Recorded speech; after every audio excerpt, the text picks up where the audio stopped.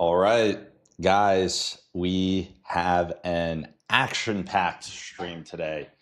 So before we kick things off, as always, if this is your first time to the stream, then welcome. You are in an amazing, amazing place. On this stream, we are building live, right before your eyes, two amazing companies. One of the companies is called SAS Mining, started it back in January of 2018. And I'm sure you've heard of Coinbase, but just like how Coinbase made it easy for you to buy Bitcoin, SAS mining makes it easy for you to mine Bitcoin. So if you want to start mining Bitcoin and you don't have a PhD in power or the connections to the big mining manufacturers, fear not. You can begin mining Bitcoin with SAS mining. We have operations on 3 different continents right now: the US, Paraguay, and Norway. And it's the most transparent company in the entire industry. One of the most transparent companies in the world, I would say. So that's one. The second company we're building live is a newer company, slightly different industry, not in Bitcoin. It's in AI, artificial intelligence. And that company is called MyWorker AI. And MyWorker is an amazing tool if you're building a business or you're a founder and you're trying to get in touch with your customers. You're trying to get your customers on calls, trying to help your customers with your product or service.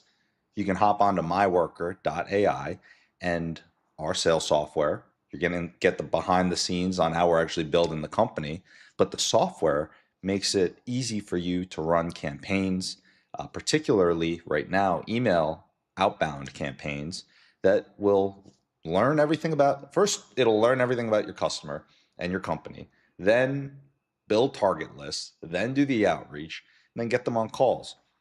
Actually, that leads very beautifully into what we're going to be working on today.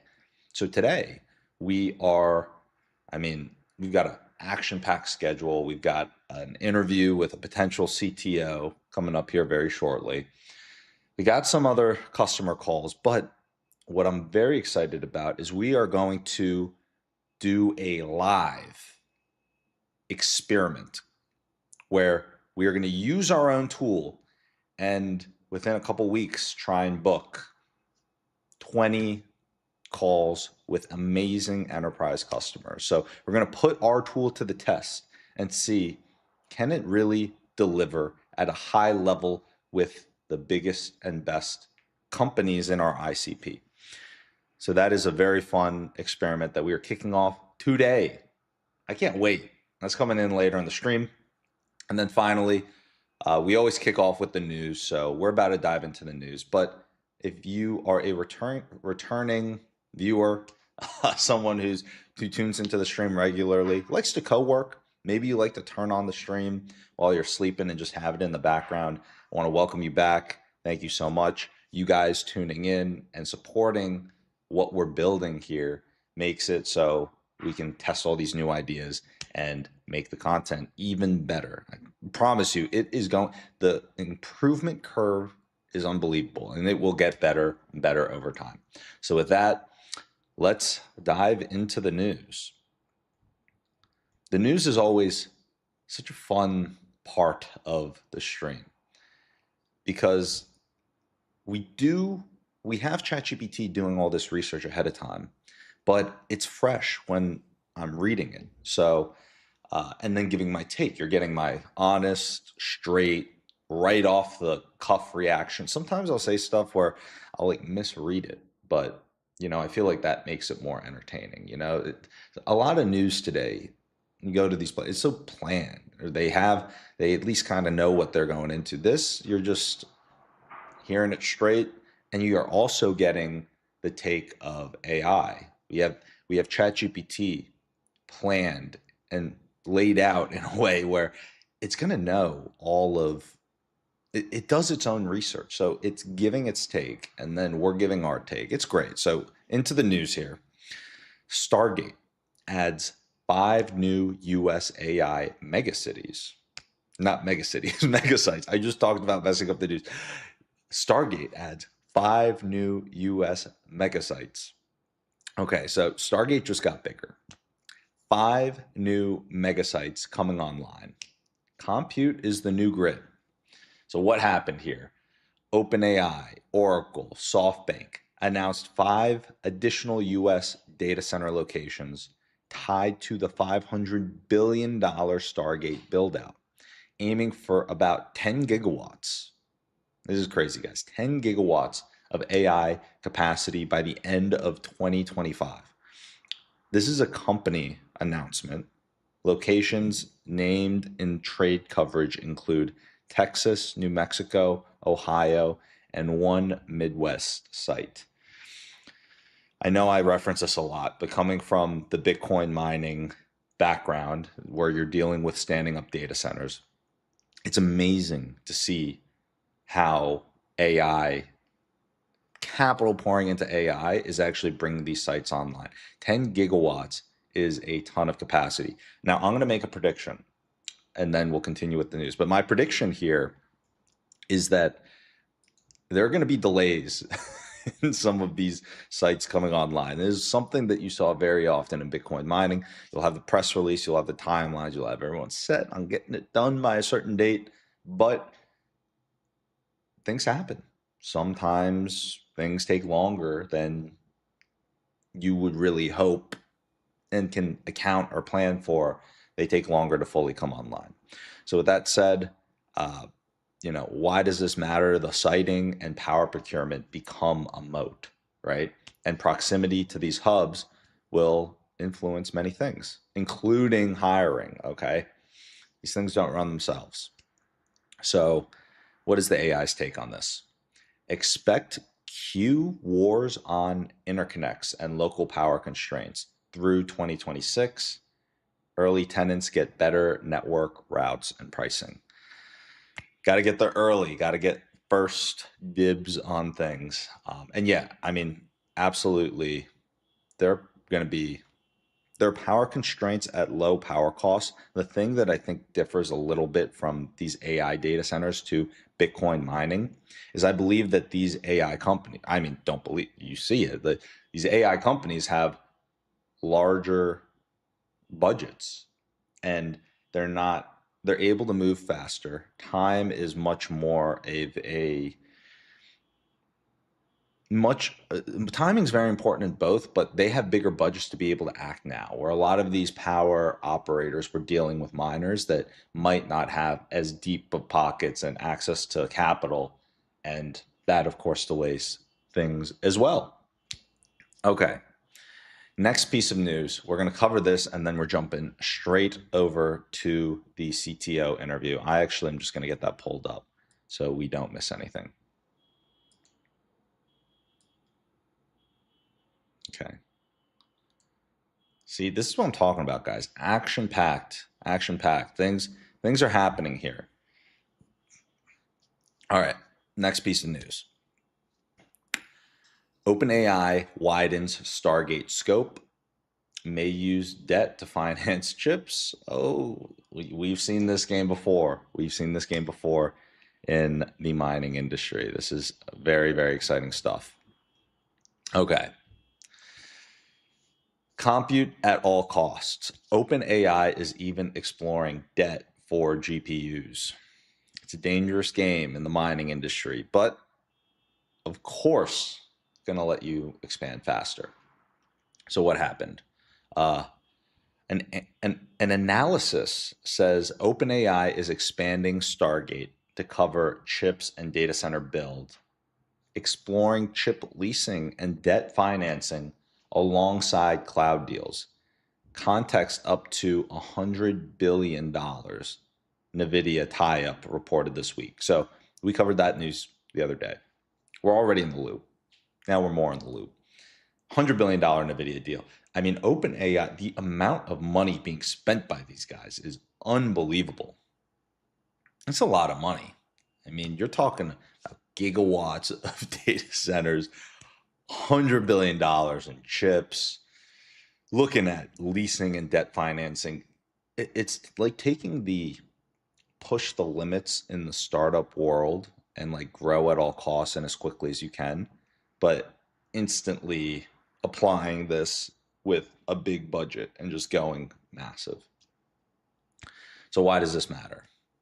Borrowing for GPUs signals longer scarcity and tougher cloud terms, commitments for discounts. It's so funny because we've seen this story before. We've seen it in Bitcoin mining. The big question mark is how well will they be able to monetize this data center capacity? And that is in part downstream. How much and how useful are the AI tools being used? How useful are they? It's going to be all I can tell you though is that this the capabilities that you are about to have at your fingertips, it's almost like these guys, if you're leveraging these models or these tools, it's like all of this activity that's happening here, these guys are working for you. Sam Altman, all these companies investing in all these data centers indirectly are using it to build out the tools that you can directly. So you have one of the most, it's an unbelievable time to be building a company. Unbelievable. You have the ability to bring on tools with just yourself or just a couple people, tools that were unimaginable just 5 short years ago. So going back to, Stargate, um, clouds will push for commit for flexibility, discounts, but tighter burst windows and egress rules in 2025, 2026. I mean, gives a chess analogy. I don't know. We might have to revisit ChatGPT because this analogy here is kind of silly. I don't know why it's given a chess analogy with this. Don't trade your queen for a pawn. Riveting stuff here. Never swap flexibility for a short-term discount. Okay, so I was trying to build an analogy here with the queen and pawn, but the big thing here is that flexibility is important. Flexibility is important. We don't know the full behind the scenes terms of all these contracts, but there's a lot that unfortunately you're just not going to know unless you're at the company. All right. With that said, we got to hop into this interview. He's actually in here waiting, so we're going to pull this over and get this started.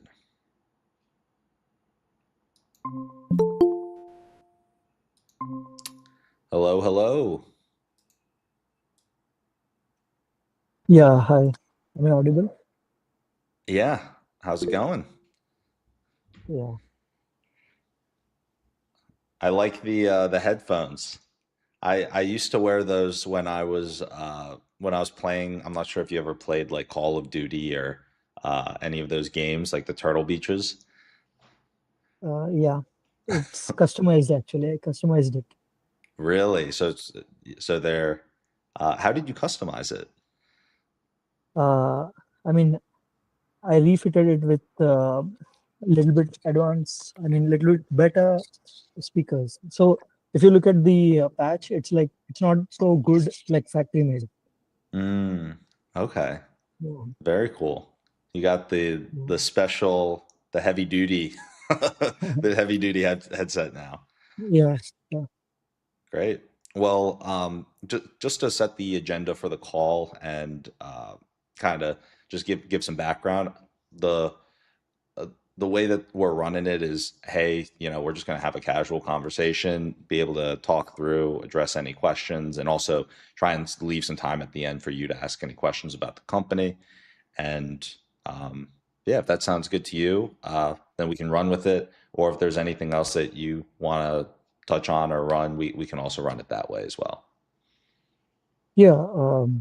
Anything is okay for me. The way you propose is fine. Yeah, All that's right. cool. Yeah. Awesome. Well, to kick things off, I'm always really curious about this initial question, but how did you first hear about MyWorker and what made you want to, reach out and apply for the role? Yeah, so if you look at my profile, I have been searching for AI things, and I kept subscribing and following all the latest AI things and all. So then I saw you got funded from some of the page. And then I thought, okay, what interesting would be doing by this startup is. So I was curious about what exactly you're doing. Then I opened and I checked. It was about sales and automating everything with AI, MyWorker, and etc. So then I thought, yeah, this is good. Seems cool. Yeah. Yeah. Uh, so yeah, All that's the right. reason. Yeah. Cool. And a little bit about your background. I went through the stuff on your page, but just kind of to talk through some of the things that you think are, I guess, directly relevant to the CTO role, my worker. Uh, you understand your background much better than I ever will, so it'd be great if you could kind of lay that out and kind of talk about some of the interesting things you've worked on, problems you've solved, and how maybe some of that relates to my worker. Yeah. So there are two different phases of technology what I worked on. The one phase was before AI and the breakthroughs which happened, the revolution where the monetization of chat based subscription models like ChatGPT and all. It's kind of breakthrough for everyone. So before that, I was like I was trying to be a jack of all, the DevOps, the deployments, the development, and all the CI/CD, etc. Everything. I wanted myself to be knowing about the whole. Even I was in some part of my career, I worked as a system admin as well, like Linux admin and etc. That's how the DevOps part of mine got. I got curious into DevOps part. So after when I discovered about Markov chains, the weight adjustments, the LLMs, the models, and etc., then I got fascinated. This is what uh, really exciting is. We can solve many more real world problems using these. Like it's uh, generally people, most of the people I have seen, it's just predicting the next text, but using the same thing like previously we were just using binary numbers and we thought what it could be doing. Like it's just a transistor telling us it's a zero, it's passing zero. If it's one, it's passing the current. So that resulted in all the computational power, the development of. So the in the same way I feel the generative AI it has way ahead of what we experience today. Like we can do awesome things with it. The only the how to use it is what our intelligence lies on. So that fascinated me a lot, and uh, I had this. I was qualified for Turing, and through Turing, I got into Google DeepMind, for which I was working, and we were building. Actually, I don't know I can say about it or not, but it's actually DeepMind was basically building PhD models, training on some serious science stuff. Yeah, Yeah. so that fascinated me a lot, and that's how the AI part of mine started. And I even wanted to build my own PhD level models and contribute something in biotechnology, etc. It's not much related into the sales things or my work, but the underlying tech is, I think it is the same thing, using the models and trying to solve problems. So that is like it's like I wanted to train it on the top the research papers like on clinical trials and clinical research like genetic modification, CRISPR, Cas9, and all these genetic things, especially. So daily, if we see there are 10,000 plus papers being published on genetic engineering and GMOs, modification of this RNA and all.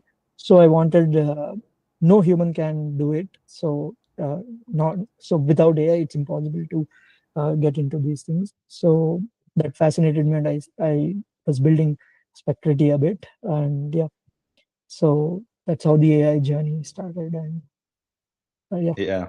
Yeah, it's fascinating too.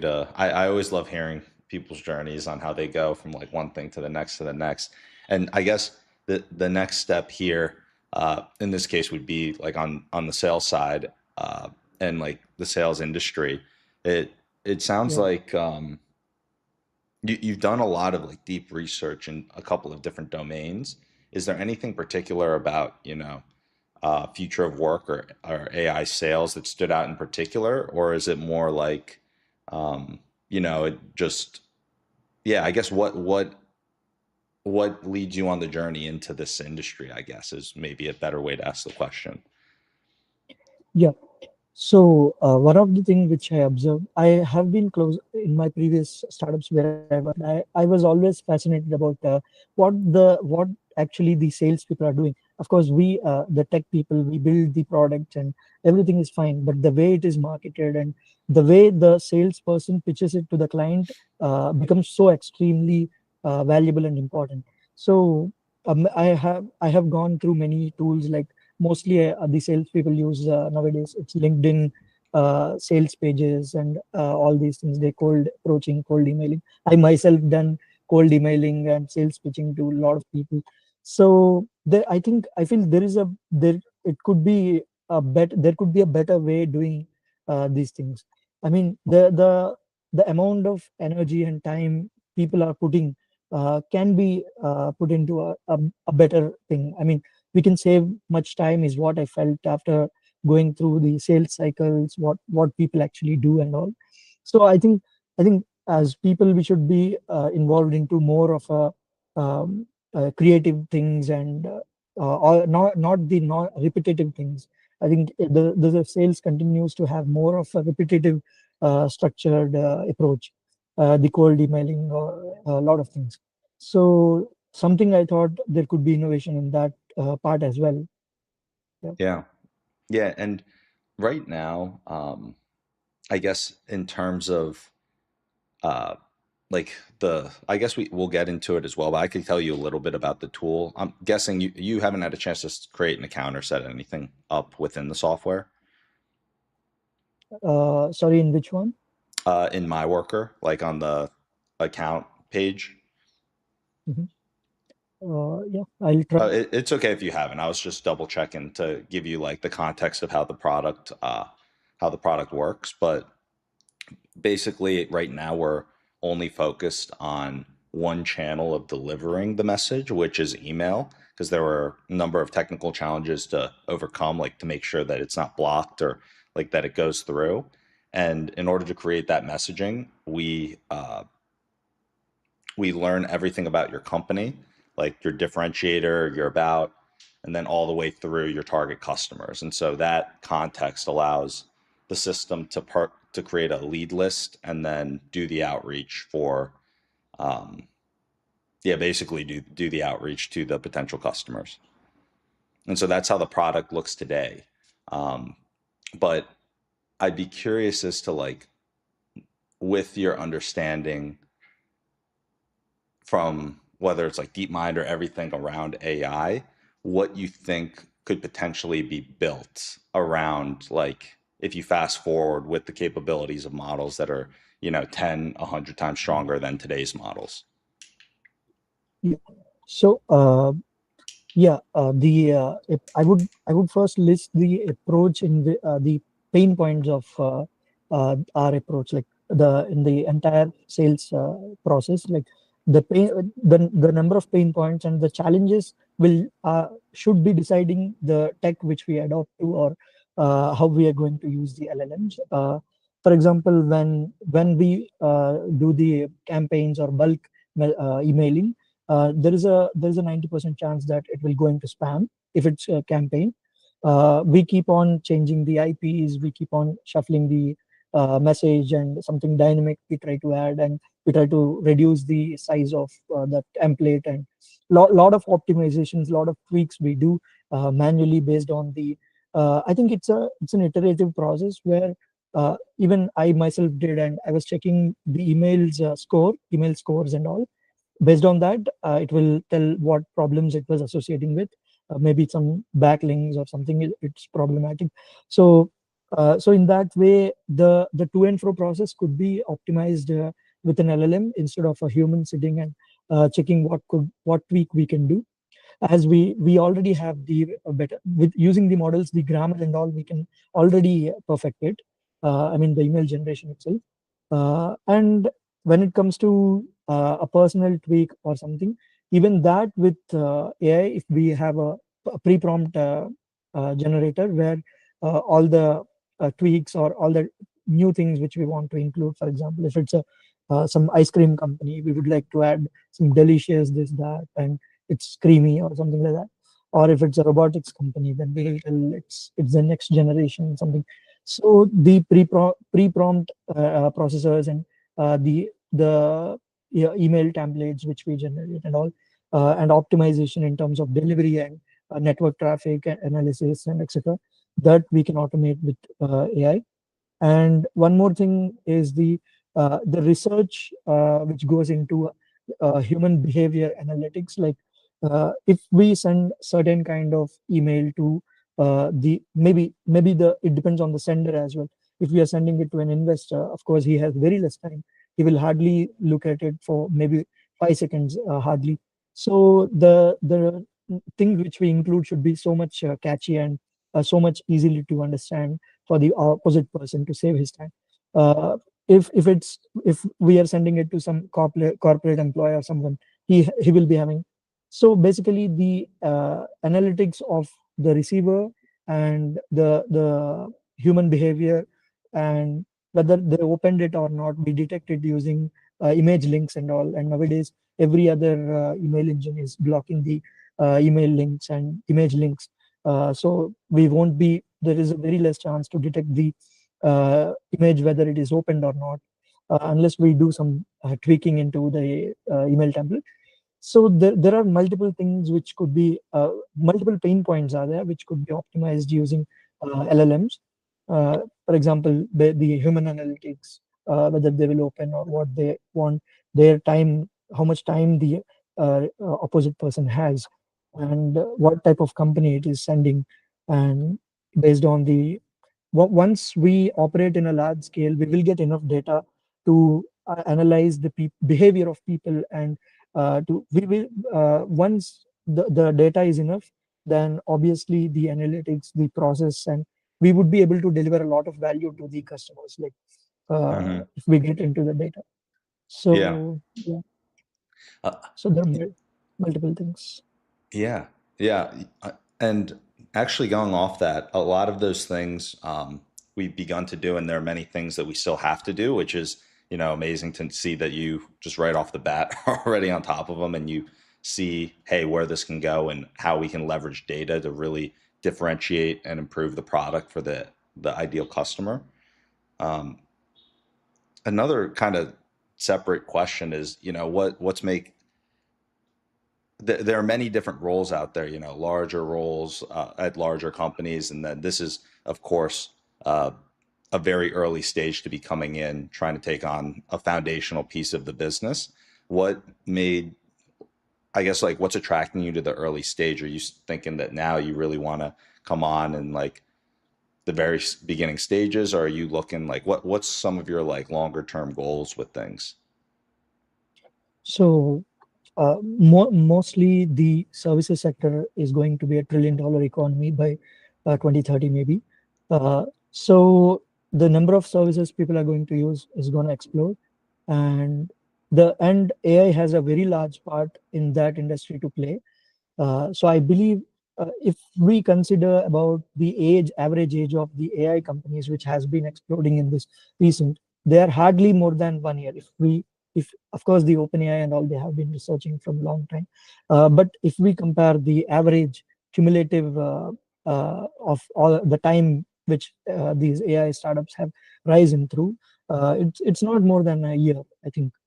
So anyone who decides to work in who for whom AI excites has to work in an early stage startup. It's not like some big corporates are out there and you have to work with them. And of course, we're using the AI. We are shaking big corporates. Like if for example, I'm very much excited about Perplexity. Google has been pioneer in search industry, but with just a tweak of agentic AI, like instead of getting the links directly, you will get the info. So with just that tweak, they were able to capture, I think, I don't know the exact percentage of the market, but I myself use Perplexity. I think you would be, I think most of the people are aware about Perplexity. So the revolution and the change which AI can give, of course, if there is someone in the market who is who is providing you better services, and even you're able to provide 5% more value or 5% better product than what everyone else is doing, then I think there is huge market out there for people who do extra. Yeah, I actually covered the Perplexity news on stream the other day, and yeah, like you mentioned, these companies, there's so much money going into the data centers, so much going into these companies that are eating up market share. Perplexity, putting out the bid to potentially buy Chrome at that one point was pretty funny. Um, yeah, well, I guess just so to make sure that you've got time as well to ask questions, I want to give you the chance to ask some questions as well. The last one that I would ask is, in terms of like what you like coming into an early stage startup, you're coming in at a very like almost like setting the foundation, setting the culture, setting the path that it goes on. Are there any types of things in particular that you think are really important for early stage startups or companies to do and approach things that would help make them very successful or lay the foundation for a successful company in the age of AI? So yeah, I mean, not the exact thing of setting things, the foundation, the which obviously should be stronger. In that way, I have been managing for 17 plus people. I managed under me as a team lead. Then I have observed the culture which we are going to put into the company is what matters the most, I think. Why? Because I have observed my people, like I never told my subordinates to work for this much time or something like that. If there was a feature, I used to stay like till 10:30 or more than maybe 4 5 hours extra to the actual timeline of the regular work. Then they never dare to go out of the company, because of course my senior is staying here and working, putting his efforts, blood and sweat into building something. So how can I go? So I never told them that you have to work, you have to complete this on time or something like that. I was staying there, burning my energy, building into something, and naturally the culture built up so well that we were able to deliver it 1 month before the deadline. I mean, it's never about what we say to people, or it's all about the behavior, and it's all about what they perceive us. Instead of, if we tell them like we are so good at this, you do that. Instead of being bossy, I feel if as a senior, if you put 10, then obviously if we put 10 and if we have 10 people under us, and it will be like 100x. So I always believed in that, and it worked for me every time.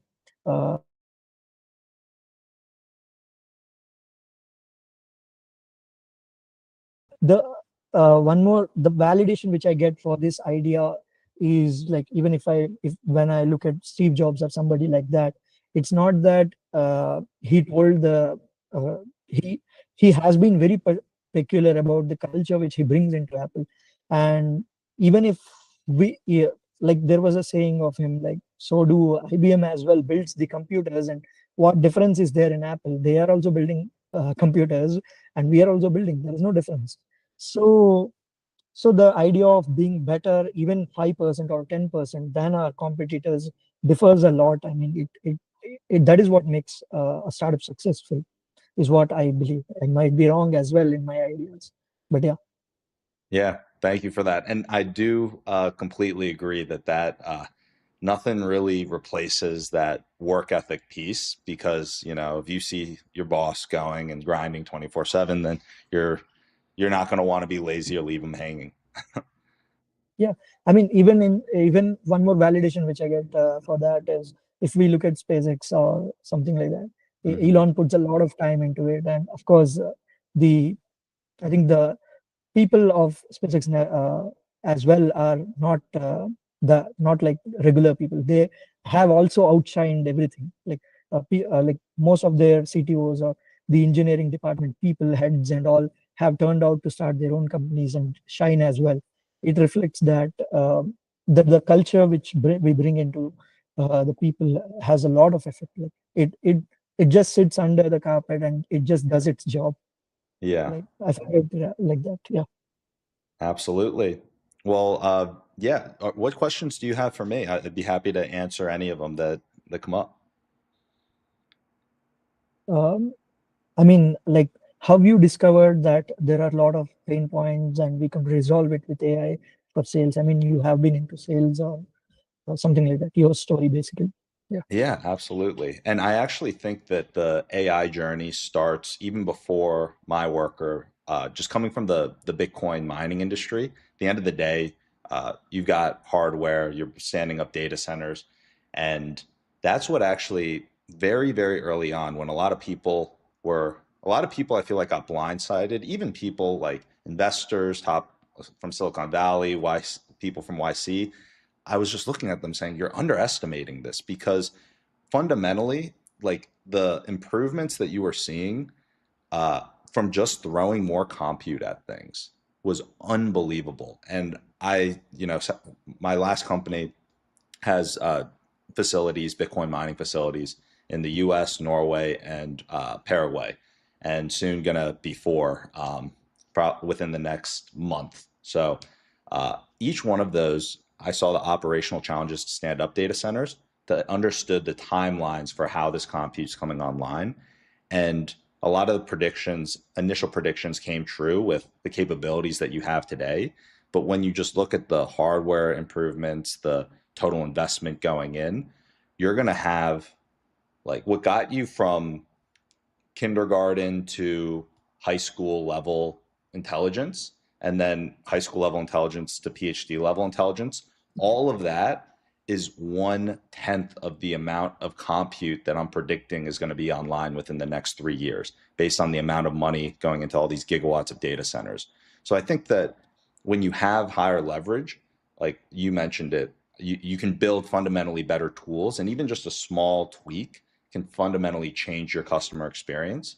And tying that into MyWorker, the initial idea actually wasn't directly tied into sales. It was more like an assistant that is tied into all of your data that can go and take care of like work for you.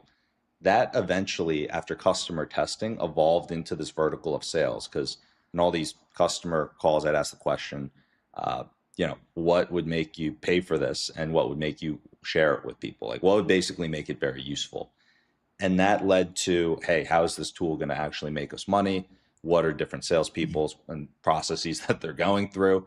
And that overall, from there, turned into what we focused on with MyWorker, which was, you have to have an understanding of a top sales rep. You're going to understand your company, your products, services, differentiators, all that. You're going to then have to understand your target customer that you're trying to reach out to. So the differentiators, the pain points, the position, just your how your solution can overcome those. And then a top salesperson is going to have to run the outreach and get in touch with them and do all those things.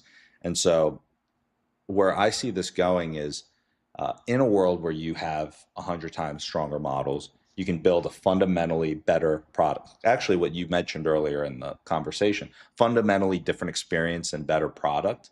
And so I started doing a lot of thinking and speaking with customers on what the future world looks like, where you've got these 10 to 100x stronger models, what the software looks like, how the future of work is actually built, and what that company that owns the market share actually looks like. And uh, fundamentally, I think that we're building the building blocks here. So you mentioned all these different areas where it's like, okay, you can train the models, you can get all this information. At the end of the day, we're getting a lot of data in terms of how we are building up, learning about the different companies, the different ICPs. Now, for me to tell you exactly the end product, like 10 years from now, I don't know. I think that that's going to evolve based on customer feedback. But what I can tell you is that for an initial ICP, I think we're nailing it, because we've got founders that are 1 to 10 mil in revenue with scalable products. So software companies, B2B, um, they're stuck in like a really bad situation once they hit like product market fit, 1 million in revenue, where you don't have money to go and hire a massive enterprise sales team, a bunch of headcount. But if you take it on yourself, you're bottlenecking your growth because you've got a product that can eat up market share, but you're stitching together 5 different sales tools that were not made for a world with AI to try and run this process to scale sales. And so the initial ICP, there are over 150,000 companies in this 1 to 10 range. And then I think that, and over another 150,000 in the 10 to 100 range.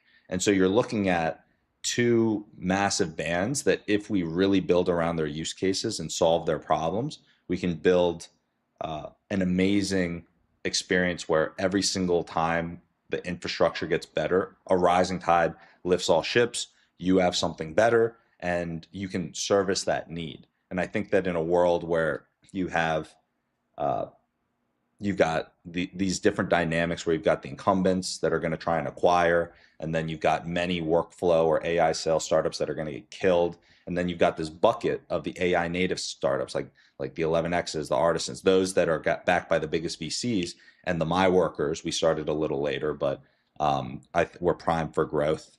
Actually, yesterday we got our first verbal offer for someone to lead the round, like for this next round to raise some capital.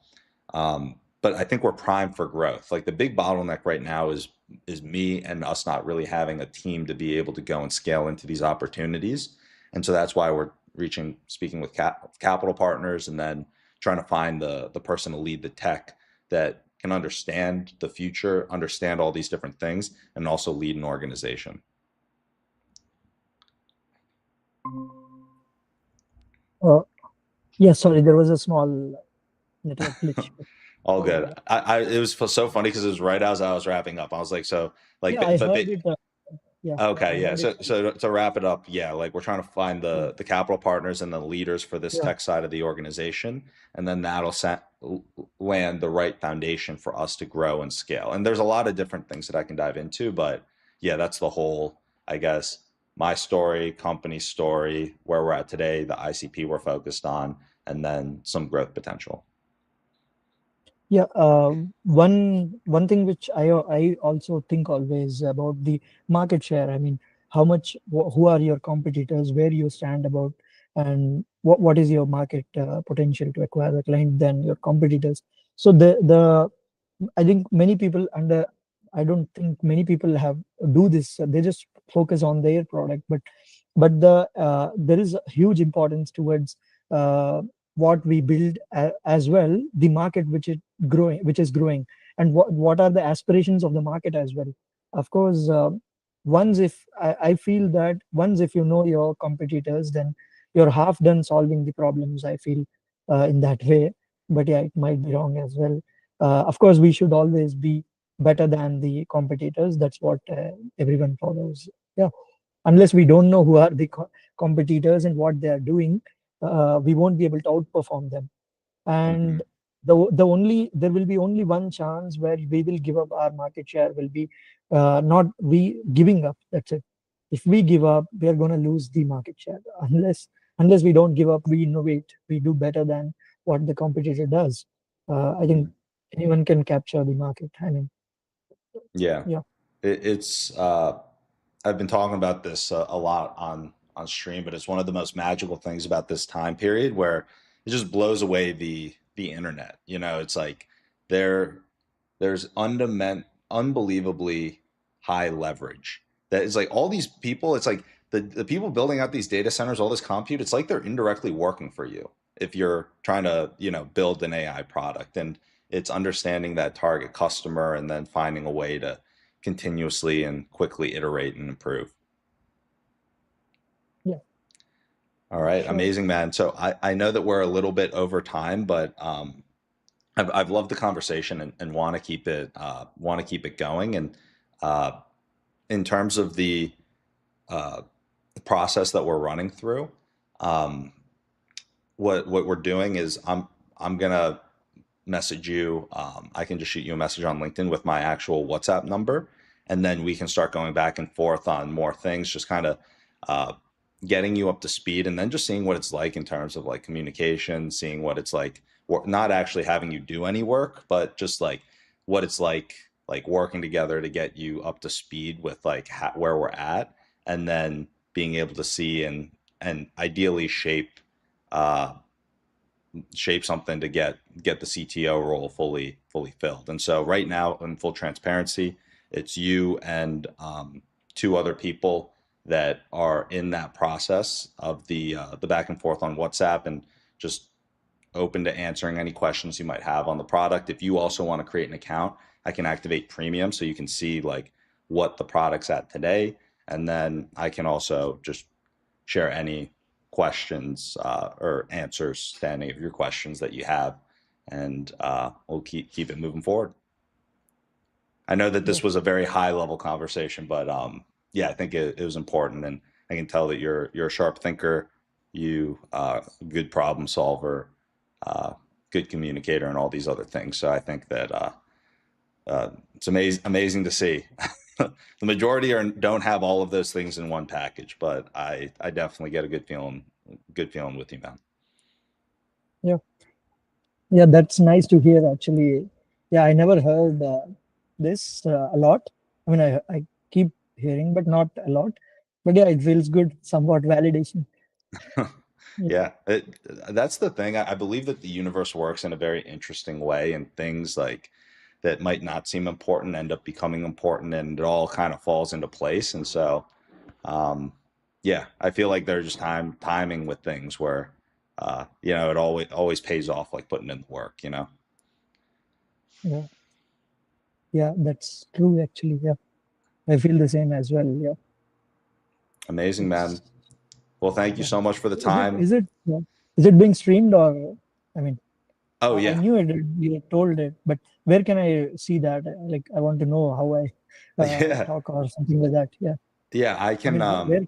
I can send you the link on LinkedIn as well. And Yeah, actually, while we're on the topic, I actually don't have a hard stop, so I can got a little bit of time to go over this now. So the way that we're building, I think that in a world with AI, distribution becomes unbelievably more important, and the mm, traditional growth hacks of distribution are dying, are dead already. And so I think that the big question became, okay, well, how do we capture an audience, let people know what we're doing, and then get people to want to root for us and get involved in some type of way? And so about I think it's almost a month and a half ago at this point, we're on day 43 of like of the you know I have it as like Road to $1 billion company. That's like the series, and it's like day one, day two, day three. So we're on day 43. And we do these streams where we're doing certain things that we can on stream. Of course, we do also do work off stream as well, but we live stream for hours a day, and then those get clipped up into like shorts and YouTube videos. So we're putting out one YouTube video a day, and like four to six like short clips a day, and those clips are going on YouTube, Instagram, TikTok, and all these different places. yeah, I really appreciate that you valued the importance of being in the market, like being in these social media platforms and all. And I have seen a lot of people building in silos and not the importance of making the world know your story has a lot of potential. Like it has a very, compounding effect on what we do. So that the fact that you recognized it, and that's really cool. I mean, when you told it's going to be streamed, then I thought, yeah, this is something serious he's doing. So Yeah, this I went through every single application like one by one from the role, because I was like, this is obviously a very, very, very important role. yeah, It's like that, especially because of how early it is in the company's life cycle and where it's going. It's like, okay, this needs to be gotten right. So, yeah. yeah, But yeah, that's the other thing too, is on the distribution side, what has been amazing. So every Sunday, so there's a team of three in Bolivia, and they're managing all the editing, like creating all the posts, posting it across all the channels. And every Sunday we get together, we go through the analytics. We'll literally like take screenshots of every dashboard, and like GPT knows about, and then we put it into GPT and we're like, all right, what do we need to do? And we're like looking at our retention and our click-through rate and all this stuff, and we're like, okay, how do we like, and then we're like having to brainstorm all these ideas. It's like, okay, we should do this with the editing, blah, blah. And these guys were, what I love is, uh, it, they were building one of the biggest channels in Bolivia, like in news, and um, but the mindset, like that's the biggest thing, because in a world where you exponentially improving technology, at the end of the day, it doesn't matter if someone else is like further ahead today. It's like if someone can get good with these tools and is a good learner and the right mindset and can improve quickly, they're gonna get very good. And that's what I've been amazed, like the rate of improvement in terms of like actually executing, and it's clearly showing up in the data. I mean, just like this far in on YouTube alone in the past 28 days, I checked this morning, we're at over 41.8 thousand views, like in 1 month, right? And like that's just getting started. Like the click-through rates are almost at the level of channels that like the top performing channels on YouTube, like the biggest ones will do like 4 to 6%. And we're our highest video is at just over 5%, and that video is the one that like is almost at 1,000 views, might be at 1,000 now. But the other, like a lot of ours are still sitting, like there's room for improvement, and many other tests, we're just trying to test as quickly as possible, see what hits in the Yeah, tests, and then like change. And I'm like, we're putting out so much content that we can test so much, so like let's test everything, and just double down on what's working. So I think that the reason why I'm kind of sharing this is like we're going to be able to, and I think that we're going to be able to build a company in a way that, like with AI, was never being able to be done before. But even in terms of like transparency, like us being able to like have you speak with like I'll speak with customers on calls and like go through and build out the profile. But like those feedback sessions, if we want to do live and then turn those into clips, and then other people think like, oh, like we've gotten some customers that have come in from just watching the clips and then seen it. So I think that there's a big compounding effect that can happen, um, that's really exciting, that we're just at the beginning of. yeah. I heard. I mean, I have seen this compounding effect of marketing and being good at content creation, being an AI company. Like example, Cluely. I think Yeah. the content which they make is awesome. It's exciting. I mean, uh, yeah. So then I felt if the marketing and if the content creation is so good, then the story which we are going to tell or the sales which is going to happen is half done already. So Mhm. yeah, the power of this has been, I mean, I lately realized, but yeah, it has a lot of potential. Yeah. Yeah, and at the start of the streams too, I just started doing this. We're like the content's gotten so much better in the past like 15 days.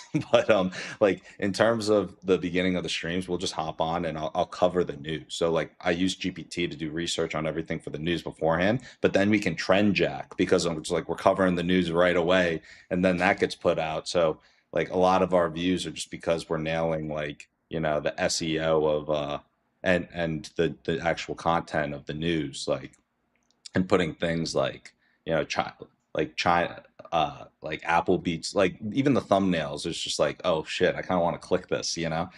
So I think that I think it's gonna be a really big engine for whatever we build, and even like just the iteration piece. Like I feel like the the compounding effect of how quickly we'll be able to learn from like a community and from customers and everything, and then ship like updates in like real time, I think is just going to be, lots of ideas around, but I think it'll be really powerful. Like getting this set up, it took a lot of foundational legwork, but now it's just on autopilot. Like all the equipment, everything. Like there's like so many screens here, like a light, a cam, like all this stuff, like all the software, and the flows to like get it going. But yeah, we've got a super lean content engine.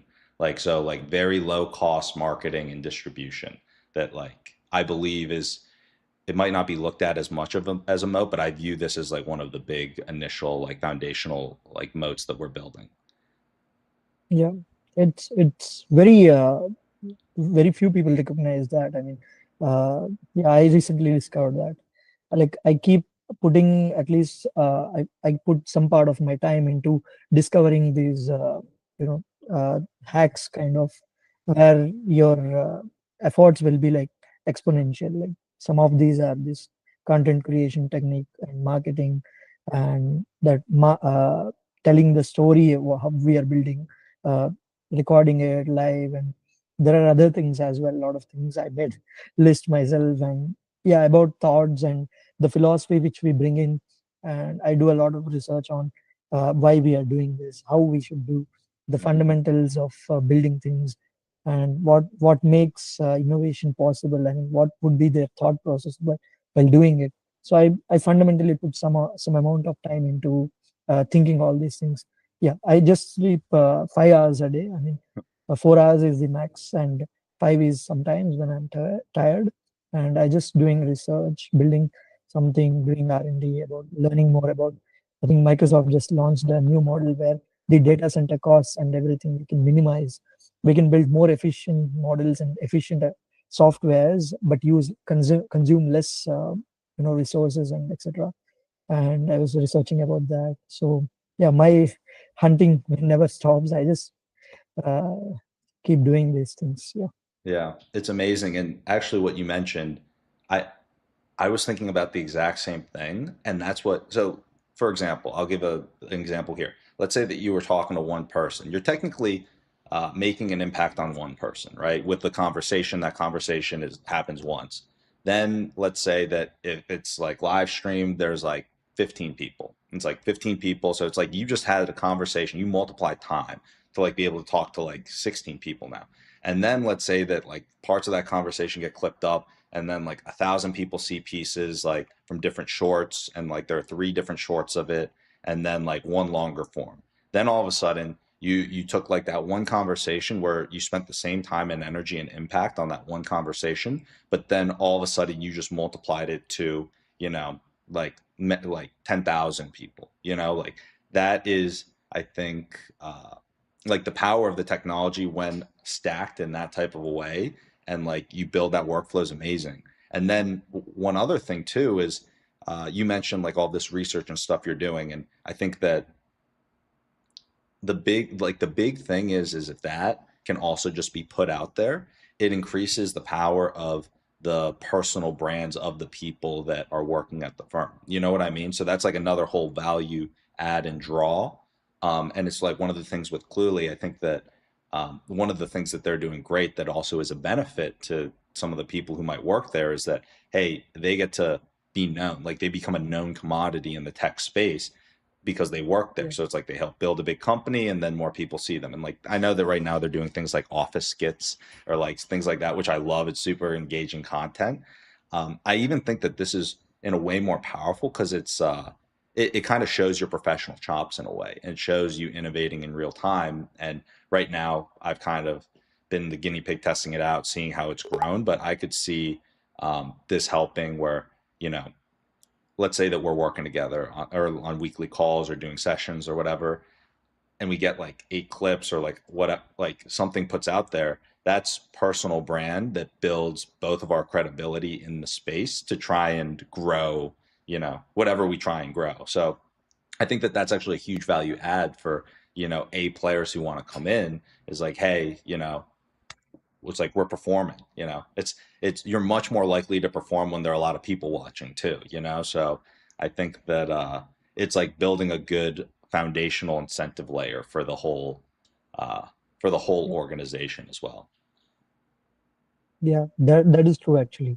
The value which we can give them by doing that is immense. I mean, they would be feeling being honored maybe. Yeah, Yeah. that's a very good culture which yeah, the startups, the amount of innovation which is happening is very like it's exponential. And these all things, I think the people who have built companies 20 30 years before would even not even realize this is a thing which companies should pursue or startups should do. So yeah, we are heading, the future is bright is what I believe. Yeah. Yeah, amazing, man. Well, thank you so much. I'll shoot you over a message on LinkedIn right now with my number, and we can continue communicating on WhatsApp. And yeah, man, I'm excited to see where this goes. Yeah, sure. Me too. Yeah, of course. All right. Thank you so much. I'll be in touch later today. Yeah, sure. Thank you. Take care. All righty.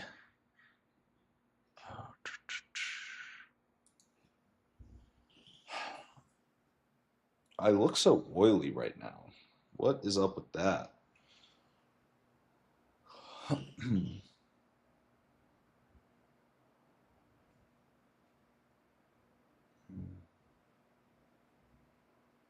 Maybe it's like the light.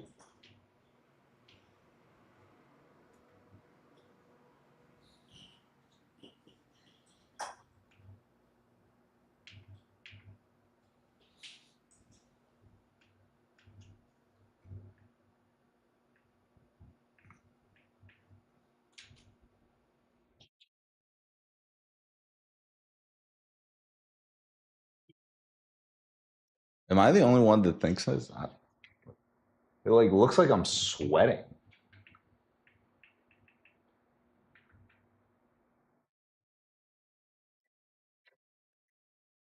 All right. Well, whatever. All right, guys. So we're gonna message him. I like him. I also think he's really smart. I can just tell. Got a sixth sense on these things.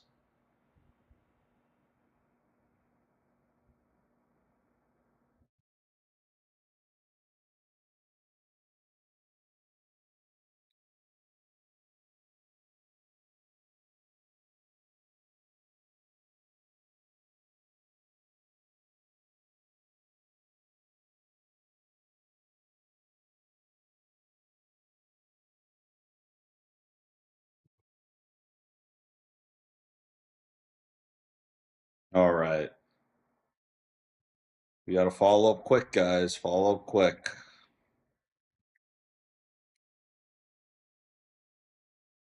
And then, right after we finish up, we will be, let's see, right after we finish up, we are going to, let's see here.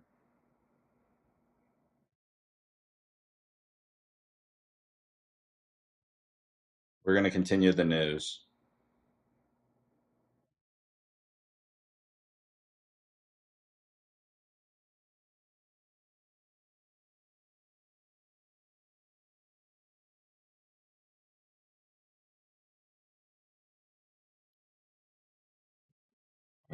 We are going to continue the news. That was, guys, that was awesome. That was awesome. I could get a feeling. I could get a feeling. This guy's intelligent. He's smart. Seems very hardworking. All the things that we want to see.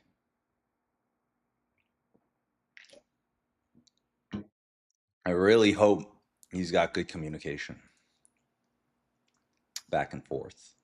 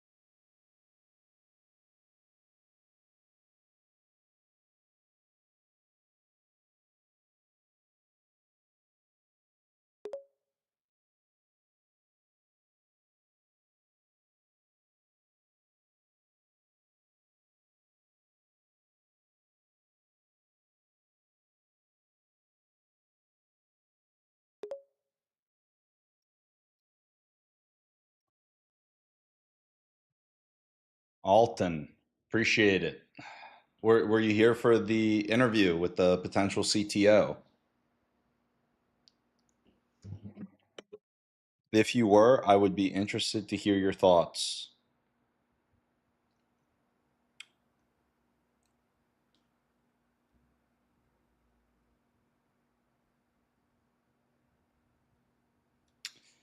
All right, guys. We're going to continue with the news.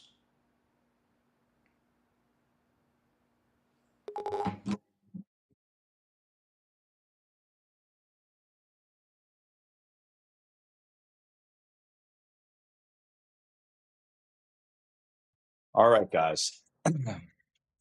All right, so for those of you guys who are just joining, maybe you've been around, we're going to go over. On this stream, we're building two companies live. We just interviewed a potential chief technology officer for one of the companies, MyWorker AI. We normally, every stream, start off with the news. So, I mean, you're going to stay informed. You're going to know what's going on, how it affects you, what the future looks like. That's what you get, and you're going to hear the news, obviously. So, we didn't get to go through all the news ahead of that interview, which was an amazing interview. So now we're going to finish the news. We've got, I think, 3 pieces left. And that's where we're at. We're about to see Alibaba. Okay, what is this news here? Alibaba pops on Nvidia partnership. So, guys, the hook here, Alibaba goes huge. Nvidia partnership and I had to make sure I was reading this right, a trillion-param model. Okay, trillion with the T. Okay, so what happened? Alibaba unveiled, I'm going to mispronounce this. Alibaba unveiled Qwen 3 Max. The company says over a trillion parameter model.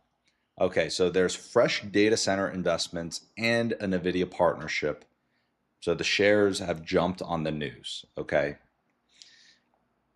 interesting. So why does this matter? There's more hyperscale demand entering the GPU scrum, and Asia-based capacity and export controls will shape access and price.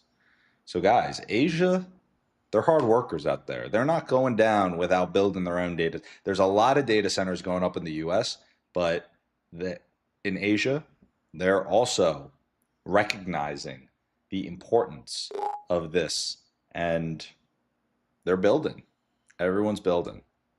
Also, shout out to Alton for first time to the stream. Welcome.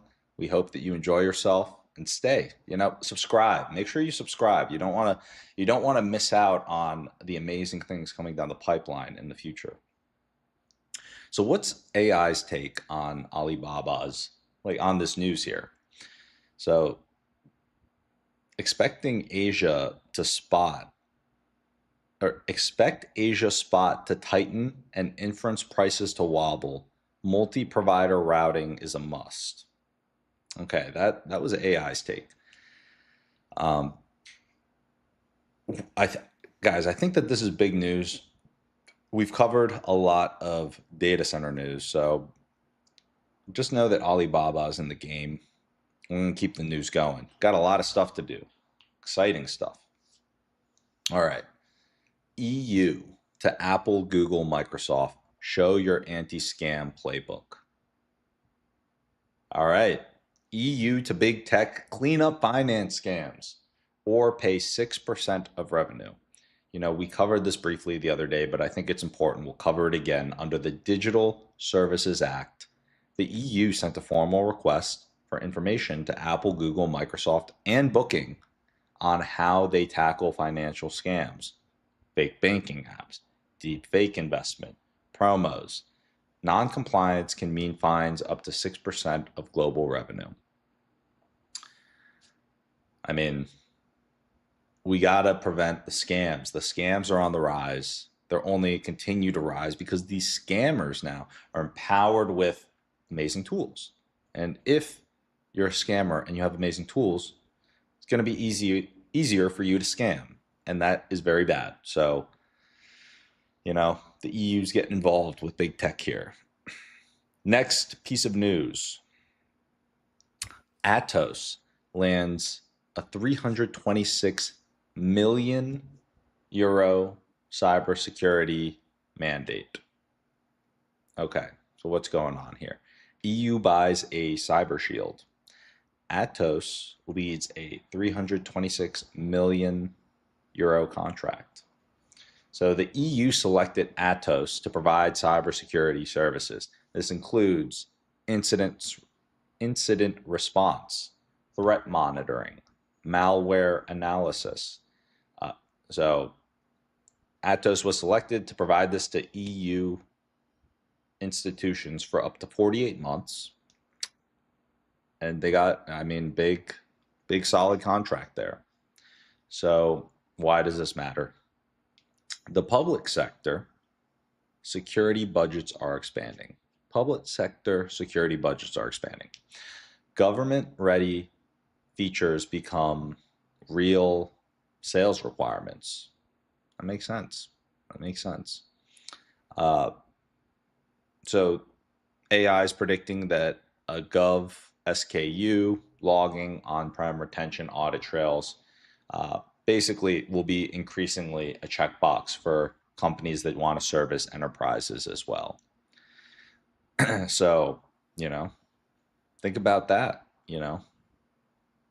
SOC 2, compliance. There are these things that, maybe in the early stages of a startup you don't think about as much, but going to become more important.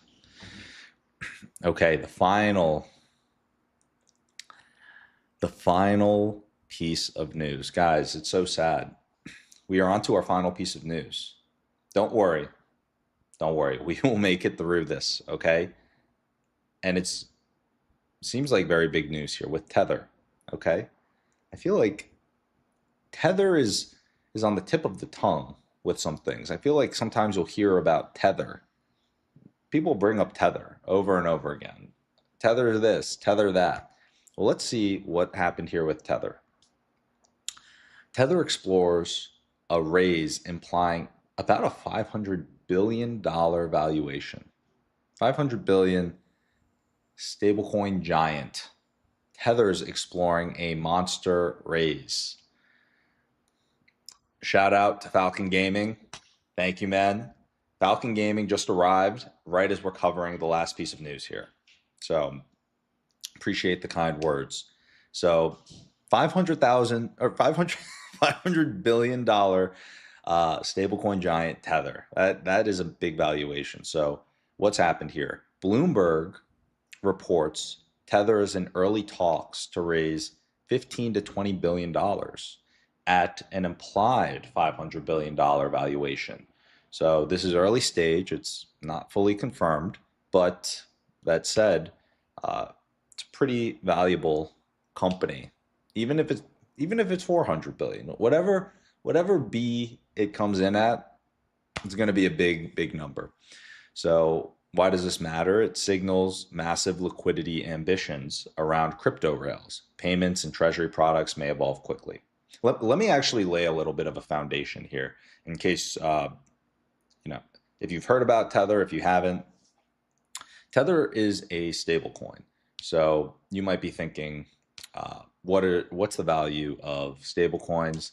Thank you for the follow. Appreciate it. What is the value of stablecoins? Well, if you live in the US, I mean, there's almost like an invisible benefit of being in the US. So right now, just as a heads up for those of you who just joined or just subscribing, we're going through the final piece of news in the segment. On this channel, we go through the news. On the weekends, maybe we'll play some games like chess and others, but during the week, we're building two companies. And one of them is a Bitcoin mining company, one of them is an AI company. This piece of Tether news, know quite a bit about stable coins because coming from with my last company, SAS Mining, the Bitcoin mining industry, it's just surrounded by crypto, stable coins, things like that. With Tether, let's say that you're living in a foreign country, you're living in a weak currency. Let's say you're in Venezuela when the bolivar, your currency, was collapsing. Well, that sucks, to say it lightly. imagine everything, the life force, the human power of like your ancestors working day in, day out to build. Let's say that you had $10 million worth of fortune and you were living in Venezuela. Then, through no fault of your own, you have a currency collapse. You're not able to get your money out. Everything wiped out. Now, this is not a reality that if you're living in a place with a strong currency that you'd ever run into. But if you're living in a corrupt regime, like this is something that can happen. Well, in that situation, if you had access to a stable coin where you could get out of your uh, collapsing crappy currency and into a stable, solid currency like the US dollar, then that would be great. And there are many use cases for stable coins, but I was just giving you one. And shout out for the someone said that they liked the shirt. This actually ties directly to what we were talking about. This is a SAS mining shirt. Okay, so the last company, SAS mining, Bitcoin mining, that is where the shirt is from. So I appreciate the compliment on the shirt. Actually, I'm not sure. I've got, I think, four of these shirts because, you know, you else you it's better to have multiple of the same shirt. And the shirt on the back, or it's a Bitcoin mining company. I'll show you the back of the shirt. I'm not sure if actually I have shown it on stream, but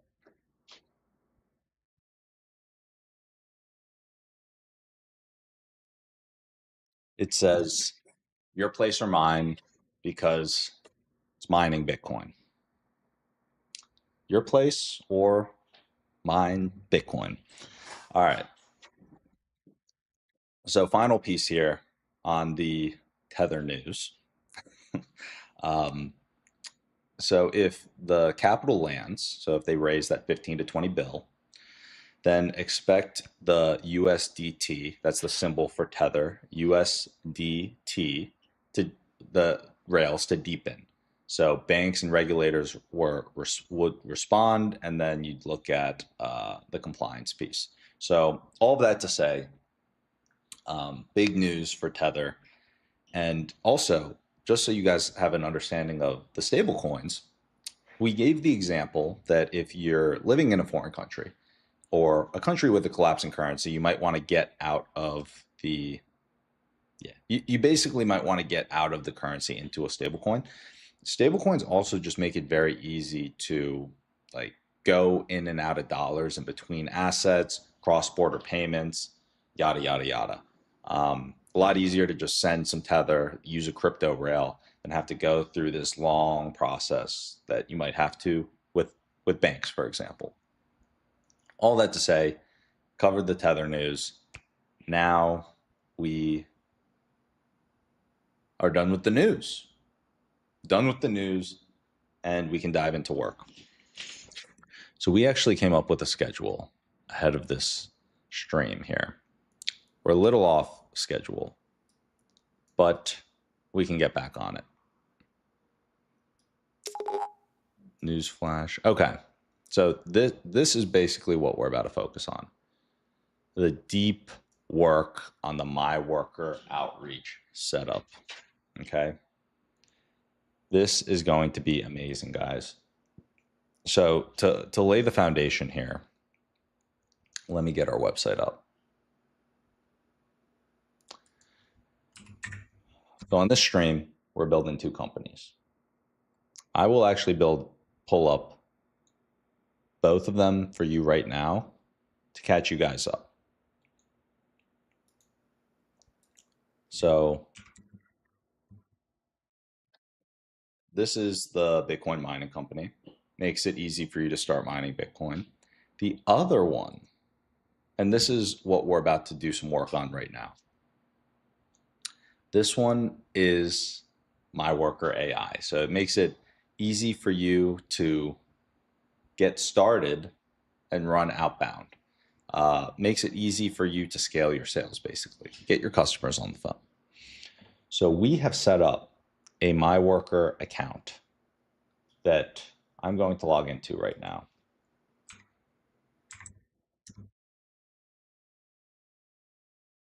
a fresh MyWorker account. I just logged in.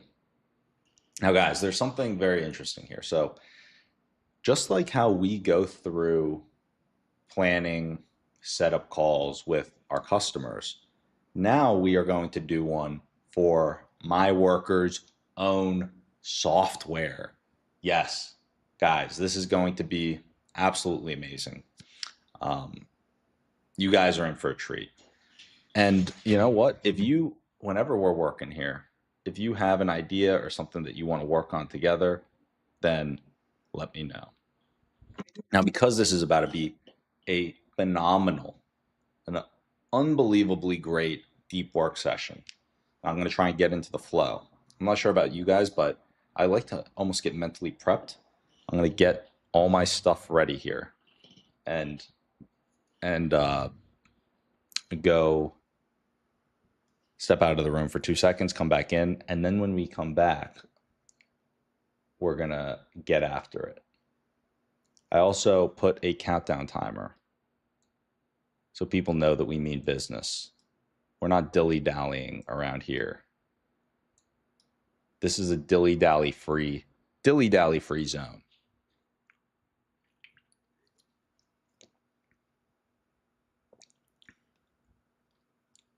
So I will be back in 5 minutes. Then I'll be ready to go.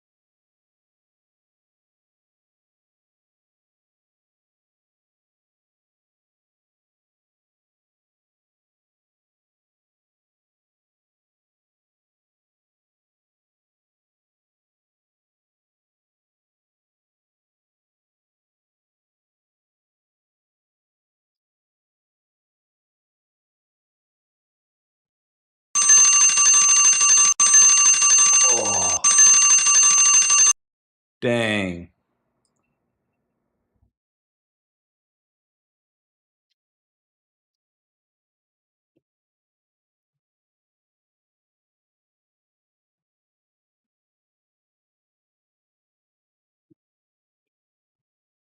All right, guys, we're diving in. Things are about to get spicy. Here we go. All right, we're also going to respond to the guy that we just spoke with. So,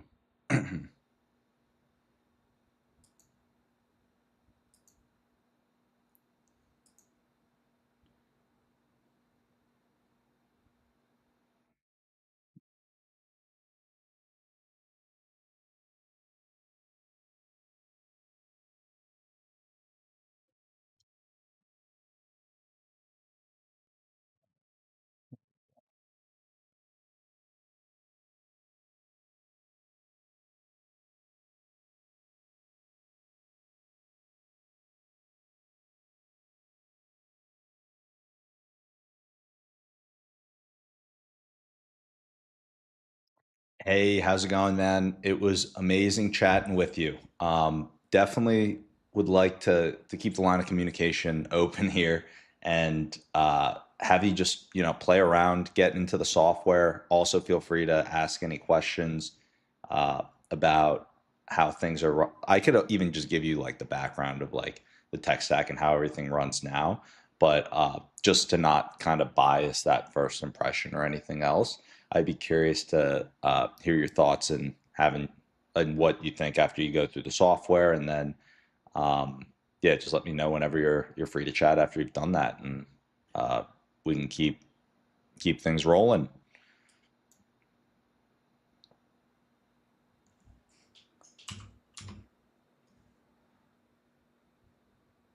All right,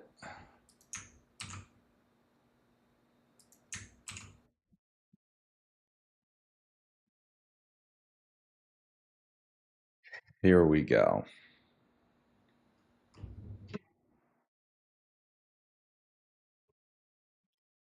Now the question is, do you guys want music or no music as we go through this? Music or no music? All right, we're gonna go no music.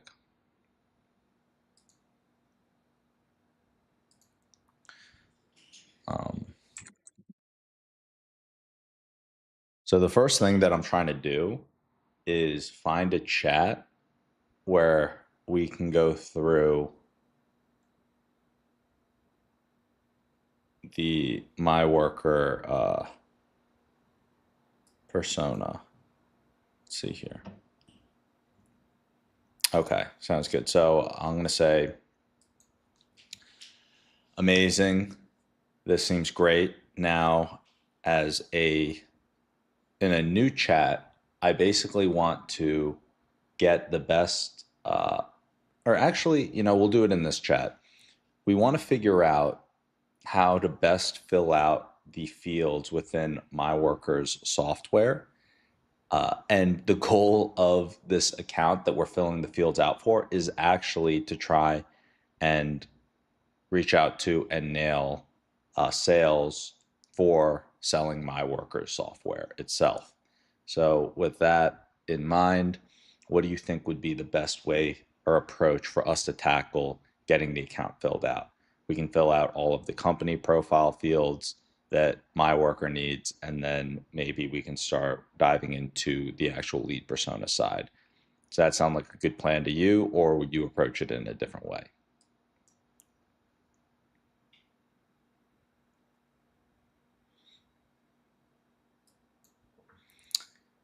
So now that we put that there, I'm going to walk you guys through the software. So that chat that I just chatted into, uh, that's got the background information on MyWorker software. But I'm going to take some screenshots here.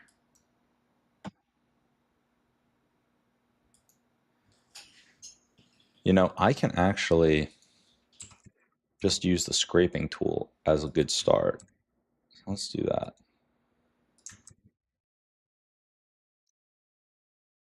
Oh, the entity type, business.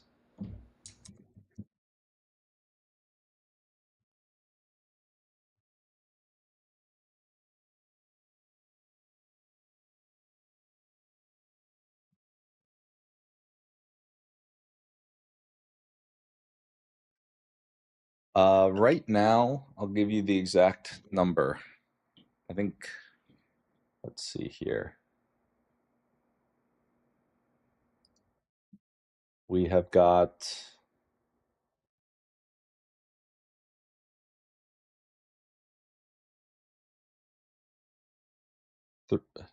technically 350 users, it looks like. Yeah, 350. Now, granted, not all of them are active users, but we've got 350 users. Great question, Falcon Gaming. Great question. Okay. But we've got 15 paid users right now.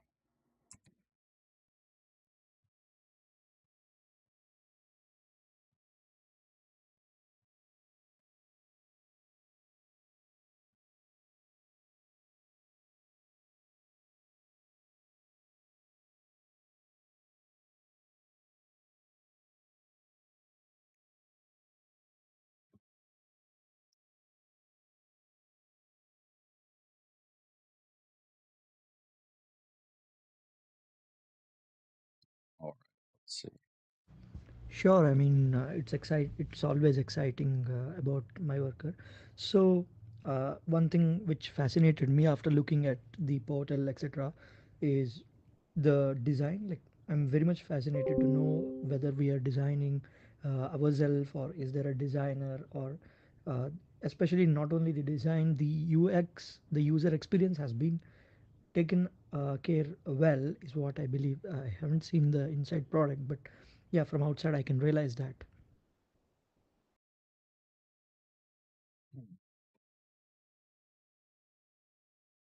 Thank you, man. Yeah, the overall design, we worked with a firm out of, I believe it Pakistan, and they helped with designing the website and everything leading up to the product.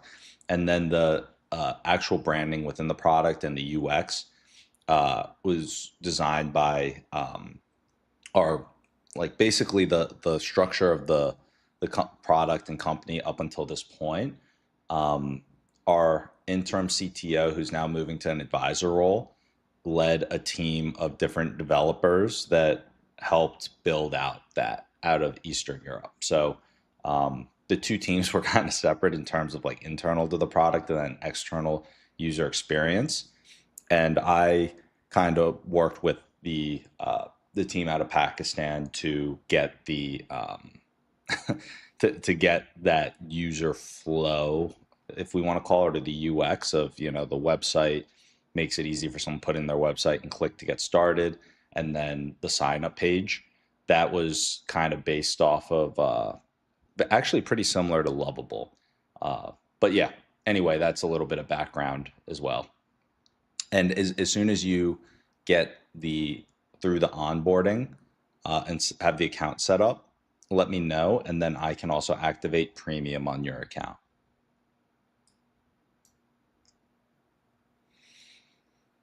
All right. So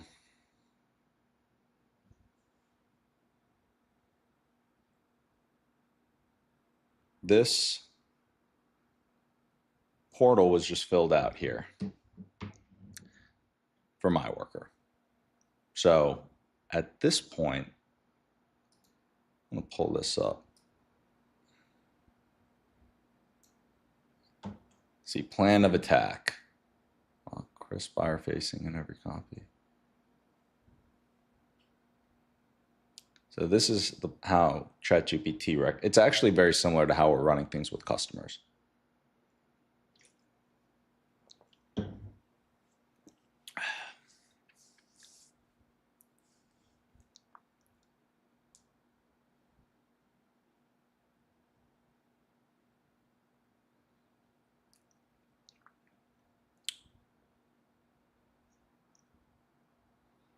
Okay.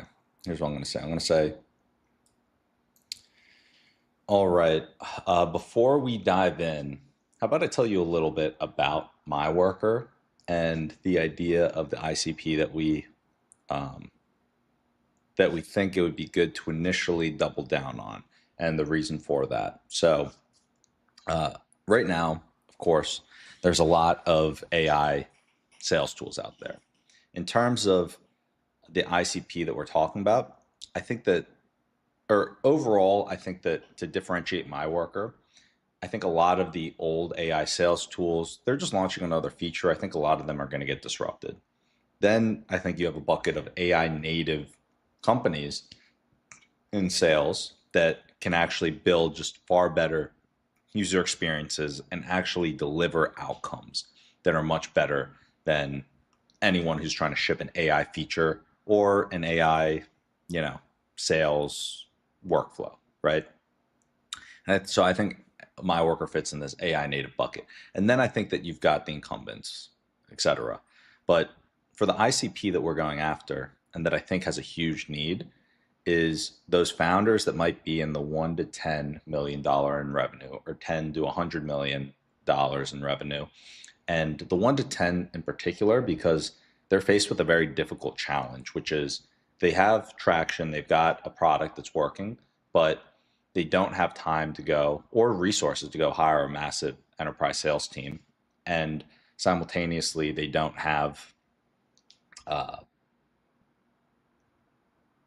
have the time to try and stitch together 5+ different sales tools to get the outcome. So, with that said, I think that this persona would benefit tremendously from what it is that we're offering, and I think that we can very quickly eat up this market for founders uh, in that 1 to 10 or 10 to $100 million in revenue.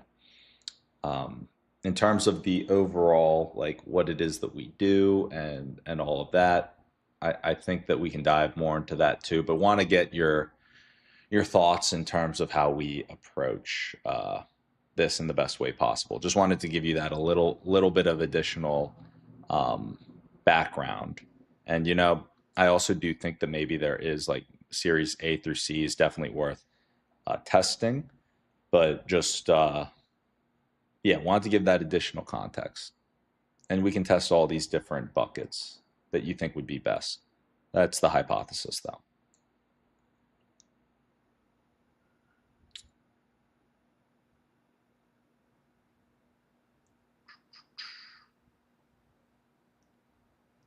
Akamaru, what's up, dog? Long time no see. Bro, you got to get the notifications on. Whenever I go live, you'll be aware, you'll come, we'll chill.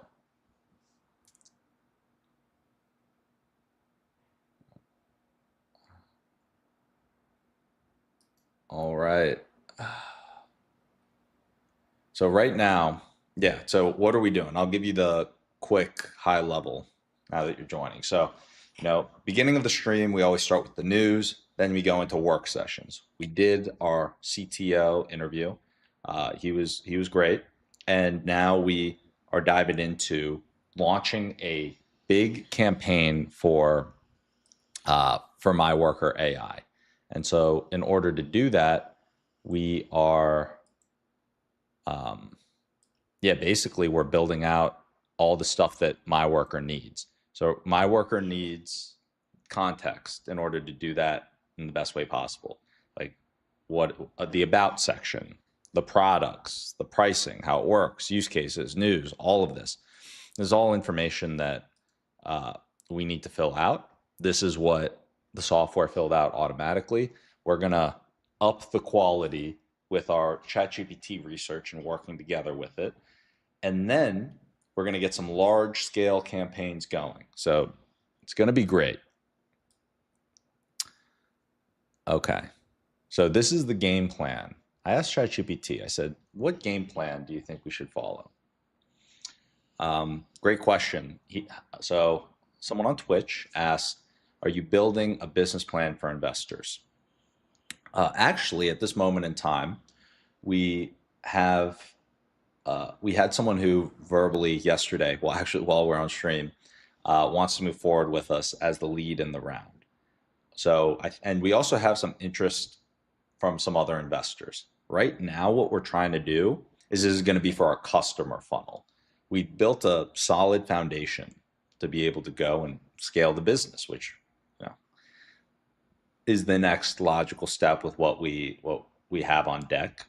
Uh, but in order to do that, we need to get more calls booked with potential customers. And then also, our media side, trying to get more people to come to the channel, check us out, hear about how MyWorker AI can help their business.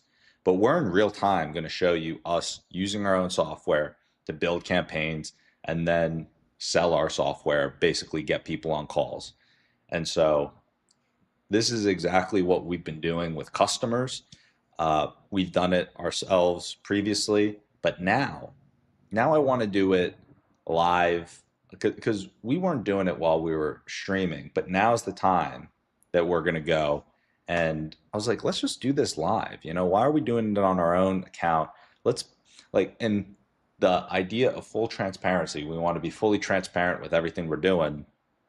Let's build it out live, show the results, and yeah, make it happen. So, with that said, that's what we're doing. All right. Okay. Real quick, I gotta give him admin, or not admin, premium access right here. Gotta give this guy premium access.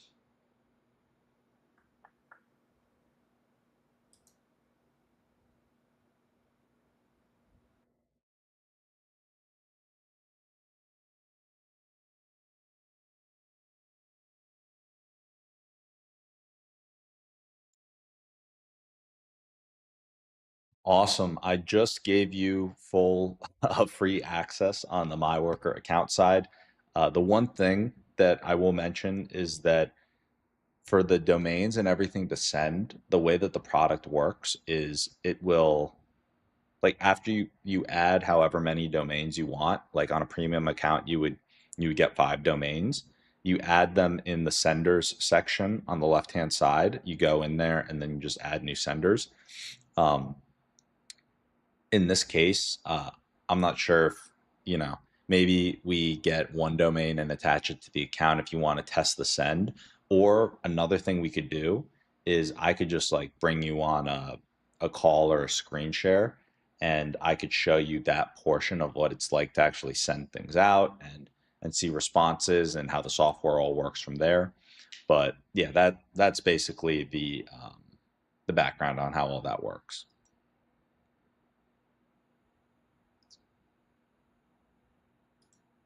I might not have explained it in as much depth as you need, so feel free to ask any more questions. After you run through everything too, I'd be happy to share more if you have questions about like tech stack or like all that stuff.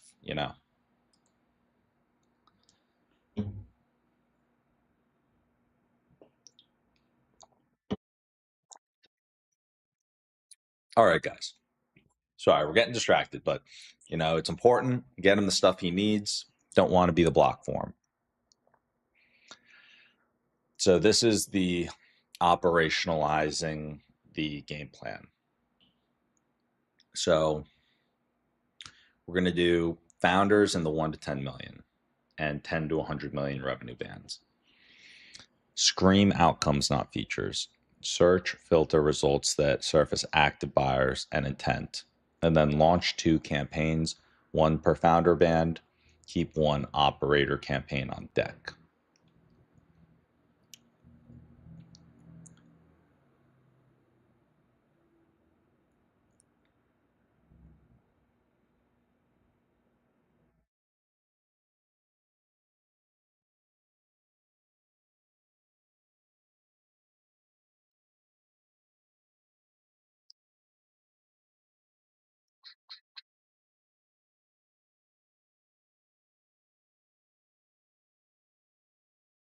Okay, so this is the I'm going to read through each persona, and then we can decide if we want to lock in that plan or make any adjustments. So persona 1, founder and CEO, 1 to 10 million revenues, hands-free outbound that books calls. Founders and CEOs with real traction but no bandwidth to hire or manage SDRs or Stitch 5 tools. Want a single AI native system that researches, writes, sends, and books and protects deliverability. All right, industry, B2B SaaS, tech-enabled services, agencies, dev IT, fintech, healthcare SaaS. No time to recruit SDRs, founders the bottleneck, tool sprawl, data sequences, warm-up tracking, low reply rate, inconsistent messaging by persona, no learning loop, need meetings this quarter, not a 90-day rollout, fear of domain burn, and spam folder. Solutions, MyWorker AI campaigns, persona-aware research, writing, and multi-step follow-ups, intent filters, hiring, tech, funding news to target only buyers, deliverability suite, warm-up, rotation, throttling baked in, calendar routing, meetings, goals go live in 7 days with DWY setup, outcomes dashboard, replies by reason, meetings, test winners. Okay. Common objections. We already have Apollo. Cold email is dead. I don't have time to set this up. We layer on top of or replace existing tools with intent, testing, and warm-up. Start with one persona pilot. Domain pools and smart throttling, reputation safeguards, and live monitoring. Done for you, done with you onboarding. Import, offer, ICP, case proof, MyWorker, draft sequences you approve. All right, that's the first persona. Think about it. Think about that persona. We're going to listen to this other voice message. I mean, I'll figure out the features, etc. That's what I should be ideally doing. So I'll be doing that. And yeah, if there is anything, I'll definitely ask you.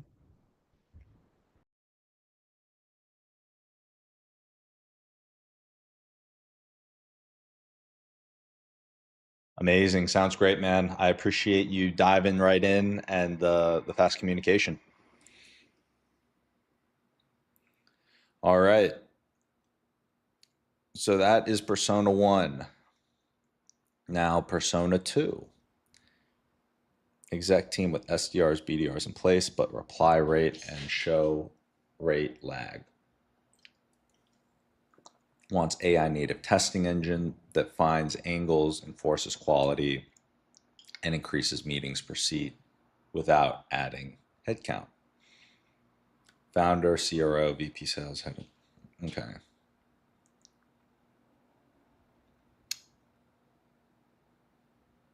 SDR paint. Okay, so here are some of the industries. So it says B2B SaaS, data and infra, cyber, MarTech, fintech, supply chain, industrial SaaS. So, I have an idea. I'm going to say,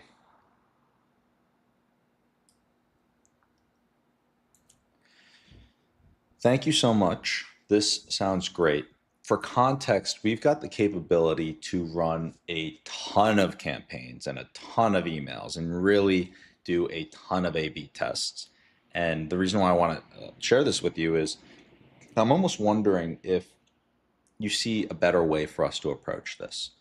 For example, we can get very, very hyper specific on different ICP profiles. Right now, I know that we have it segmented fairly broadly, but I feel like we could test and get very specific across many different areas. You know what I mean? Because in the industry, there's like multiple industries for each of these personas, and for the position, there's like multiple different things in some of these personas. And so I feel like, maybe that is the right option, but maybe, just maybe, there is a better way that we can really come up with many personas and segment, and that might allow us to have the system speak more specifically to the pain points that each of the target personas are going through. So, with that in mind, let me know what you think would be a better approach and how detailed or deep and segmented you think we could go, and how much research we could even do and segment. Yeah, we're gonna figure it out, come up with the best solution.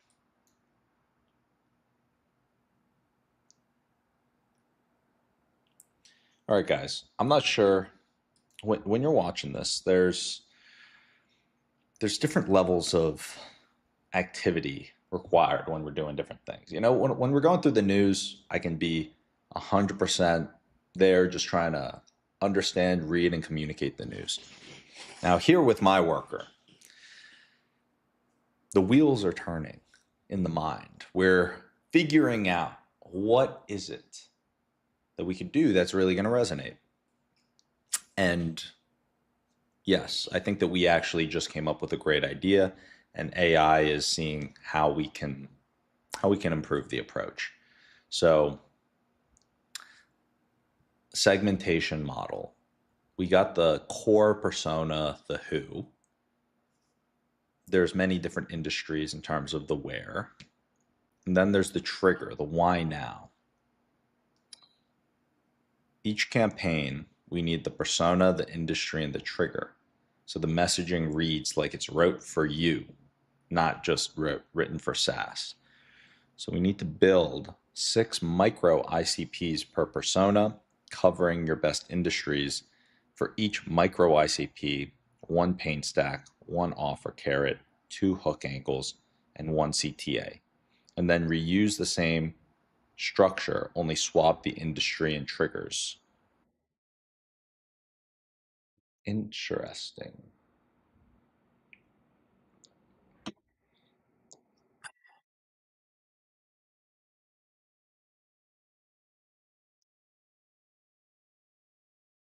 Very interesting.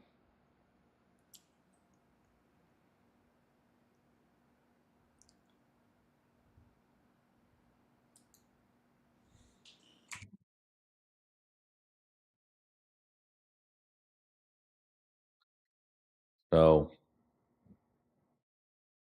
it broke it down into the micro ICP catalog.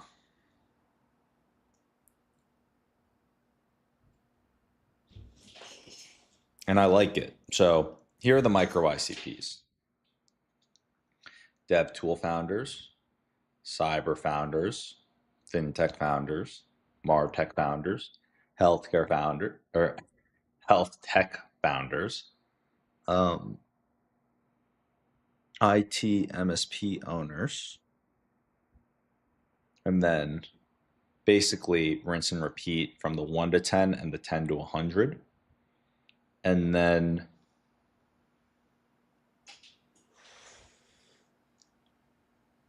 yes. Okay. So it had some good ideas in order to build these out.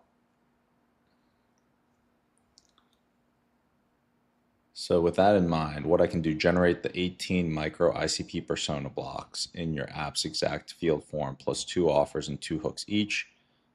You want speed, pick dev tool hiring, launch first. They're high signal, high pain, and perfect showcase for MyWorker's AI native edge. That sounds like a great plan. I like it. Let's do it. We can start with those areas that you believe are best, like you mentioned, and dive into the research and filling out all that stuff that we need with the dev tool founders and cyber CRO.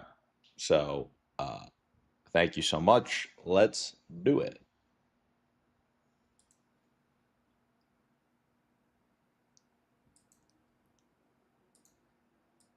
Absolutely, man. I actually took it down right after you sent that this morning, but I just forgot to update you in the chat.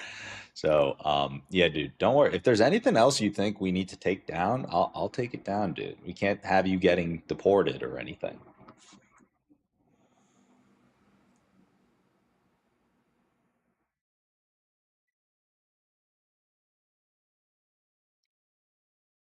All right, here we go. So we are getting the personas built. New persona.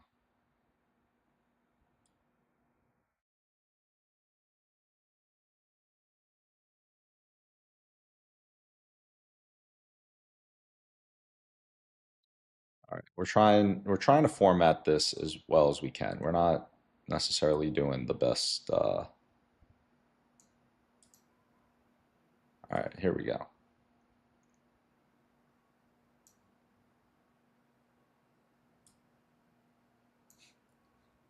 Okay, okay, here we go.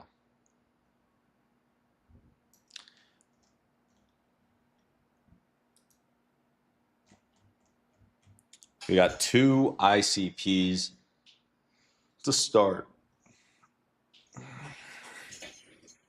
ICP numero uno. Founder, 1 to 10 mil in revenue. Dev tools, hiring first SDR.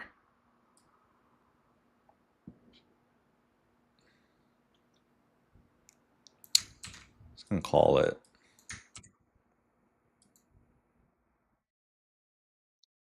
So what's their description? Dev tools founder in 1 to 10 mil revenue. Technical founder with real traction, posted first SDR role in last 30 to 45 days. Yep. This guy sounds like they need us. Okay. Guy or girl. Sounds like they need us. Okay. Industry. Developer tools, platforms, APIs, infra, and dev productivity. Okay. Perfect. These pain points. Founder is the bottleneck. No time to recruit or coach SDRs. Tool sprawl. Data, copy, sequencing, warm up, low reply rate. Technical buyers ignore generic scripts, no testing loop, and then fear of domain burn, deliverability collapse. Okay. Intent first lists. All right, so our solution, MyWorker. We've got intent first lists. Filter by fresh SDR posts, GitHub launch, news triggers, then AI campaigns that research the account and reference their stack and write technical buyer copy. Pain snippet, micro demo, CTA. All right, deliverability suite. Warm up, domain pools, rotating, throttling, auto pauses on risk, import offer, then meeting, 1K sends. Okay, yeah. So all of that, paste in there. Now counter strategies. MyWorker layers on top. Keep your data sequencer if you want. We add intent and copy testing and deliverability controls. Domain pools, throttle, and keep reputation. WI. Okay.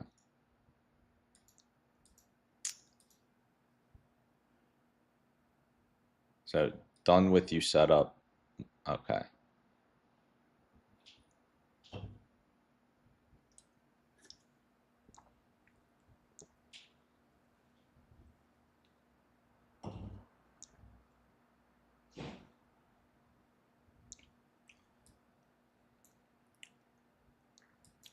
All right, guys. ICP1 done.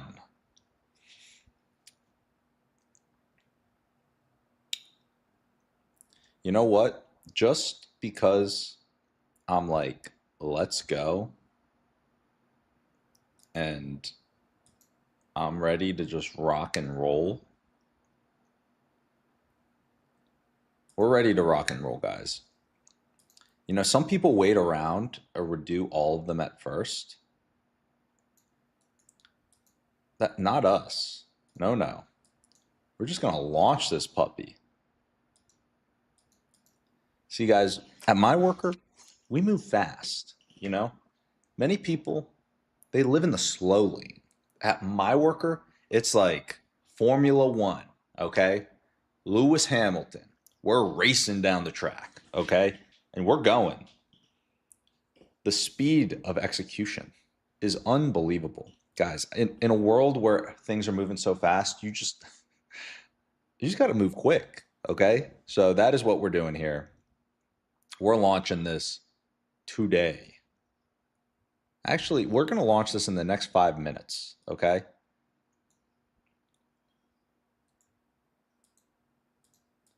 We are launching this right away.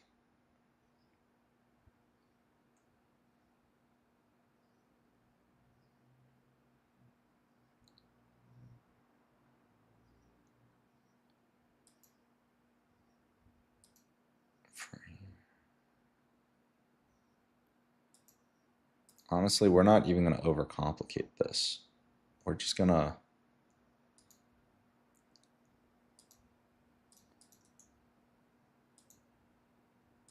create and proceed. We're going. We're going. We're not even going to need to make this perfect.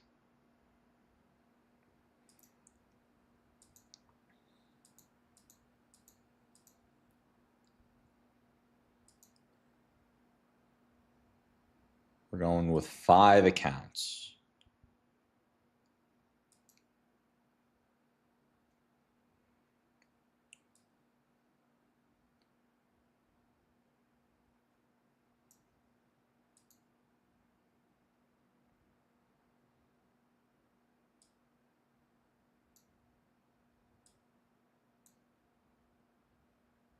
All right, guys. We just launched. First campaign's live. We didn't even make sure it was perfect. We just were like, hey, let's get out there. Let's start getting some personalized emails written and going. This platform, great question, Akamaru. This is MyWorker's own tool, MyWorker.ai. I will send this over to you.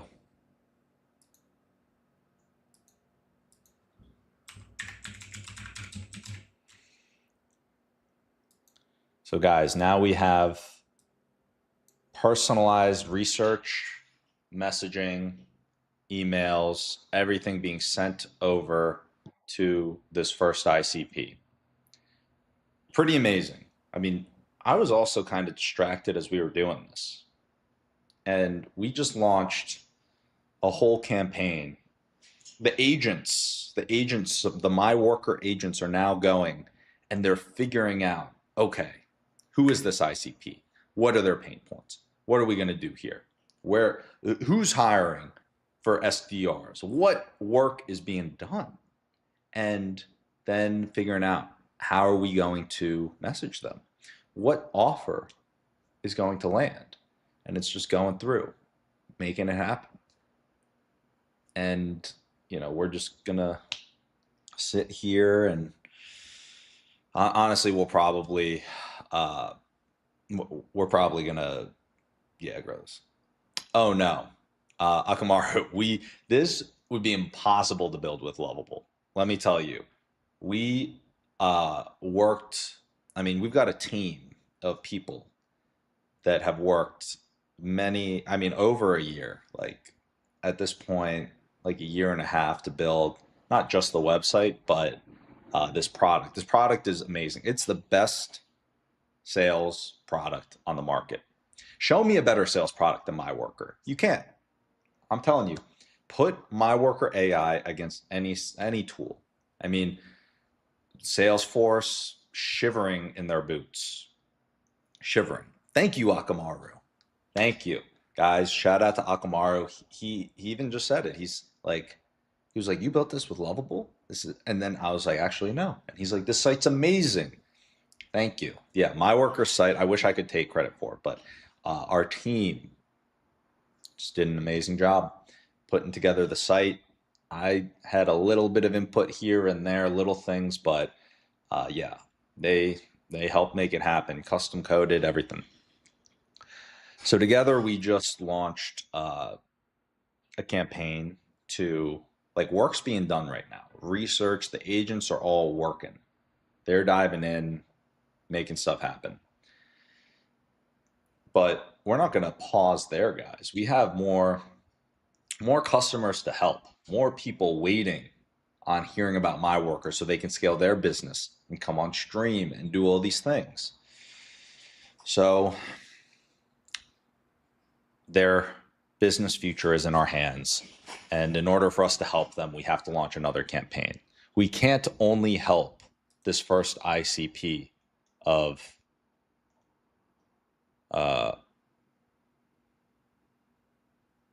DevTool Rev of 1 to 10 million founders. Now we're going to help the cyber chief revenue officers and the VP of sales at the 10 million to $100 million mark. So that is this next step here.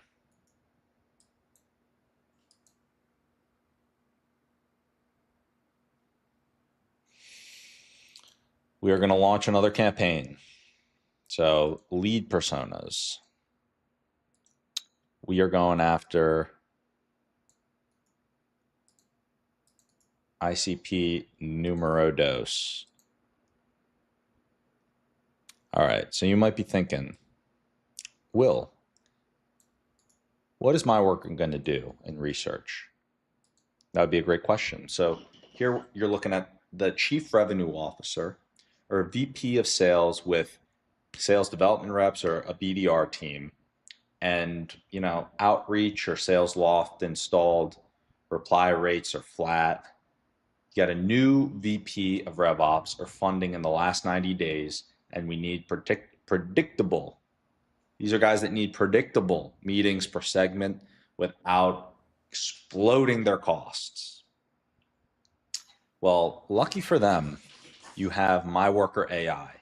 And as soon as these guys hear about MyWorker AI, they are going to be chomping at the bit. Okay? That is what we are saying. So, yeah, that's what we're going to do here. CROs, VP of sales, VP of RevOps, head of sales development.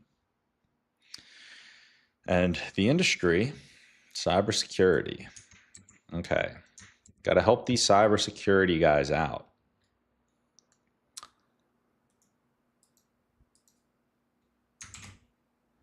So, stale messaging, weak objection handling, no disciplined variant testing or reply reason analytics, governance, brand safety concerns on cold channels, and ops time drained by deliverability fires. So we're going to fix that, of course. Give them our solution with MyWorker.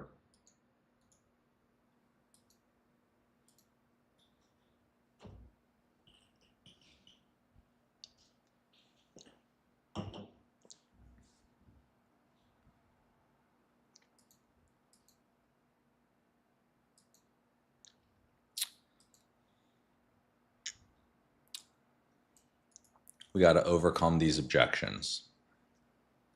So the objections for these guys, it says we already pay for 4 tools, show brand safe messaging and deliverability controls, prove uplift before we change process. All right, Akamaru, go ahead, ask your question. All right, counter strategies. Start a control layer on one segment, side-by-side pilot. Demonstrate safety, default, warm throttling, improve report weekly on meetings. Okay. So at the end of the day, guys, the goal with how we're approaching this is we are going to test a lot of different things here. Okay? We're going to speak with a lot of people, going to get a lot of customer feedback, and we will adjust from there.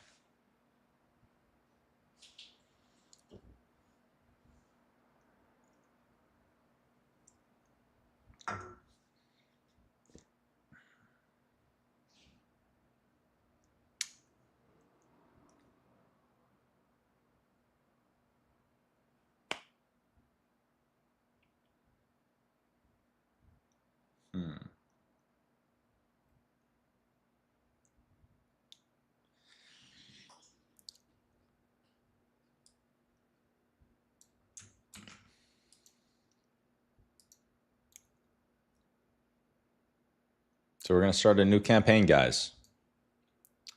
We're moving quick, okay?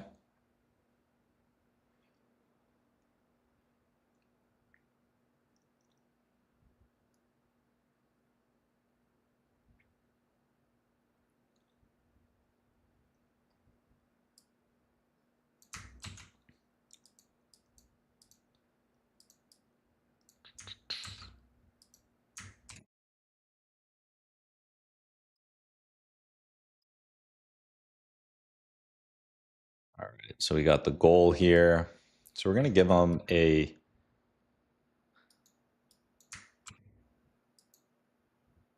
little benefit there. And we're going to put in our Calendly link, our meeting link. Going to target ICP number 2. We'll do smart lead search. We will use these next 5 domains.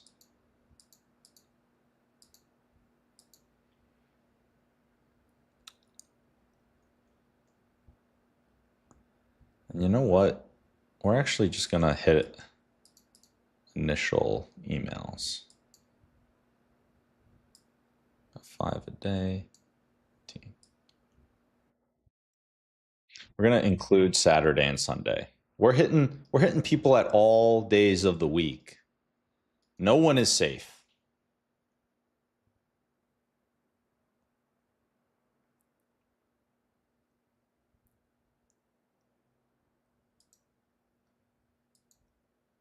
Whoops. I'm going to edit this one campaign.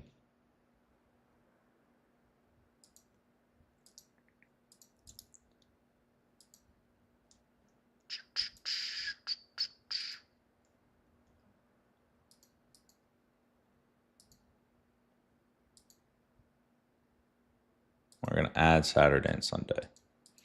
All right. We just have to update that campaign really quick. Okay.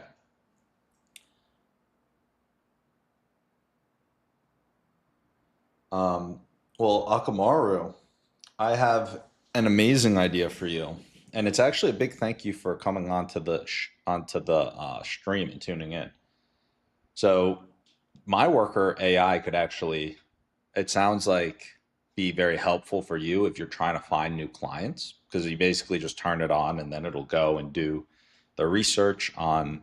It basically is like learns everything about your company, which I could work on with you to fill this out, and then fill out ICPs like your ideal customer profile.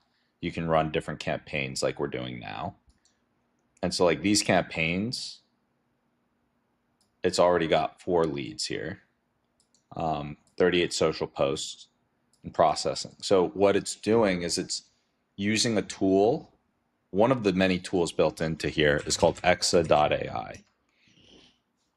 So it's an API that connects your products to the web, and it goes and it learns. So it crawls the web and finds information, and our tool is using that context to do this. Okay, so all of these things, like multiple AI agents, everything working together to run your outbound. So I guess I'm not sure how big your business is. Maybe it is below this revenue band, but could be something that if you're just focused on getting new clients, MyWorker is definitely the best tool on the market for getting new clients. So you just saw how easy it was for us to go from no account to launching campaigns. So now we have messages going out to these different ideal customer profiles for you. We would find your differentiation for bookkeeping and tax consulting and go after different industry ICPs and how you could speak to them properly, like their particular challenges, you know. clients and form a wedge. And then once you're in there, and you figure out whatever you get the best data on, then you can start doubling down, getting more customers. So that's how I would approach it. If I was using MyWorker. The other thing, if you want to come on stream and then we can get you all set up, we could also, if you want to have your video on, we could get a short clipped of you talking about your business that could help with the marketing. So let me show you what I mean here.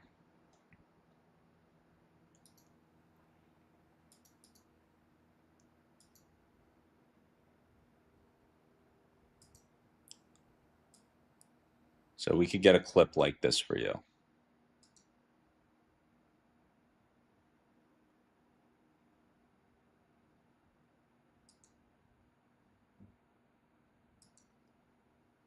My name's William Samasegi. I've been a tech entrepreneur, founder, and CEO for the past 10 years. And right now, we're focused on 2 companies. One of them is a Bitcoin mining company called SAS Mining. Got a digital shovel, sold about 50 units. So just like how you could buy Bitcoin on Coinbase, you can go onto SAS Mining and start mining Bitcoin. Very easy. You don't need a PhD in power or anything. The other company is a company called MyWorker AI. What if your next SDR wasn't a person, but an AI? That's exactly what MyWorker.ai is promising. And MyWorker AI is a tool for founders, for builders, for businesses who want to grow and get your product or service in the hands of people who need it. It's basically AI sales software. Our one-liner is AI sales team as a service for founders to help you grow your business.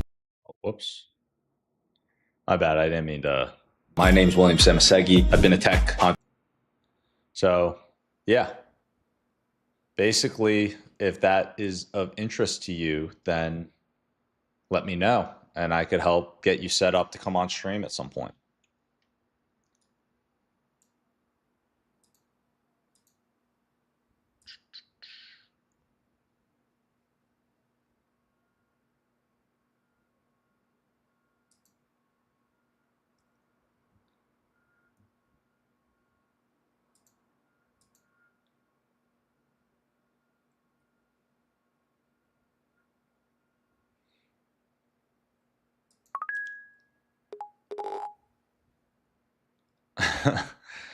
Because I'm half Asian.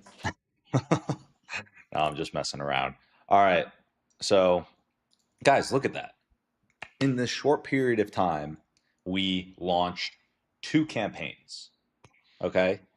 Uh, thank you, Dexton. Well, if that's what you think, then, would it be a crazy idea to subscribe, follow along? Honestly, whenever you subscribe, we're building in public. It's like we're working together almost. It's almost like you're in the room. We're building something. But in all seriousness, this is actually an amazing, amazing tool just in this short period of time. Thank you, bro. Appreciate it. In this short period of time, we have built 2 campaigns. So the amount of work that we've done just with this one tool in a short period of time would have taken a team of probably about like 5 people to put together everything on the target customer profile, right? To research cyber chief revenue officers, to understand their, like, basically who the ideal customer profile looks like, the positions, your industry and cybersecurity, their pain points, like the messaging, variant testing, all that, and then come up with solutions and objections for why these people might say, like, basically what your offer is, why they might say no, and counter strategies to overcome those objections. So you basically have AI agents now that are perfectly trained. Perfectly trained. Thank you, Dexton. He said it's brilliant. I agree with Dexton. It perfectly trained on everything about your company and your target customer, and then can, just like when you chat with ChatGPT, you got to give it context, got to give it data. Now all of that is in the brains of the system and knows everything. And it will then, what would your team of 5 assassin level sales reps do at this point? They know the customer and they know your company. Well, they'd have to put together a list obviously. So I think that you've got the old way of list building, and then you've got the new age that's now possible with AI. The old way is you have filters, you filter between all of these things, which is great. You can get very specific. You've got the VP of sales, chief revenue officer, industry, size of company, revenue. That's all great. And that's how things have been done by the best teams in the world up until AI. Recently, you had Exa AI raise at a $700 million valuation. And you might be thinking, why? At least that's what I first thought. Why? But then you realize that this is a amazing product that is almost like the filter search on steroids. You're adding in agentic capabilities, so you're not just looking at you're not just looking at the surface of like these filters. You're using AI logic to find the best leads and the best things. And so we, of course, have the old way built into our product, but we added in the new way, the AI search capabilities, the cutting edge futuristic agentic capabilities into our product. So now your superhuman intelligent sales team on your buyers as well, who understand your buyers better than everyone, now have agentic capabilities to go and reach out to all of your ideal customers and build a target list based on intent data. So if, like in this case, we said, okay, someone who wants to hire in 90 days, that is exactly what it can search for online. So all that to say, amazing product. It builds the list, it does the outreach, and then it'll get them on calls, right? Personalized messaging that perfectly resonates, gets them on calls. And great question in the chat for those who are wondering what's going on here, what's happening. If it's your first time to the stream, welcome. To give you the quick update, we're building companies live on stream. Right now, we're building, using MyWorker's own software to build MyWorker and get it into more people. Also appreciate the sub. Thank you. If it's your first time to the stream, you can work with us live. I mean, I think that in a world with AI, you've got a lot of changing dynamics, but the big thing that we could be wrong. I could be wrong. But the big bet that I'm making is I think that transparency is going to win and building in public is going to win. And that's exactly what we're doing. Like if you were at a big company, like they would never let you do this. The thing is I'm the decision maker for MyWorker. My last company in the Bitcoin mining industry, I grew, and then I'm now building both, but focused on MyWorker.ai. And so I'm open to taking the risk. We're doing it. A normal board would probably not give you guys the insight that we're really going through here. I mean, you guys are getting the behind the scenes. I'm sitting on stream hours a day working with you guys, letting you guys see behind the scenes. And if you have any questions, want to see anything, we're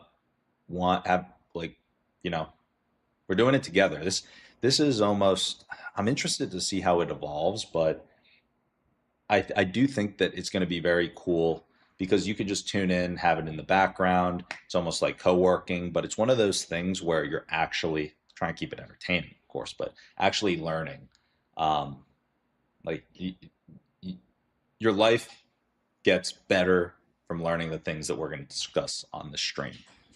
So we gave a high-level overview, launched some campaigns.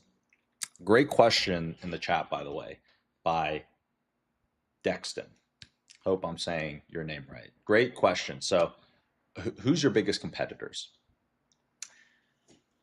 I'm going to answer this in a couple ways, and I can go in more depth if you want. So the first thing is I think that there's different buckets of competitors, and they have similarities in different ways along features. So bucket number one, I would say, is a traditional AI sales software that might hold one of our capabilities. Like maybe they help with the search, maybe they help with like positioning, like all of these things. There's a lot of AI sales workflow, those types of companies out there. My personal opinion, you're free to disagree, but my personal opinion is that the majority, if not all of these companies in this bucket, are going to get disrupted over the next 3 years based on how much better the base models are going to get based on the future ChatGPT, Anthropic rollouts, etc. So that's bucket one. Bucket number two, this is a bucket that MyWorker falls into, and that many of the biggest venture-backed AI native companies, I call them the AI native bucket. The AI native companies that are in sales that have a defined ideal customer and a differentiated product. Those are the ones that I think you're going to see grow a ton over the coming years. And they're going to be the ones that get acquired. They're going to be the ones that raise large funding rounds. And they're going to be the ones that ultimately have the decision to make of whether you accept an acquisition or whether you're going to go out and you're going to try and, eat up the market and compete against the incumbents. And that's the final piece, the incumbents. These are the companies like the Salesforces and those that have a lot of the market share today and are going to be making investments in the up and coming companies, acquiring them, and then competing with any of the ones that are up and coming that want to eat up the market share. So great question, Dexton. That's how I'm thinking about it, how I break it down. If you want to hear about exact companies from different buckets, I'd be happy to dive into those as well. But that's how it's pretty much segmented. At the end of the day, there are a ton of companies globally. There's a lot of companies that are going to help with sales. There are a ton of companies that are going to help with emails. There's a lot of companies that can help with one of these pieces. But the big thing that we're different and solving for at MyWorker is, yes, we're AI native. Yes, there's a lot of capabilities in our product that other products don't have.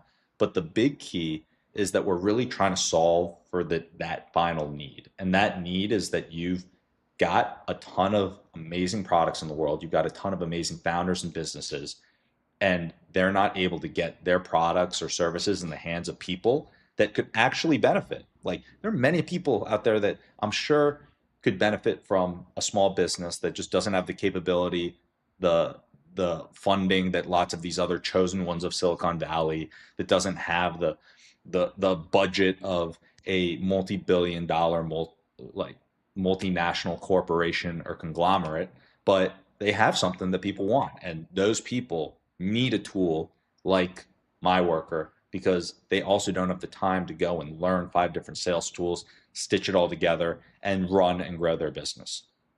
So, sorry for the long rant. I am actually, here's what I think we're going to do here. We've got a couple campaigns that we just launched live. We actually have some that have already been opened. So let's see some of the messaging that these campaigns created. And while this loads, I will be right back.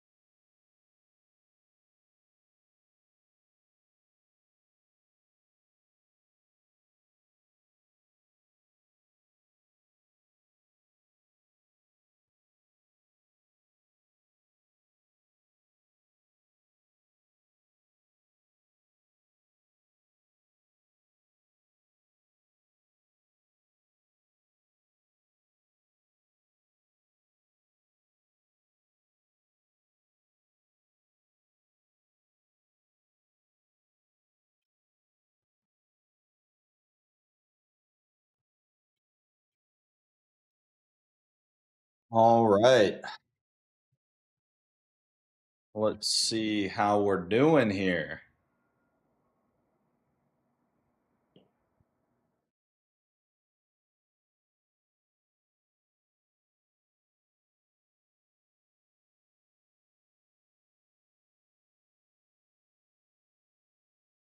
All right, so I forgot. Um, we have the first, how do I explain it? We're going to try our first in-person live stream later today. I'm about to call the cameraman. He said he had a change of plans, but we'll figure this out.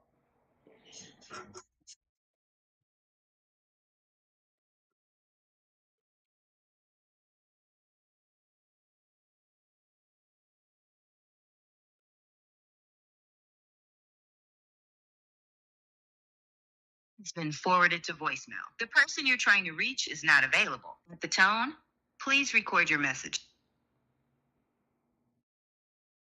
Dexton, how's it going? What was your question?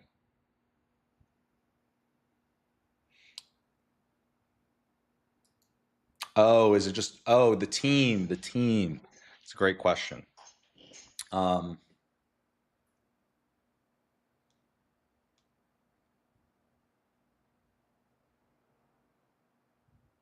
yeah, so right now the team is very, very lean. We've got people helping, the people who helped develop the product, they're part-time at the moment. We have a dev team, or not a dev team, editing, production, a team of three in Bolivia that help kind of with all the marketing, social media, all that stuff. And then I'm managing a lot of these other pieces, which you guys actually get to see live, which is awesome. Um, let's see some of the emails that this sent out. So,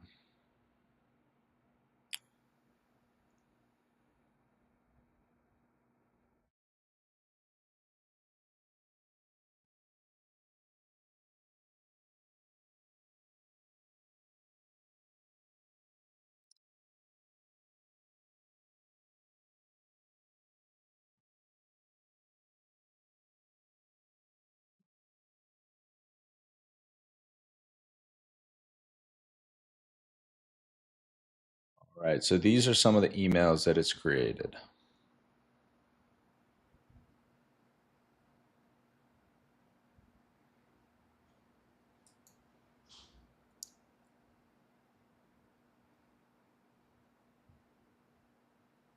Yeah, see, it's like research. I noticed your reaction to Chris Ritson's post about hiring SDRs for potential.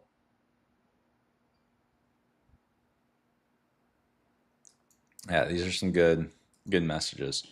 Okay, so let's see. Um, yeah, Dexton, I appreciate it.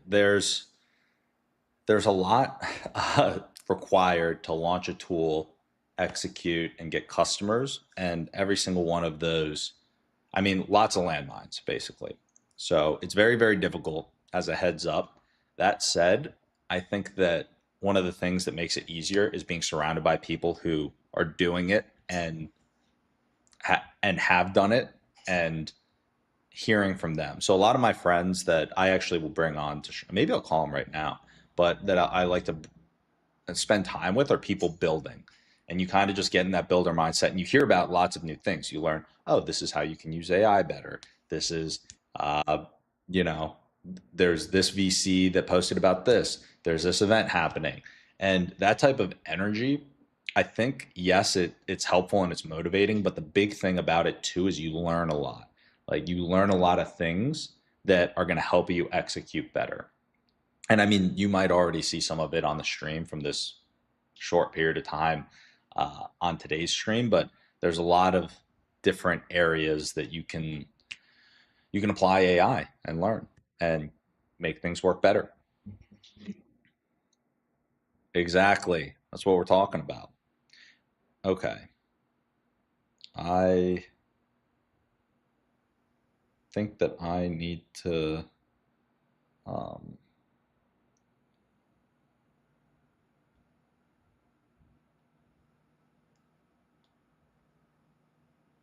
I might need to go out to the cameraman. So guys,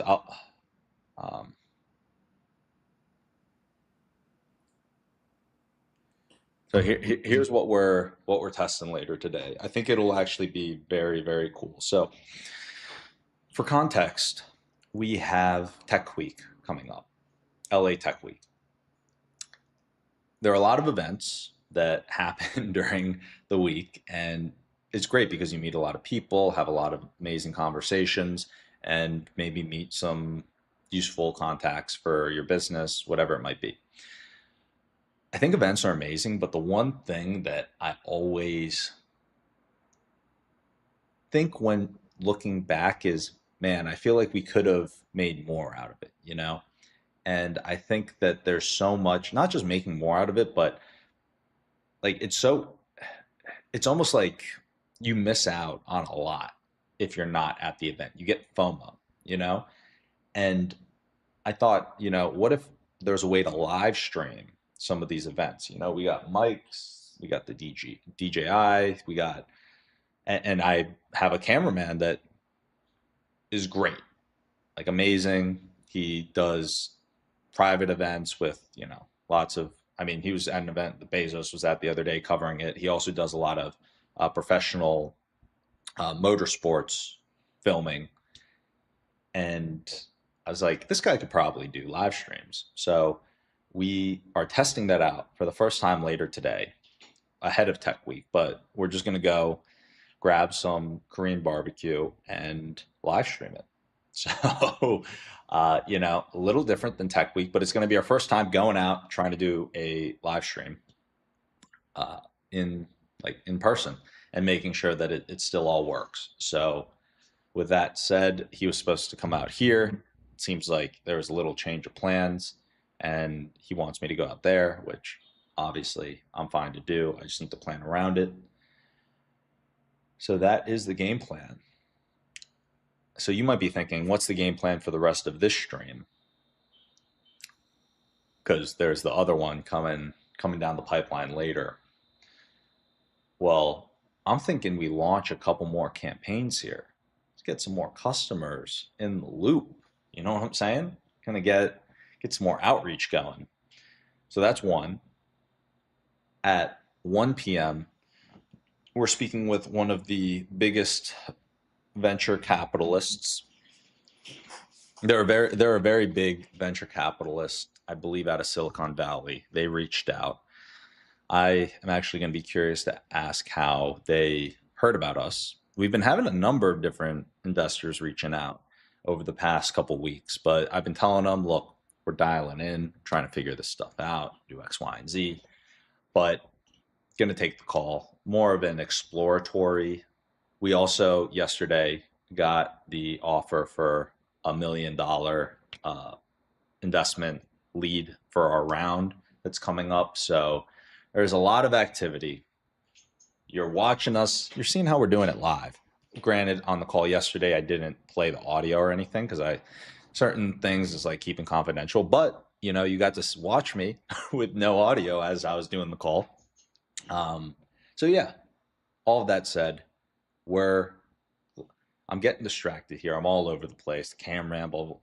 Let's focus and get some more sales. And in order to do that, I mean, just imagine how long all of this would have taken. Like literally, if I put you on the clock and I was like, research all this stuff, do all this, and then start sending emails and research everyone, research the post, do everything. That's a lot. That's a lot of outreach. Guys, we have just reached a momentous occasion. For those of you on the other platforms like Dexton, you're on Kick, but we are also on YouTube.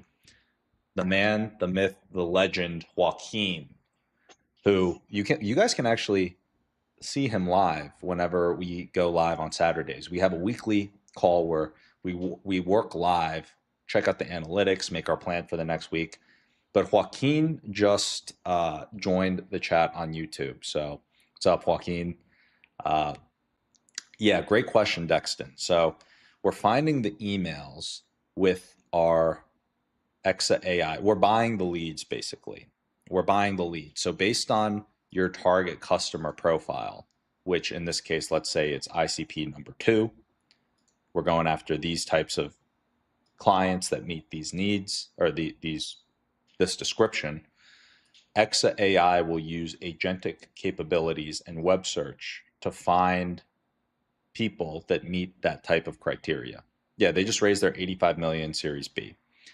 But yeah, that's all plugged into our product. So it all happens automatically after you launch.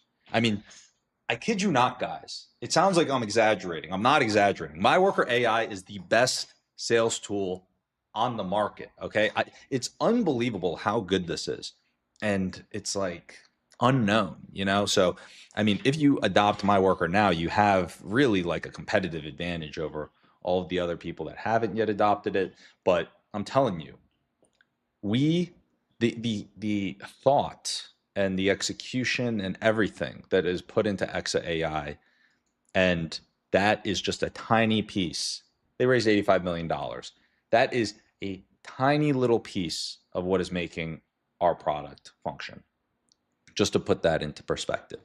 And you don't even have to worry about how to build on this or do anything with that. It's already just implemented into MyWorker. So with that said, actually, Joaquin, message if you're still in the chat on YouTube, because I'm curious if you are. Or actually, I could just call you. Maybe I'll just call you. Yeah, I'm going to call. Guys, if Joaquin answers, you guys are going to get to hear him live. We're going to bring him on the stream.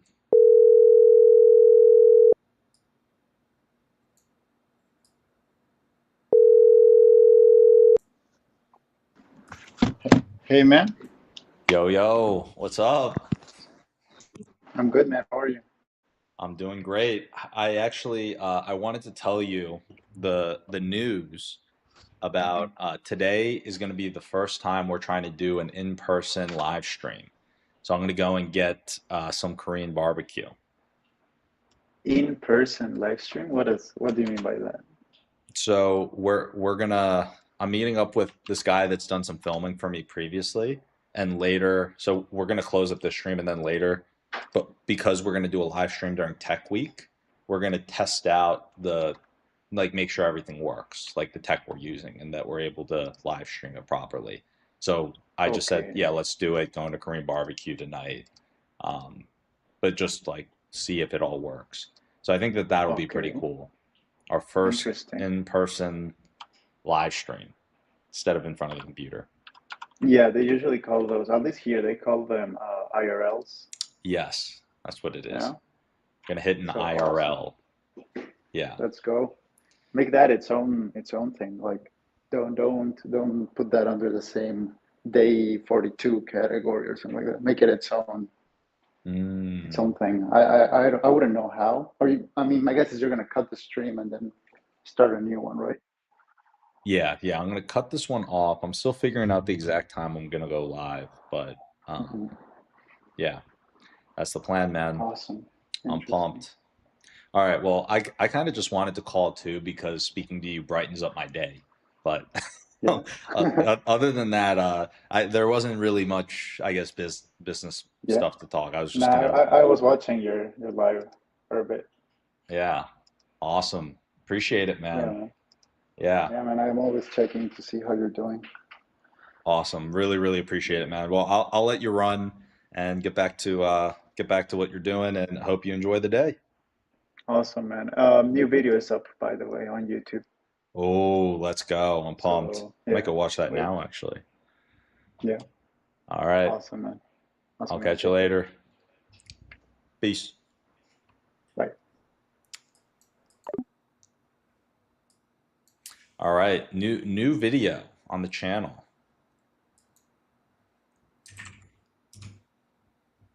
Yeah, Dexton. He's a beast. All right. We're checking out. It just dropped. Gonna be. Oh yeah, follow the channel for sure. Let me.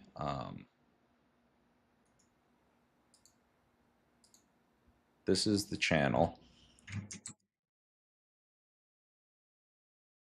Oh, you know what? I'm live streaming to multiple platforms, and so I might not be able to. I'm not sure if I can message it to Kick, but it's basically my name, William_Samasegi. It's this blue one. The new video just launched. We're about to watch it. Oh, we got Stefan in the building. What's up, guys? Stefan is the man. He just arrived. Stefan, we've had an action-packed stream, man, but I just got off with Joaquin, and he told me that a new video just launched, so I wanna check it out here.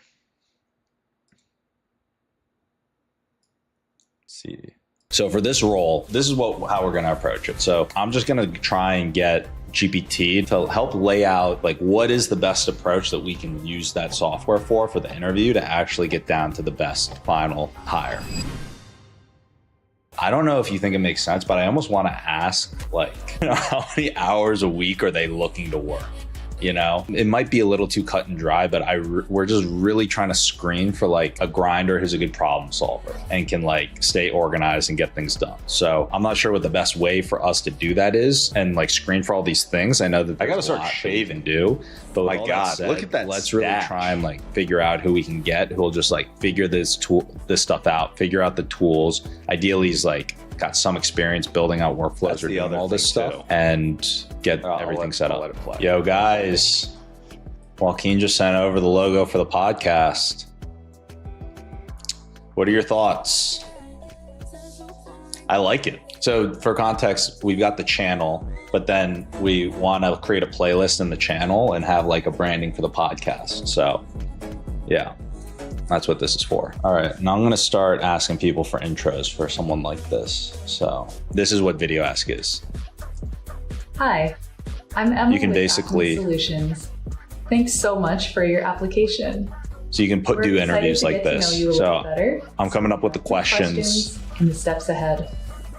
You'll need about 20 minutes and a strong signal to complete this interview. She seems kind of nervous asking the questions. I'll make it more natural. But yeah, so we're trying to figure out the questions that we're going to put in there. We're about to speak to DevRev. They've got a tool that it can integrate with your systems, like your website. You can put in a widget and it takes all of that data in and you can build out your knowledge base. It's funny because as I was doing this, I could hear be the chat agent, like I had background like the support agent, and some of that made it into the all video. Of these different things. That's what this company is giving me the demo of today. And sorry, I keep talking over the video. That's my bad. I was just saying that it's interesting that while I'm working in some clips, like I wasn't doing it just now, but sometimes I'll leave royalty, like that music that I am fine with actually playing in the background, because I have gotten in trouble for that before. But I'll play some music in the background and I kind of forget about it. I do kind of like it though.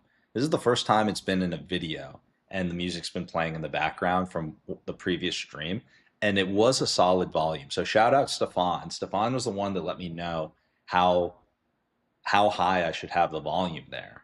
But I liked the volume in the background there. Actually, it flowed pretty nicely, I will say. And and I want you guys, like Andres and Leo, if you guys know a better software to do this stuff, let me know. But that's what we're going to be looking to do here. Talk show royale. We're breaking the law. Okay. Sweet.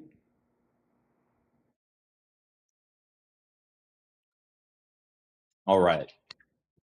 So we have a countdown. You know what? Just so I don't miss the meeting with the investor, here's what I'm going to do. I'm going to put a Stefan, I know that it irks you when I have this. So, but I do think it is kind of like, I'm going to put a little timer in the corner. Maybe I just have it. Where do I put this? Or you know what? I'm just going to have this set. Give myself the clickbait timer. Yes, guys, we need to get this clickbait timer properly set up. But it's also going to be good because it's going to make sure that we don't miss this meeting, you know? So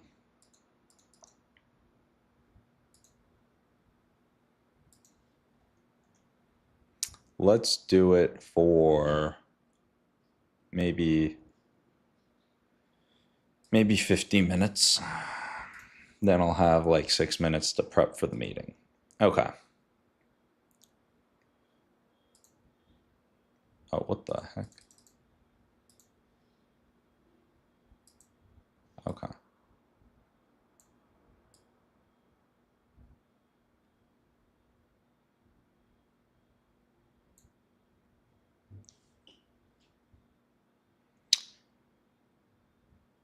So now, to catch you guys up,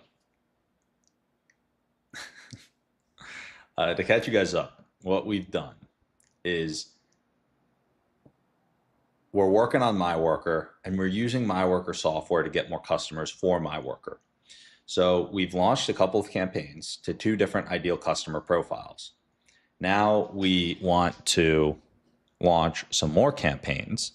And so I am in here. We've done 2 ICPs. I'm going to say, all right, this is great. Now we launched those campaigns for those first 2 ICPs.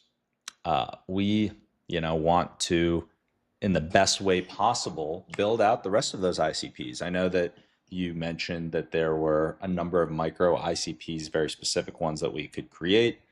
Let's think through the best way to continue building out the ICPs and how we can target them most effectively that will help get calls set up. So let's keep it rolling. We finished those first 2. Let's build out some more ideal customer profiles that we can run campaigns for on MyWorker.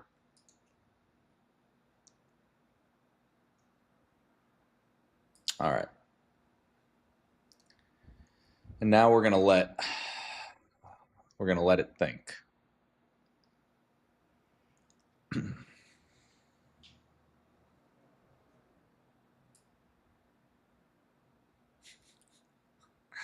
The timer is, I don't know why I find the timer so funny, but I do like having it. All right, ICP number 3. Yes, Stefan, great question. So as it's filling out, feel free to read what's on screen. But today we had our first interview at 9:30. Stefan, you would have liked this guy. This guy was good. He used to work at DeepMind from Google. And as he was talking about things, I pretty good with AI, but I can tell that he has a very good understanding and can logically piece together different areas of things that are going to be important for us to actually build a good, scalable, differentiated company and product. And so, we're going to keep that going with him, see how things progress. And we don't want to rush it. We don't want to rush filling the role, but we do want to get the role filled quickly, if that makes sense. So it's a give and take, don't want to rush into it, but want to get it filled quick. That's true, Stefan. The candidates, they're all chill, brought their own flair, all very successful, very smart. So, that's where we're at with that. And then we covered the news, but we did end up starting today at around, I want to say, 2 hours earlier than normal. So around 9, because we normally go live on the stream at 11 a.m. Pacific. Today, we were live a couple hours earlier. And at this point, we have this countdown timer, as you can see, leading up to this investor call. Up until then, I'm going to get some more campaigns going here. So ICP number 3, for those of you guys who are wondering, ICP is ideal customer profile. And, in order to properly target and get someone on the phone, get the right customer, you got to understand them, their pain points, and how your solution can solve those pain points. And that's what MyWorker does. So we are going to fill this out for this ICP. Oh, the cameraman's calling. Yo, Nolan, how's it going, man? As a heads up, I'm on stream. I'm sorry? Can you hear me? Yeah, I hear you, yeah. Oh, sweet. Yeah, I was letting you know, as a heads up, I'm on stream, but I'm pumped for us to hop on stream later, dude. This Korean barbecue is going to be so good. Yeah, for sure. Sorry about that. I was just doing chores around the house real quick before I head out. Okay. Yeah, sounds good. So I guess what's the game plan? What works for you? If you can meet me here in Burbank, we do have a guy Okaku here. Okay. Yeah. What time do you want to meet up? How does 4 o'clock sound to you? Can you text me the address real quick, and then I can just check how far it is? Yeah, let me text you right now. I always toss it into Waze because that way I can get an idea of traffic patterns. All right, for sure, no worries.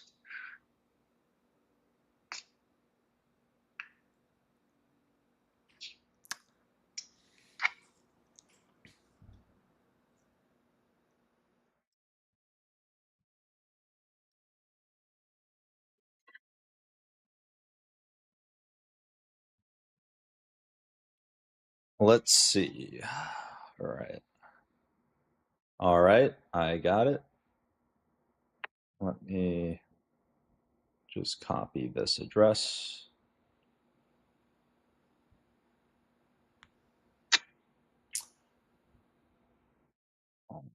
Where is this?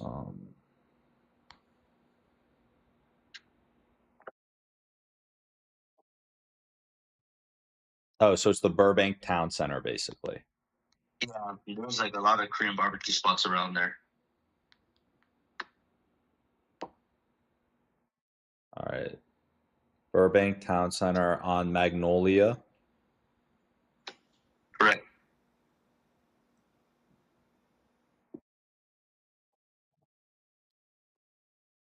Oh yeah, I see. The drive time goes way up the later we do it. Right.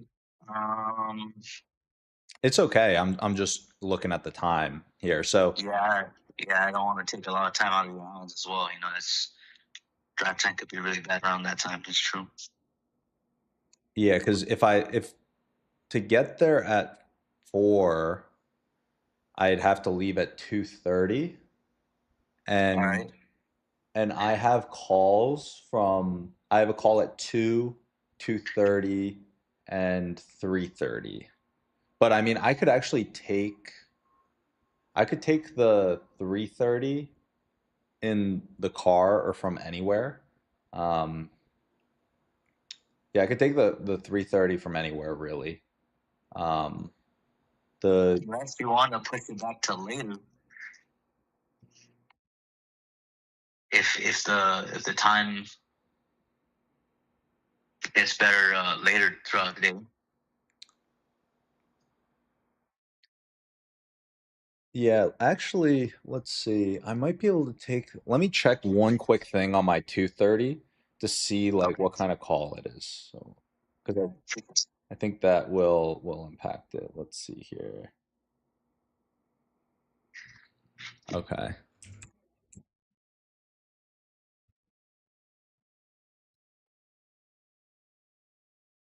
So,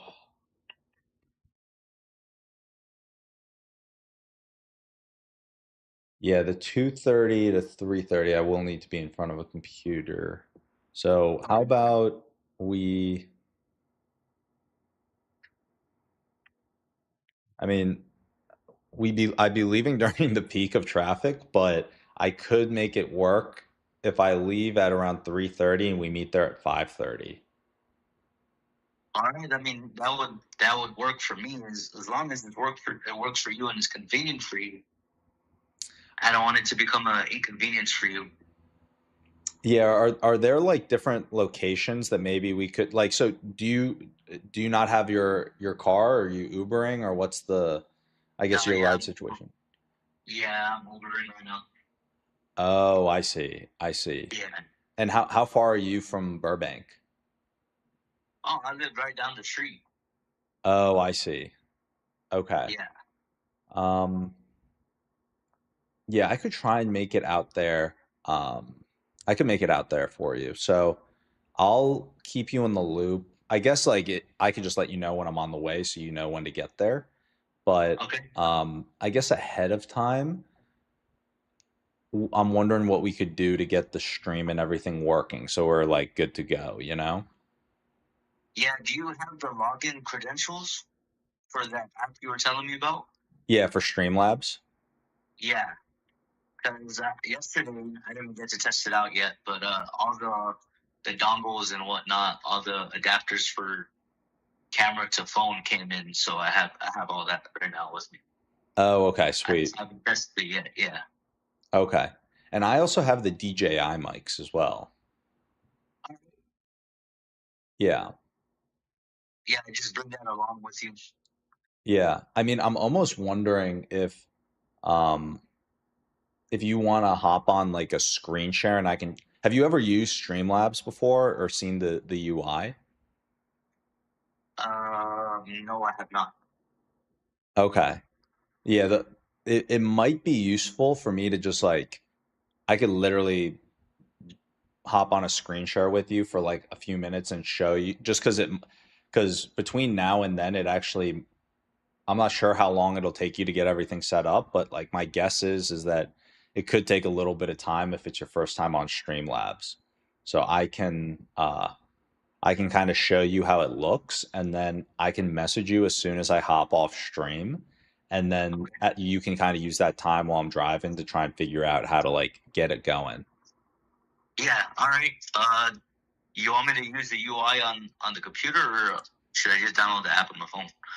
I mean, obviously we're going to use the phone. Oh yeah, that's a good point. Should I be familiar with both? Actually, that's a really good point. I didn't even think about that. Like the phone's going to be a completely different UI that you're going to have to learn. Yeah, definitely. Okay. Well, I guess in that case, you could even just practice without using the actual like my Streamlabs account. You could just practice going live with like a dummy account, you know? Which would actually probably be better than us just like notifying all the people who follow the channel that we're live and then just going off and on and off and on. Yeah, makes sense. Makes sense. All right, then I'll just download the app and make an account, and yeah, if you can give me like you said you're between now and like an hour and a half. Cause you say yeah, calls at 2, yeah. Yeah, well, I've got a number of calls. Now that I'm thinking about it, I actually don't even know the phone UI, so I don't even know if I'd be able to help you that much. I guess the big thing is like us just on the phone figuring out with the camera that you have how to properly link the source for the video device as your camera, and then how to properly link the audio devices. And then the last piece would be how to turn the sources on and off and control it as you're on the move. So like how you can play around with the scenes or whatever it might be on the move. But all of that UI is kind of, I guess you'll be able to figure out on the phone. Let me I'll download the app in a little bit after I get my talk done. But yeah, let me play around with it, and I'll update you as I go. Awesome, bro. Dude, I'm so fired up for both the stream and the Korean barbecue. Oh my God. It's been a while since I've had the all you can eat at yeah. I mean, maybe not too long. It just feels like it's been a while, man. I don't know. Yeah. I feel like I'm gonna have to find a way to at least get some push-ups or something in ahead of time. I got to build up the appetite. Yeah. I guess you got to starve yourself from now to then. Honestly, I'll probably be pretty hungry because on days I've kind of been in this routine, but I just haven't had time to eat because I'm just working all day. And then the only time I'll try and eat something is I'll be working, and then all of a sudden I'm gonna be hitting a gym session at like 4:35 p.m. and then I just eat a protein bar. So I barely eat anything all day. And then at the end of the day, I need to get my calories in, which it's obviously not good for building muscle or physique or anything, but it's allowing me to get more work done, because else I'm just, it kind of throws me out of my rhythm and flow if I have to like break up the day, eat, and then if I eat a little too much, then I'm just kind of slower, Yeah, no, that makes sense. That makes sense. Yeah. All right, bro. You're on some type of like intermittent fasting or something like that. Yeah, yeah. The intermittent fat, I mean, in a weird way, I guess it'll be good for getting cut, but Yeah. and even then, maybe not, because it's to get cut, you want to maintain a lot of muscle, and this is definitely not good for muscle building. Like this approach of barely eating throughout the day, but it is good for getting more work done. I will say that. So it's pros and cons. It is easier for me to just crank out more work during the day. Yeah, it makes it more efficient for you. Yeah, all right. Yeah, it's like, we're rocking and rolling. We're not taking any breaks. We're just getting in there.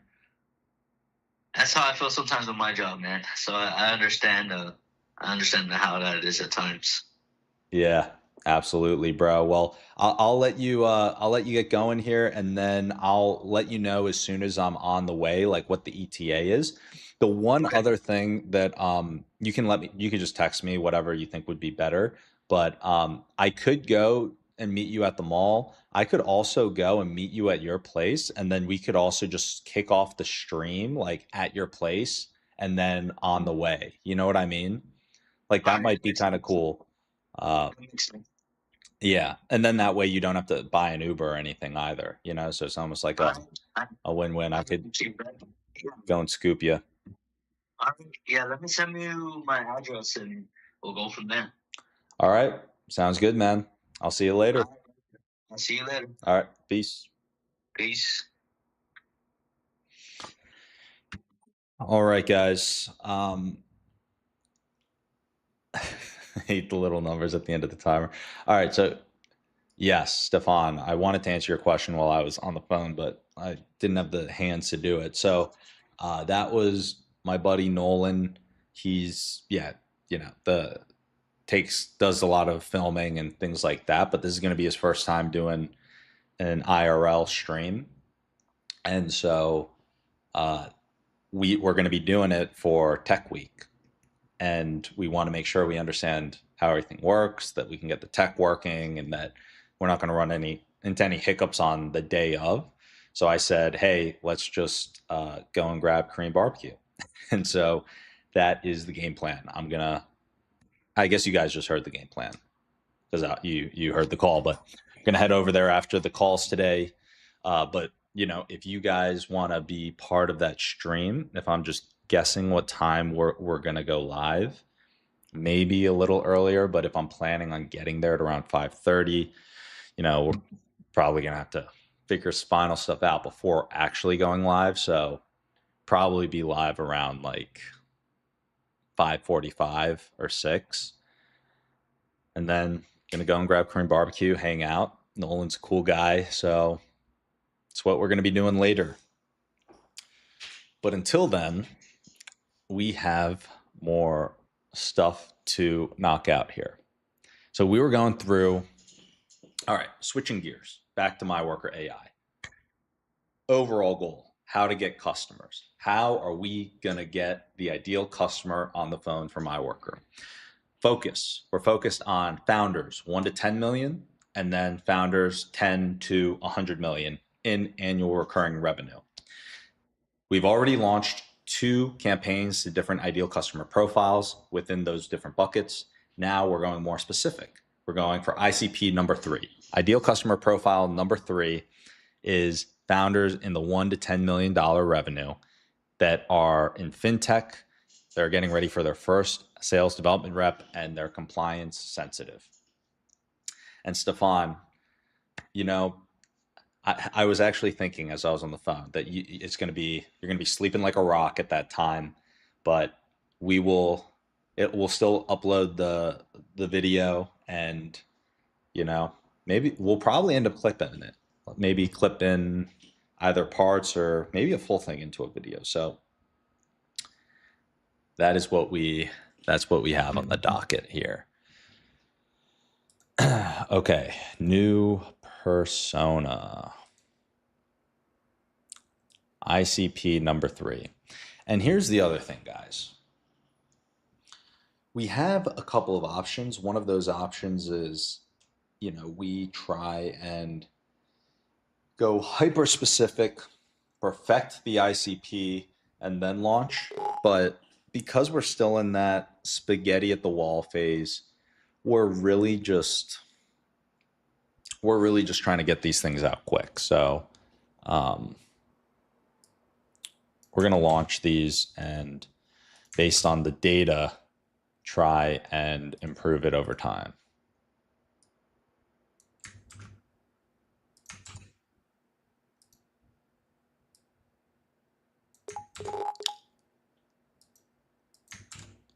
Position, industry. All right. I'm just copying and pasting this information over, but you guys can see industries, of course, fintech, payments, lending, and risk. We're going after some of these founders and head of growth. And we're basically just showing our solutions to their pain points. We've discovered or covered these together.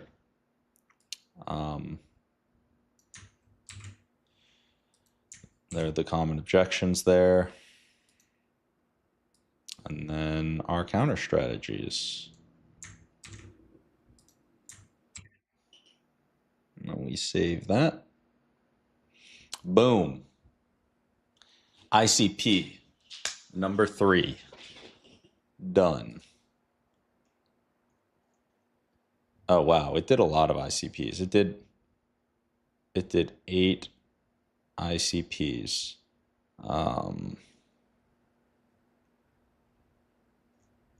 Okay. This is one of those things. This is a valuable lesson that I'm going to teach you as I update this. A lot of times, or I can't do this distracted. Okay. As a founder, you are constantly faced up against constraints. You're constrained with money. You're constrained with time. You're constrained with the number of decisions that you're actually going to be able to make. And because of all these things, sorry, that keeps annoying me. All the beeping. You're constrained in the number of decisions that you're able to make. So the big question becomes, how are you going to optimize or make the best decisions, make the most of your time, your resources, and your energy? And so with that in mind, right here, we're at one of these points where we're putting, say, 2 hours into getting as many calls as we can get booked on the calendar booked. We're in this initial testing phase, and we're testing a bunch of ICPs. Yes, we could perfect and make every little ICP here perfect, but we've got the capability with our own tool, with MyWorker, to test and run so many experiments that rather than debating in our mind, the perfect way to run each experiment and, agonizing over every little choice, I'm like, let's just toss it out there, get the data, see what happens. And then once we get that data, refine our approach based off of what we learn. And then we can begin to go and run more experiments. But right now, with the little amount of time that we're spending on this, you're seeing exactly how we're doing it.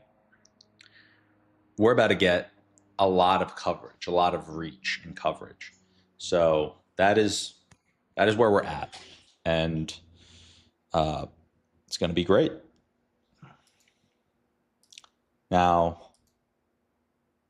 I'm going to go home. So we literally just launched these campaigns. And out of these campaigns that we've launched, we already have 7 opened. So unfortunately, 0 responses, but 7 people have opened our email.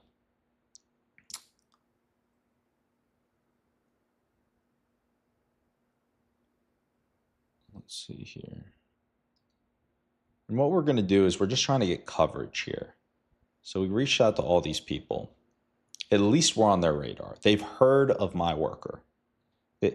We know for a fact that 7 people now know about MyWorker.ai, which is great. You know, we would prefer if one of those people booked a call, but at the end of the day, I mean, it's at the end of the day, that's fine. It's a numbers game.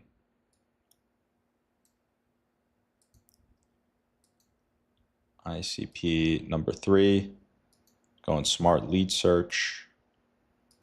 Gonna go with 5 new domains.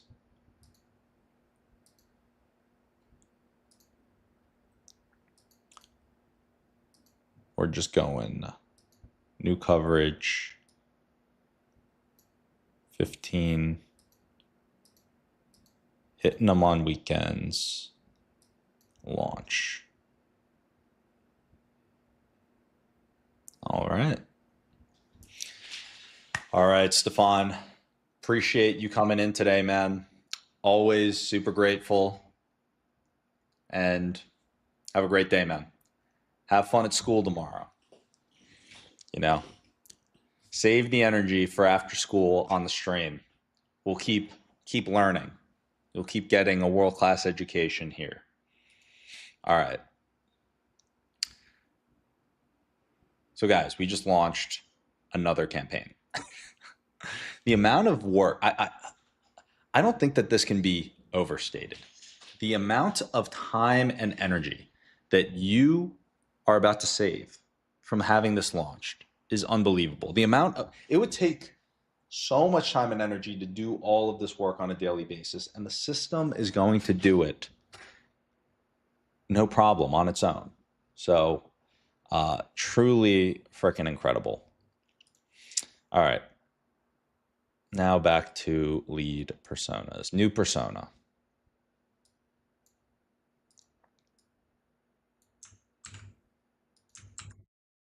Oh, whoops. We need to include what ICP number this is. ICP4.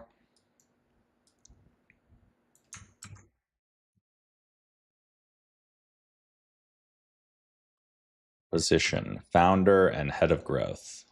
So we're targeting here.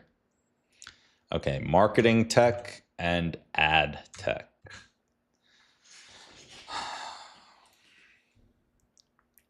All right, pain points. Got some pain points there. Category fatigue, low reply rates, no systematic variant testing, founder writing copy at midnight. You don't want to be that founder writing copy at midnight. That's brutal. Okay, we tried cold email. It flopped. That's tough. All right. Boom.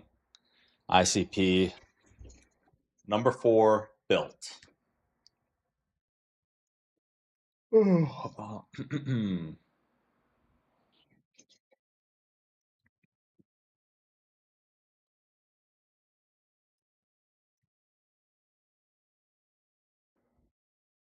All right, guys. So go home. New campaign.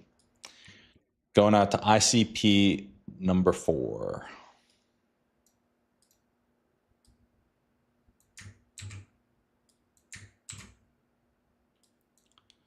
Oh, wait.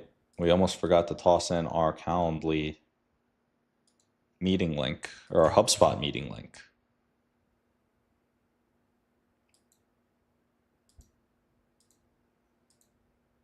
ICP number 4.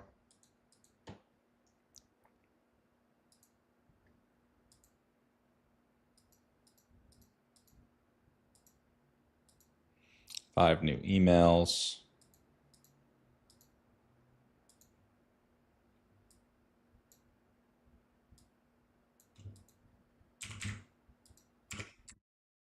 Saturday and Sunday. launch. All right. And now for the final ICP. Actually, no, we got 8. We got 8 ICPs.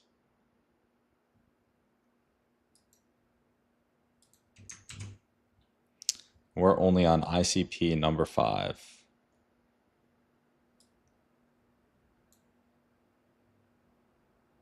Okay, CRO with an SDR team, long sales cycles.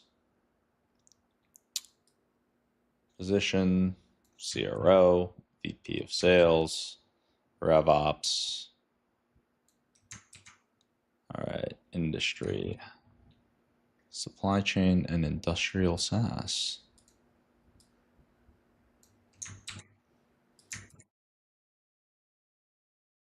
And solutions and objections.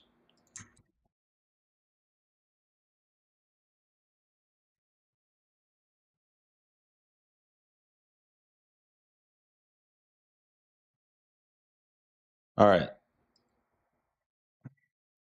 Now, new campaign, ICP number 5.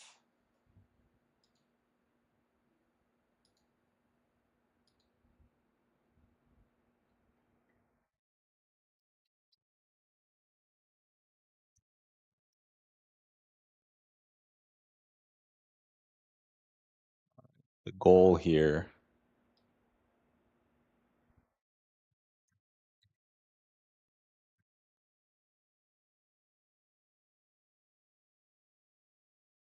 we'll toss the meeting link in. Guys, the speed at which we are testing is truly unbelievable.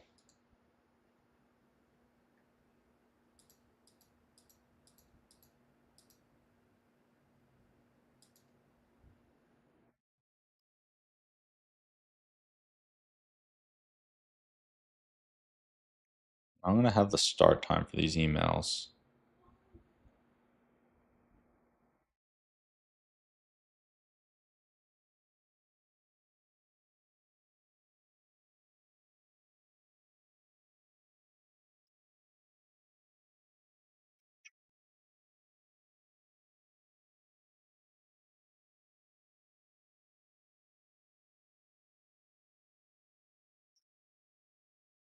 All right.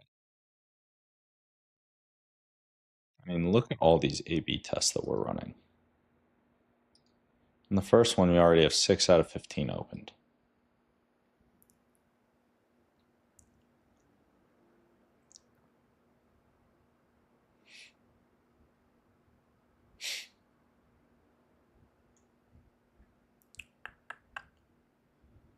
All right. Lead personas. All right. ICP number 6.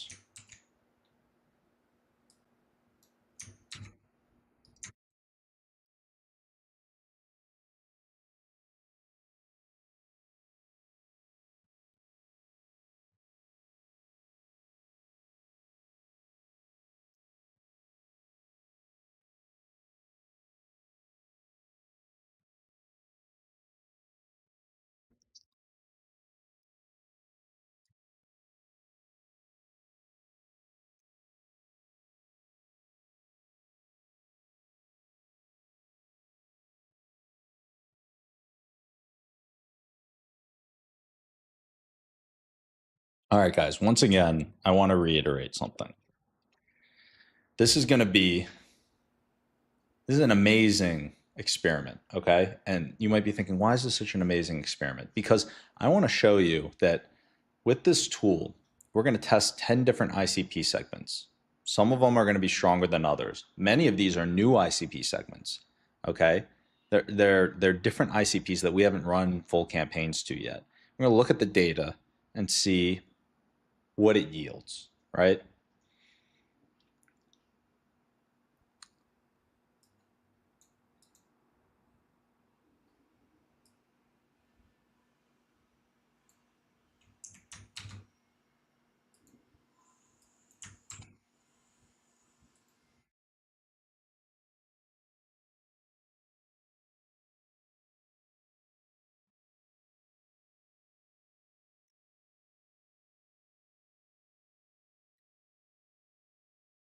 the link.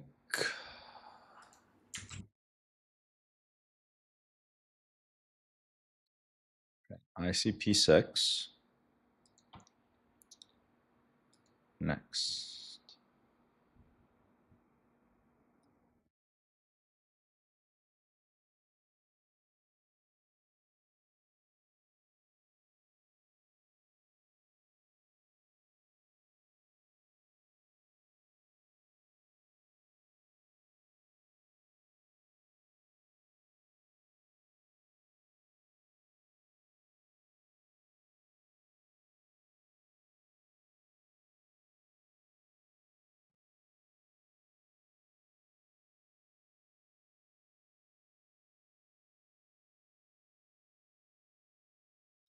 All right, guys. We just launched 8 campaigns. 8 campaigns. Look at that. We're going to clear that.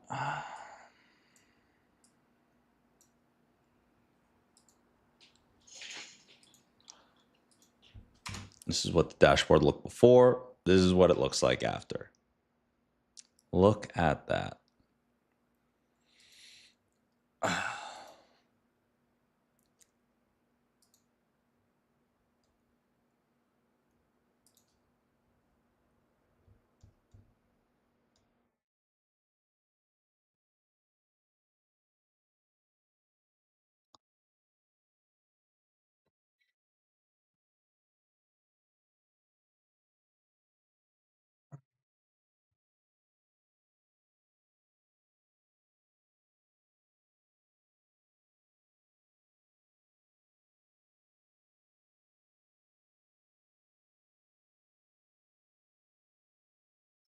Fill out registration for this event tomorrow.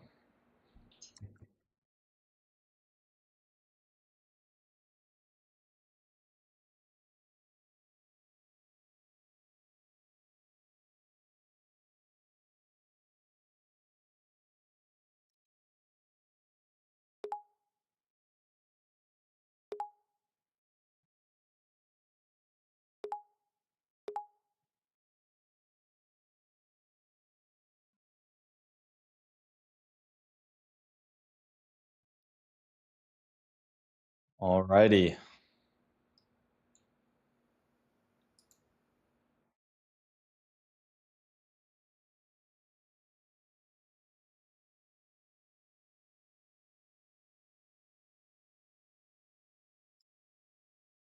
I will be right back.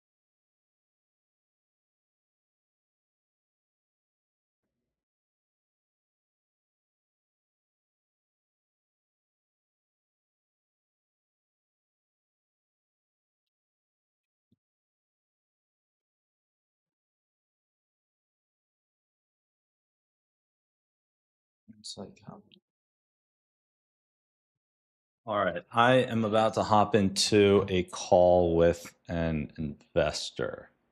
Because of that, I am going to have to mute myself, which I'm sure you guys understand. That said, I do have an interesting.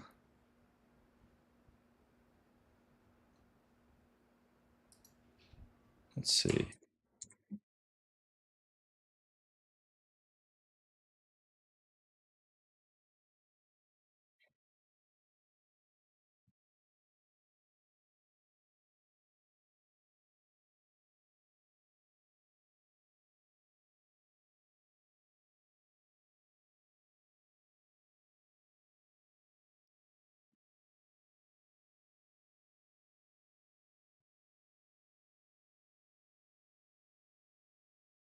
All right, I'm gonna have to mute myself, guys, unfortunately.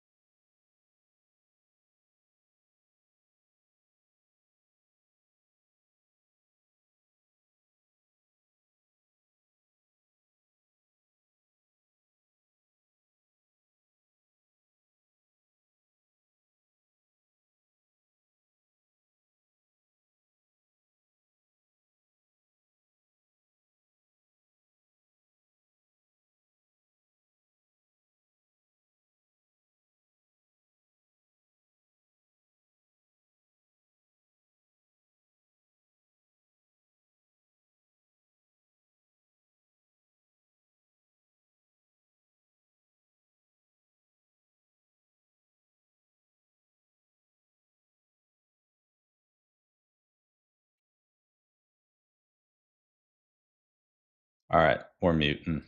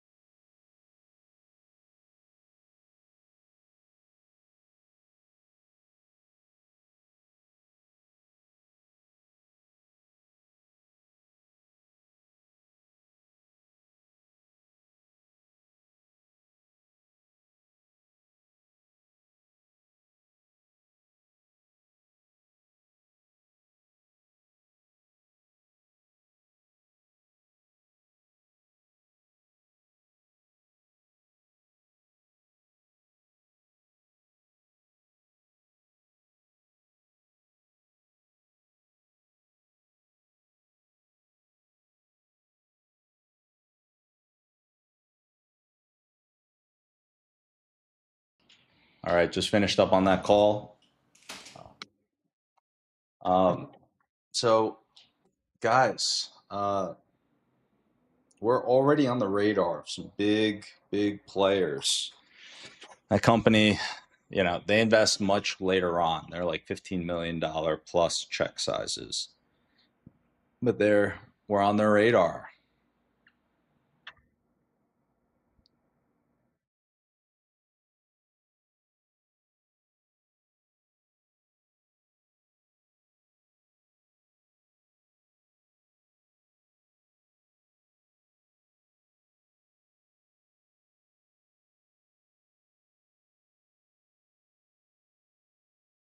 All right. Feel free to drop any questions in the chat.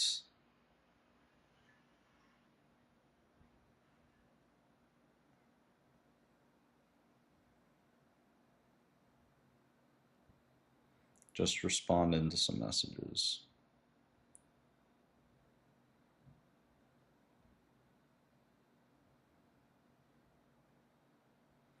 Getting some calls set up.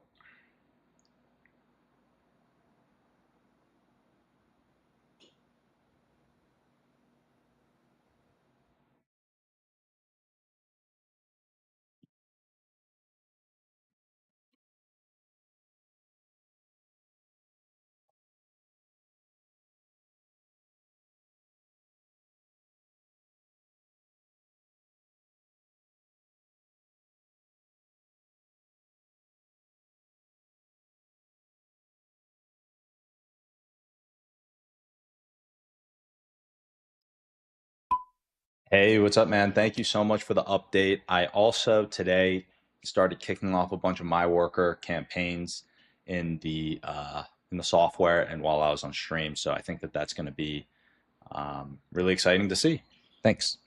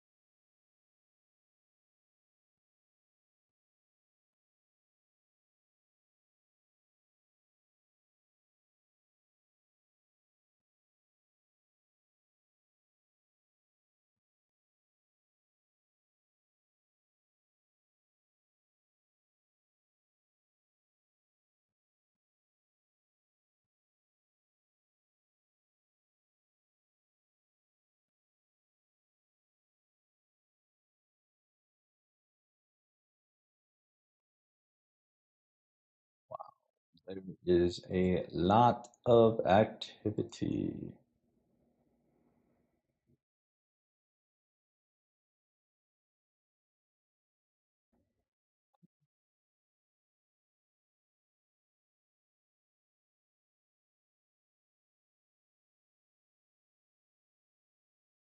All right, I'm just responding to an email real quick.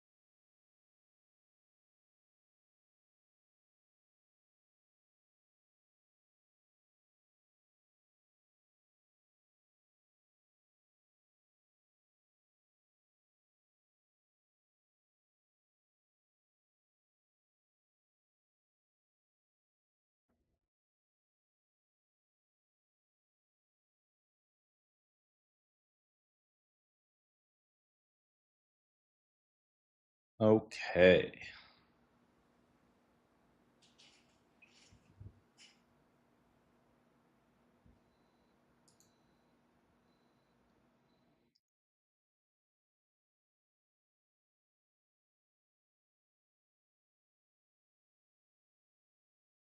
All right, guys. So we are legitimately just block and tackle, knocking out tasks at the moment. We'll get some music going. Gotta get the vibes up.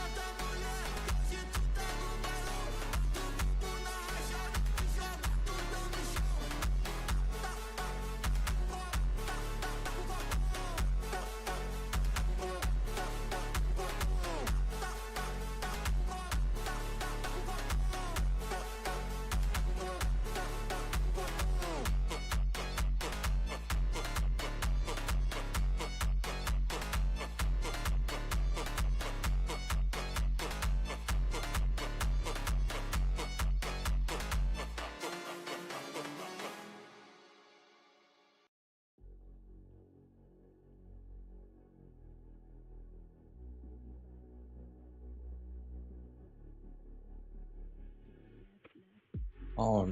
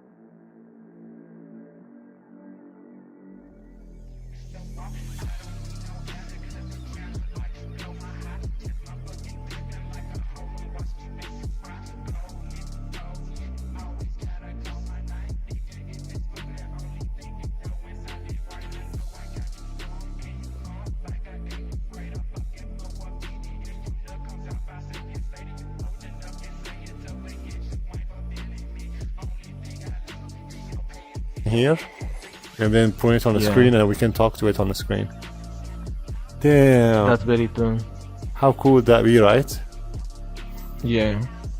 That would be really cool, actually. Yeah, because you can literally move like that you're watching that, Yeah. and then go to the other people that are like there. Like, Yeah, you can be like, yeah, and then you can be like, yeah. that's cool. We should try it.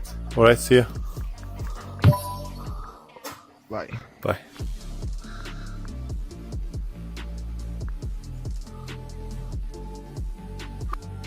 That would be nice if we can demo me and you talking here, and then point it on the screen, and we can.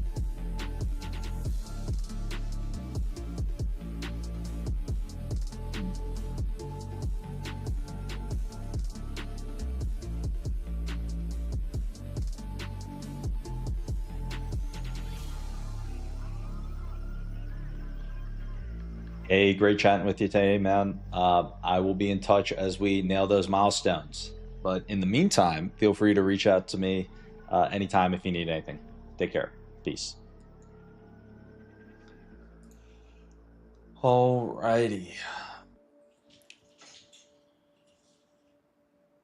Oh, man. All right, we got 15 minutes before our next call.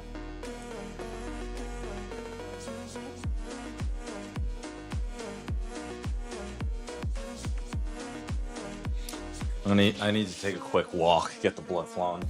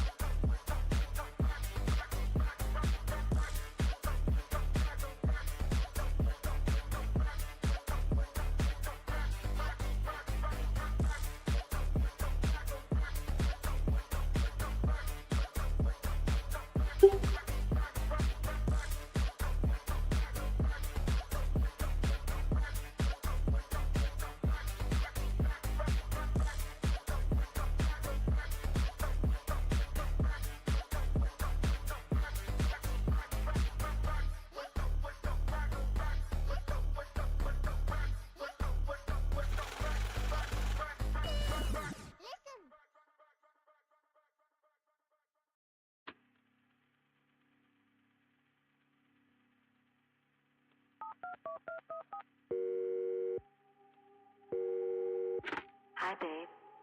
I'm glad you called. I've been wanting to talk to you, too. I miss you. Call me. Bye.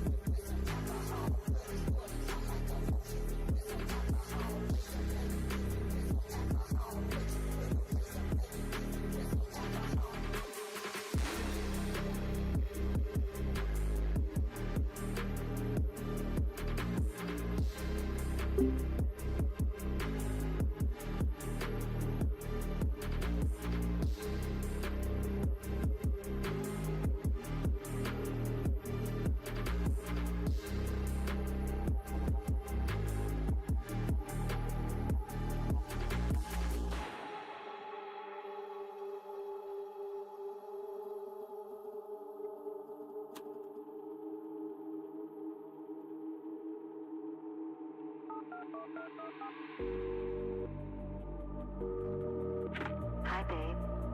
I'm glad you called. I've been wanting to talk to you, too. I miss you. Bye.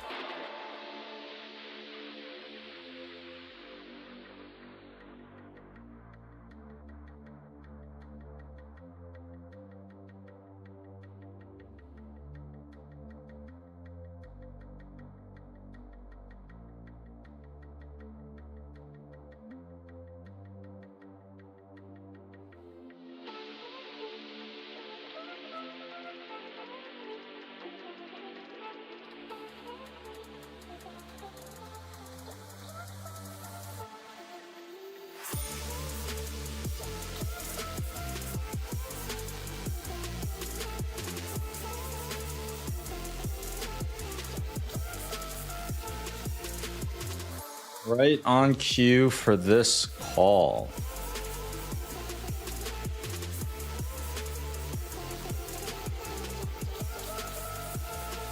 I think I need another energy drink.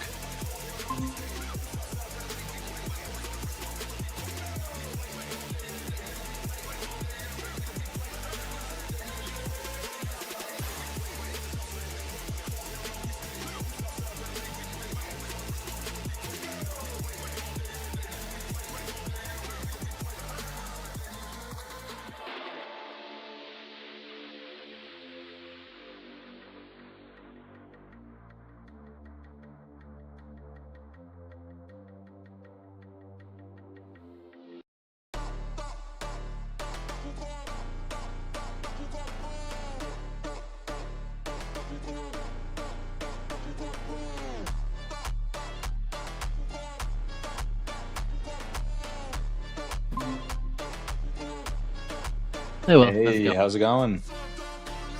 Doing well. So a lot of what we do is actually like personal brand building, and focus on the founders. So wanted to know before we even jump into it, does that resonate with what you're trying to achieve right now? Yeah, it does. And also, real quick, is there a Fireflies note taker in the meeting room or anything like that? Yeah, I could throw that in here. Oh, okay, sweet. Yeah. Sorry, I had music playing. I just had to pause that real quick. All right, yes. So you go first. I was just gonna say, you'd reached out on LinkedIn, and I'm definitely trying to focus on this brand building side of things, and so I wanted to kind of hear what, like, kind of how you work, what comes to mind, and also, see what we could do. Are we going to focus the personal brand as a parlay into the MyWorker AI, or is it some of the former products you worked on? Well, with the personal brand, like, I'm doing like building, basically like focus on both. Yeah, I would say focus on both. Okay. So topics, all right, I always like starting with, like, if you could be identified for these 4 or 5 things, what do you want people to resonate with? Like, is it that you are the top guy with AI sales team, right, with the MyWorker AI, or is there something else? Well, with the brand building, my thought process is slightly, it's been slightly different. I just got like started on trying to dive into this in this type of a way, but it's like building in public to the, nth degree. And so it's not like necessarily being known for any like one or individual thing. I would say that it's more so just, oh, sorry, there's a call coming in. Just want to mute this. All right, sorry about that. I would say it would just be like putting out kind of like the journey of what it's like building in public is the idea and the approach. And like that is going to cover tech. It's going to cover, mindset, fitness, just the things I'm passionate about, but bringing that to the surface. Okay, so we can keep it somewhat broad in the beginning, right? Where we're just like, what do you want to talk about today, right? Or we have like a list of 10 categories, just all on aspects of your life. And that we record together. That's our structure. It's very hard to record by yourself, and it's hard to come up with the ideas for the topics. All right, so we do a bunch of research on keywords based on some of the core things you want to identify with, and that might actually come like in month 2, because it seems like month 1 we might just go off the cuff, right, and kind of jump into like, oh, this topic worked really well for Will, and this topic worked well just through us just conversing, right? And then, so I'll show you the step by step, but in the beginning, it's going to be very natural conversation style. And we have a lot of ties to the Bitcoin world too. So our clients, the Cardones are one of our clients, and also into the cryptoverse. Nice. I see your Bitcoin summit in the back, and I saw you were part of the mining business as well. Yeah. So step 1 is topic research, right? And honestly, for you, that's probably going to come a little later, because in the beginning, we're just going to start just kind of leaning into whatever you want to talk about, right? And we'll do lots of questioning to prompt that. The way we record, we actually jump on a call just like this, but I use a higher quality platform called Riverside. And it's like you're a guest on a podcast. For you, it's very natural conversation. For us, we're trying to invoke all these thought-provoking concepts that'll help you pull out stories and experiences and things like that. And it'll come out really natural and authentic, and we'll cut it into like 15 to 60-second clips. So your only time commitment in the entire process is jumping on that monthly recording session. So from that, I'm going to cut out the clips, 15 to 60 seconds in length, 10 to 20 of them every month, depending on what volume plan we're on. Use OpenAI Sora for the B-roll, so I make custom B-roll to overlay with what you're saying. I do a detailed piece of writing to expand on what was said in the video clip. So we have a detailed piece of writing, a video together, that's the cohesive post. We're going to put that up onto 4 social media channels that you're choosing. So something like a YouTube, LinkedIn, TikTok, Instagram combo. Pick the channel that we care most about. So if that was YouTube, the $200 in ad spend would be focused fully on YouTube. And just taking the best creatives and pushing them further and growing the following faster. On my premium and elite tier programs, that's when we're going to do long form videos. So we are not going to try to make videos like Mr. Beast, but if we can nail a how-to tutorial style topic, we can really win. So I'll give you one for me, and I'll give you like a general example. Like your ice maker in your refrigerator breaks, you Google it, a YouTube video pops up, right? That YouTube video gets hundreds of thousands of views over time. I have a big background in e-commerce, so I did a video on how to create a variation listing on Amazon, because that's a big pain point, I know, for a lot of our clients and things like that. That video gets 400 views every 48 hours, right? And now a year in, it's at 40,000 views. So we want to hit that type of style. So we'll do the research, we'll do a full script around them, thumbnail, everything. What's your process for doing that? Like finding the on the like research? hooks? Yeah. So first of all, in the research, like we'll identify, all right, these are the keywords or topics that you want to be known for. We're going to see what's actually out there currently on YouTube. Can we beat it? Is there, and then even looking in the comments. So a lot of times there's problems with the videos, and the comments actually tell us what those problems are, and then we create a video to address those comments. Are you using like vidIQ or anything like that? We do, but then we also just do search on YouTube. Like honestly, it's just better to search on YouTube. Okay. Yeah. Yeah. Just searching like vidIQ, you have all these tools, but I can just go on YouTube, and whatever I type in, it'll pre-fill the rest of it, and that's the search intent, right? And then you pop up what's actually on there, and you're like, oh, this video is terrible. Like we could beat this out. Yeah, that makes sense. And these are the engagement options. So my elite tier is 20 short videos every month, plus 2 of the long form ones. So the 20 shorts makes out to 80 posts plus the 2. So we do that at 4,500. Premium is 15 shorts plus 1 long at 3,500. And then the starter is short form only, 10 shorts, equating to 40 posts at 2,500. And you mentioned with the, if you scroll up the, just so I understand each of these. So to the very top. So you mentioned like a piece on like SEO, like I guess that's the search related to search intent, but then for ranking, what are your thoughts in terms of like how you optimally rank with the SEO? Every algorithm is the same. It looks at playthrough rate. I don't care if it's TikTok or Instagram or YouTube. How long are the users staying on the video? So we want 100% playthrough, right? And we want to make sure, obviously, we have the right keywords in there on the title and descriptions and all of that. And once we identify that, all right, Will, these are Will's 6 content pillars, right? Well, now I can do way more in-depth research ahead of even the recording sessions, right? Because we know that these are the keywords you want to identify for, the topics you want to identify for, and we'll record content targeting those queries. So we'll do research on like, what are people actually looking up? And therefore, can we solve it? Like, can we solve these pain points or these queries with a video? So that's on the research side. And then on the actual showing up side is the more playthrough you get, the more visible that particular video becomes for that search. Now, let me show you a good example on my YouTube account.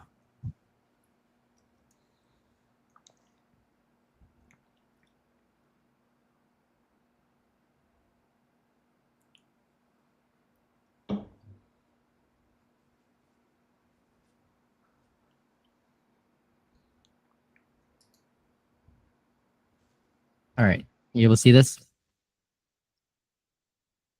So Yeah. this particular video, right, as I said, it gets like a couple hundred views every 48 hours. It's all about the watch time and the retention. So this is a tutorial and they jump around it a lot, right? But I get 60% retention on a video, which is around like a very particular e-commerce topic. So YouTube loves this. Right? And so when you Google this on Amazon, I pop up on Google, I pop up as well. And then the biggest thing is how long, like the interaction, right? Like look how much of the 84% of it comes from YouTube search as far as the traffic. And then also, this is why it does really well. It's got close to 200 comments on it with people having actual problems. And then for me, it's a funnel. It's beautiful. Every person who has a problem is a potential client, right? So I reply, I say, let's jump on a call. Let's see if we can do a paid consult, things like that. Yeah. So that's what we're looking to do. I see. And with your channel, can I see like how many followers, and I guess like how, if we pull it up, what's the channel called? Yeah, Failing to Success, built around my podcast. Here, let me pull it up. Failing to Success. The podcast is even more popular than the YouTube channel. The podcast is top 5% in the world.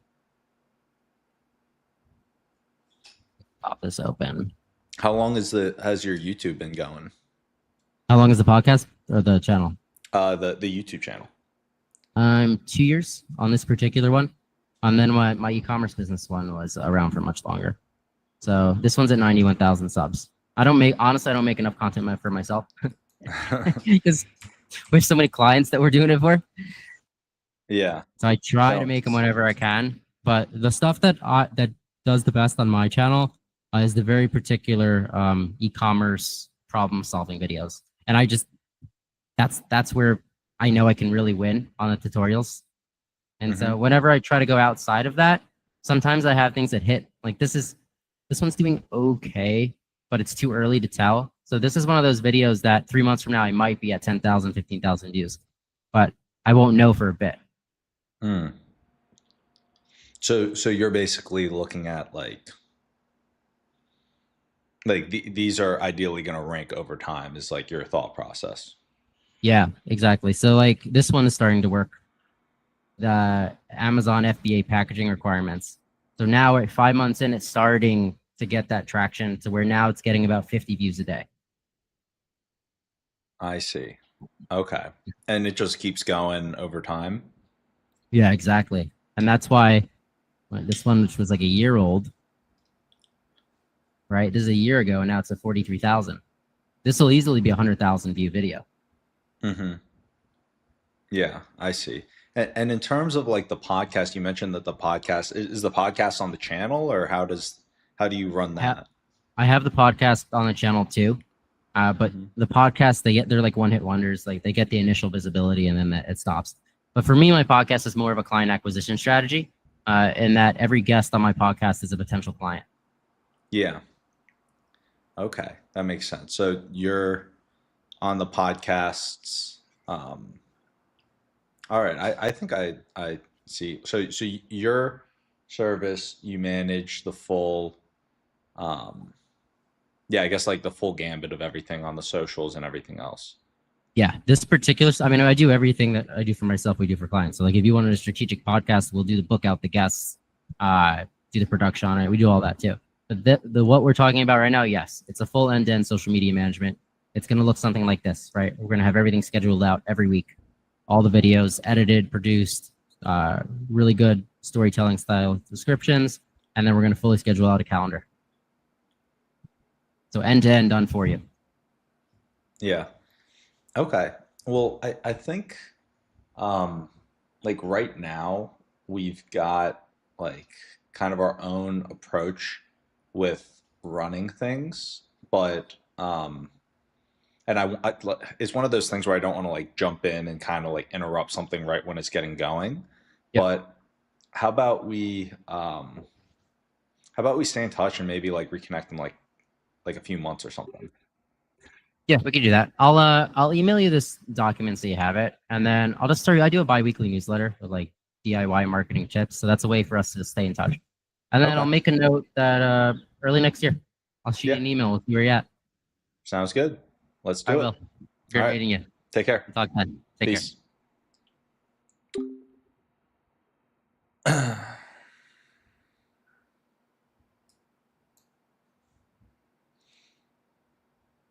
Let's watch one of his videos. We're going to go over how AI tools decide who to trust, how to format your website and social media content, and how to make sure LLMs actually reference you. You have to become the source that AI can actually learn from. When somebody asks ChatGPT who's the best copywriter for e-commerce, or what's the fastest way to build a YouTube channel, they're not getting 10 blue links anymore. They're getting one answer. The 4 most effective ways to train the bots to ingest your content and make you the source of data. Firstly, be citable. AI pulls from clean, structured content. Write like a source, not a marketer. Use headers, bullets.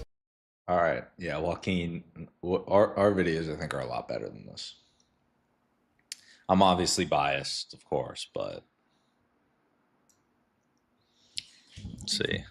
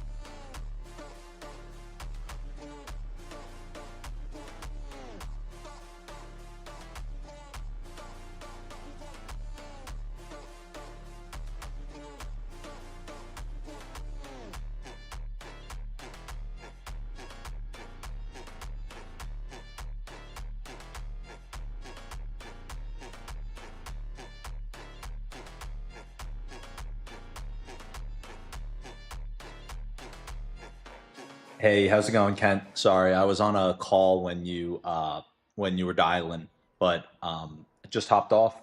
I can I just listened to your message too, so yeah, I think we can push all those different areas forward.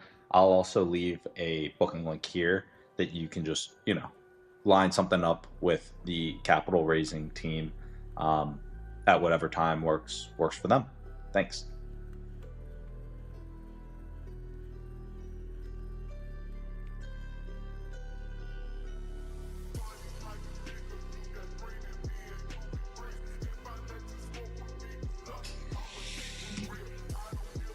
Okay, so we have another meeting here.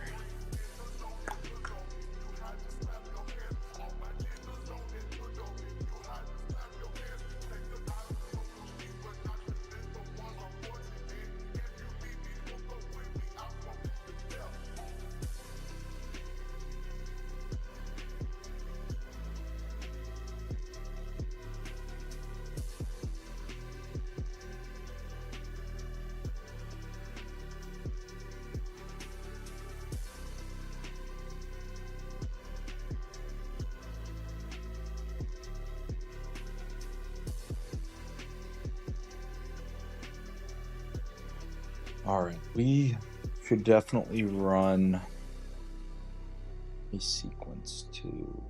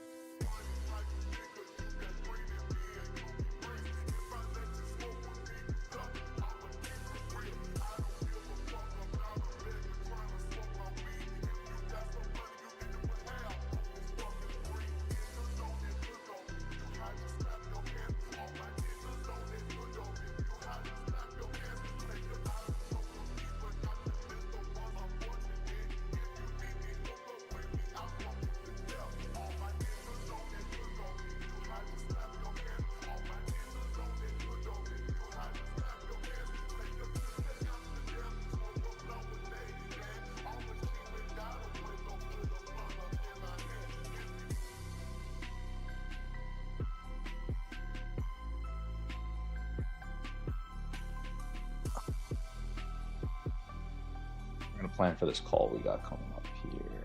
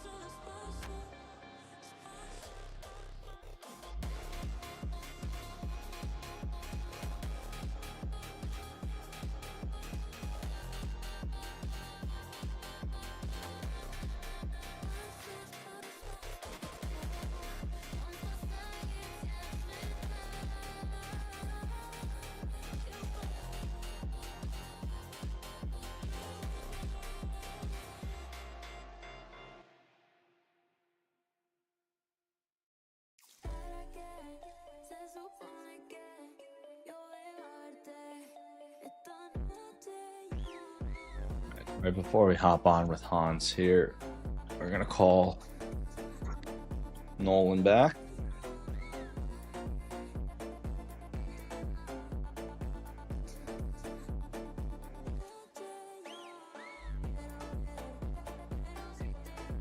Nope.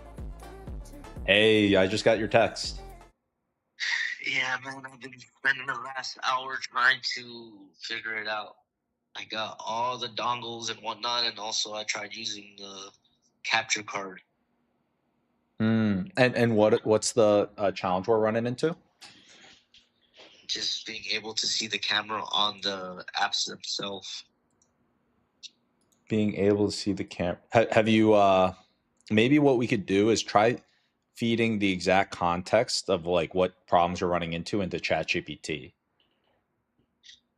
Yeah, so I'm just let me see, because I searched everywhere online and they said it should work, but Yeah, I mean, I would literally go to ChatGPT and tell ChatGPT everything that you've been trying. Just like explain it like you would explain it to a person. Just like imagine that you have the best expert in the world with you, and just say, like tell ChatGPT, pretend that you're the best expert in the world in understanding equipment, setting up live streams, going live, and you're trying to figure out how to live stream with this camera in like this situation using Streamlabs mobile app, and then like whatever problems we run into, just say like, hey, I've tried this, it said online that it should work, but like I'm running into this problem, and then just go back and forth with it. And I think that like, because if without that type of a prompt, it might be kind of tough. yeah, exactly. All right, let me run it by ChatGPT right now. Yeah, if you want, like I could do you think you understand how to do that, or do you want me to like No, I can do those prompts. That's fine. Yeah, you can just literally click. What I like to do is I click that talk button and then just like go to town, just like chat with it a bunch. It's okay if it's kind of disorganized, but then like just chat into that with like as much rambling and context as you need. And then just like keep talking with it as if you're like working with like the best tech expert in the world on it. So like, cause that like someone out there could figure it out, so you just need like that advice from GPT. All right, for sure. Let me answer those prompts right now, and I'll get back to you. All right, awesome, man. Yeah, I'm about to hop on this call at 2:30, and then I actually might finish up early, and if I do, I'm just gonna head over there right away. So All right, for sure. yeah, because I can take that other call in the car, and if this one's only like 30 minutes, then I could probably get over there much sooner. But yeah, and the earlier I can leave, the less traffic I'll run into. So I'm really hoping that this call doesn't take forever. I'm gonna even let him know, like, hey, I'm gonna try and make this a quick call if that's cool. All right, for sure. Sounds good to me. All right, I'm pumped, dude. I've been craving this Korean barbecue all day, bro. You're the highlight of my day, man. I just want you to know that. So just know that, like, you are the light I see at the end of the tunnel on this day. This day's been a lot. So, but yeah, I'm sure you'll figure it out. So it'll be cool. Be getting some delicious food. All right, for sure, brother. All right, I'll catch you later, man. All right, peace out. All right, peace. All right. Be right back.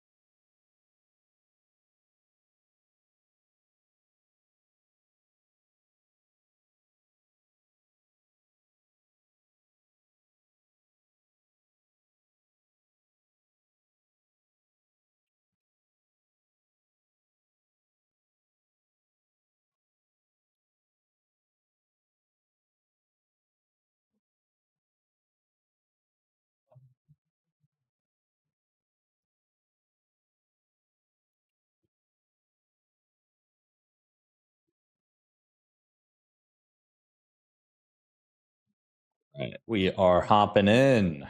Let's go. It's funny how it mirrors the image.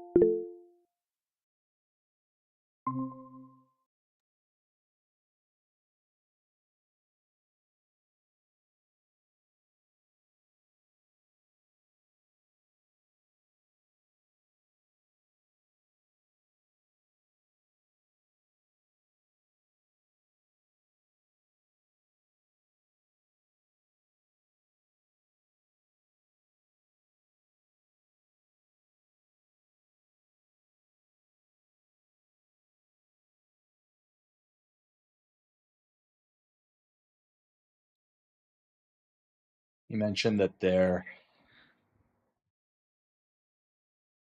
was a caching solution.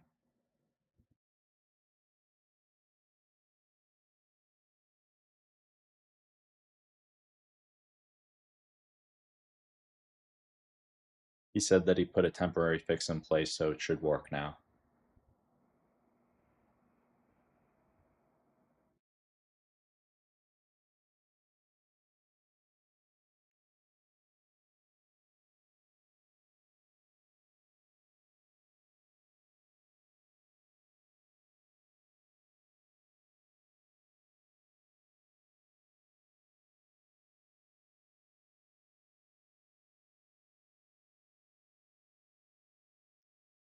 All right, guys. So just to kind of lay the foundation here. So we are about to talk with the man, the myth, the legend himself, Hans, CEO at Avocado Health, previously successful entrepreneur, successfully building Avocado Health right now. He's using MyWorker, and the purpose of this call, we're going to go through a number of things. I actually would love to just give him the chance to chat about what he's building, chat about Avocado Health, about what his mission and vision and what he's looking to do actually is.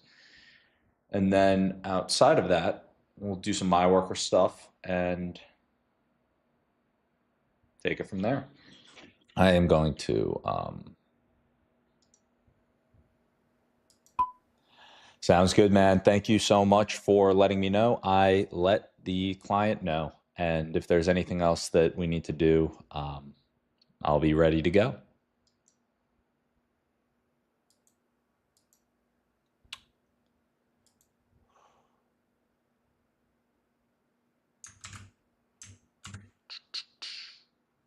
All right.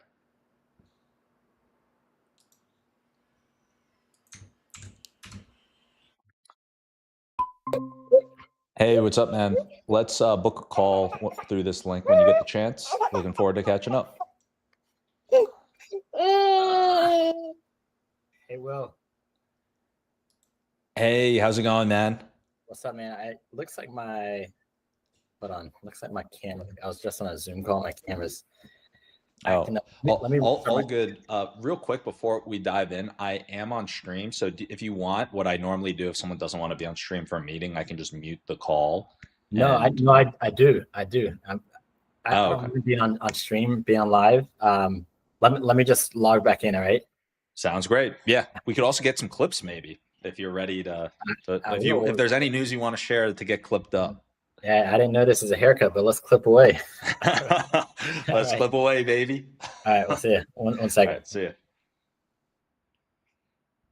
All right, guys. Hans brightens my day. I'll say it. You know, he's a good guy. Actually, not a good guy. He's a great guy. And he will brighten your day as well. Thank you for the sub. Appreciate that. That also brightens my day. And as we're waiting for Hans, yeah, I'll give you guys, I know I was giving some quick context before. We're jumping all over the place, responding to messages, hitting my team back up. A lot going on. That said, yeah, Hans is the CEO of Avocado Health, working on some awesome stuff. There's a lot of things that we're going to run through. We have an hour booked on the calendar. We'll see how long we actually use.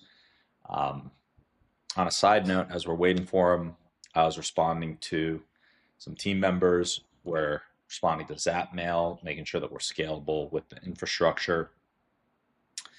A lot of activity happening at the moment. So, you know, actually, as we wait on him, I might just respond to another message.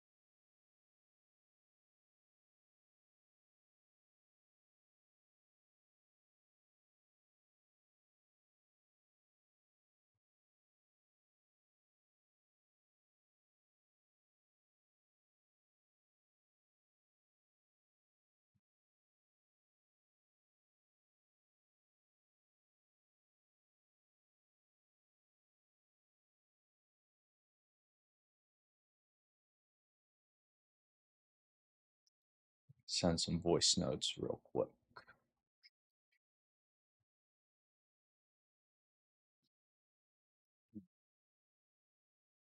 Hey, Andre, how's it going? I wanted to give you the quick update that in Slack, I just added you to a group called MyWorker Zapmail.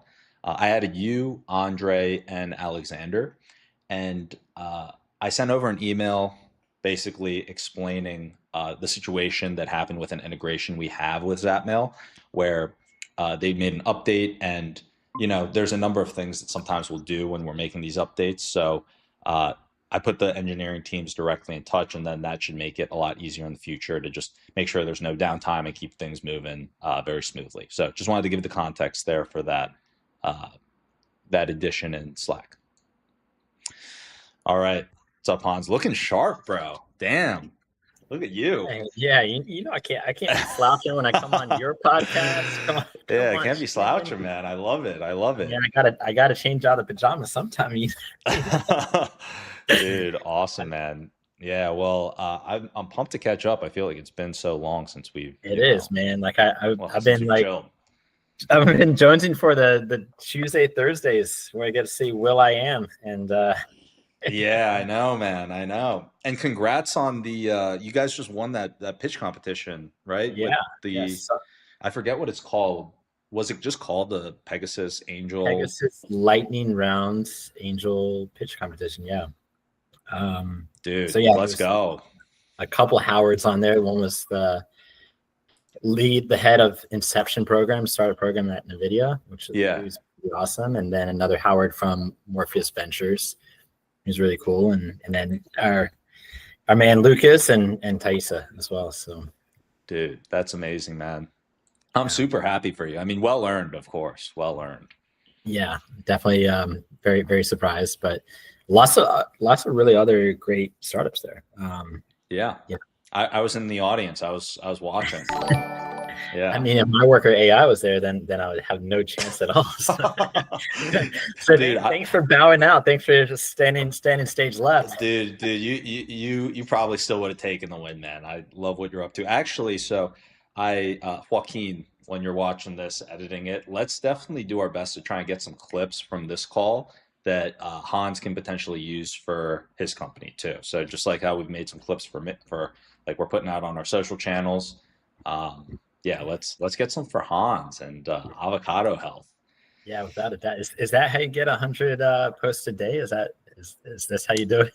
Yeah, so I'll tell you a little bit about the infrastructure. It took a while to get in place because I had to get the streaming, figure out all the tech and everything. But now with the live stream, we've got like a little machine where we have a lot of like content a day, and then they'll clip it up, post like 4 like TikTok style shorts a day, and then 1 YouTube video a day, and those will all go out on the channels. So, dude, I gotta get hooked up to that machine. That's crazy. Yeah, it's awesome. And every week we like go into YouTube Studio, look at the stats, figure out how we can improve the content, the retention, all of that. And Joaquin, you're a beast. What I love is Joaquin is such a good he's like so improvement oriented, like we'll see things, we'll look at the data, and it's like, okay, we'll improve it. But yeah, man. You've seen some of the clips though, right? Like I have. I mean, I see your LinkedIn. That's the main avenue that I see your stuff, but not on TikTok. So.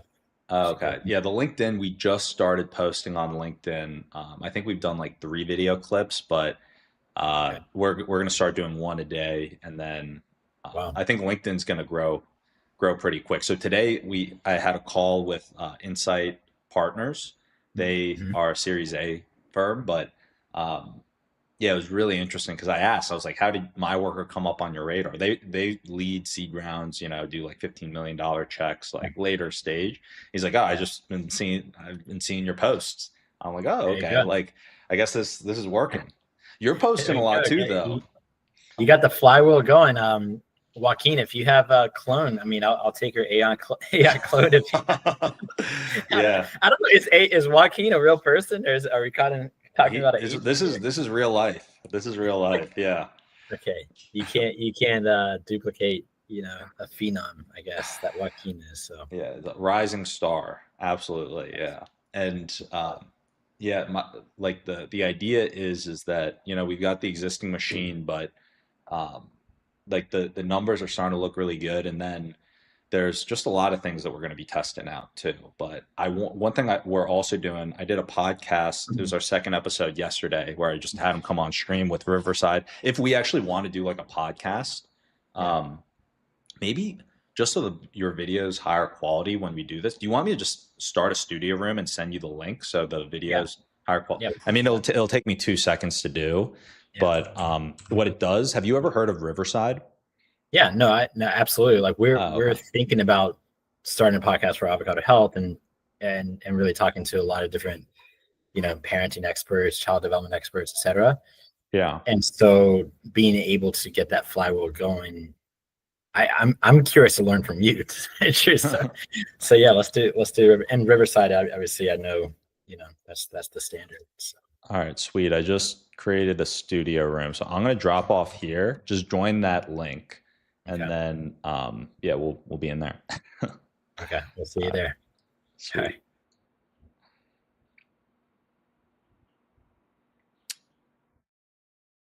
All right, this is better too, because now I can kind of just like, I was looking too tiny over there. Oh wait, I gotta leave that up kind of.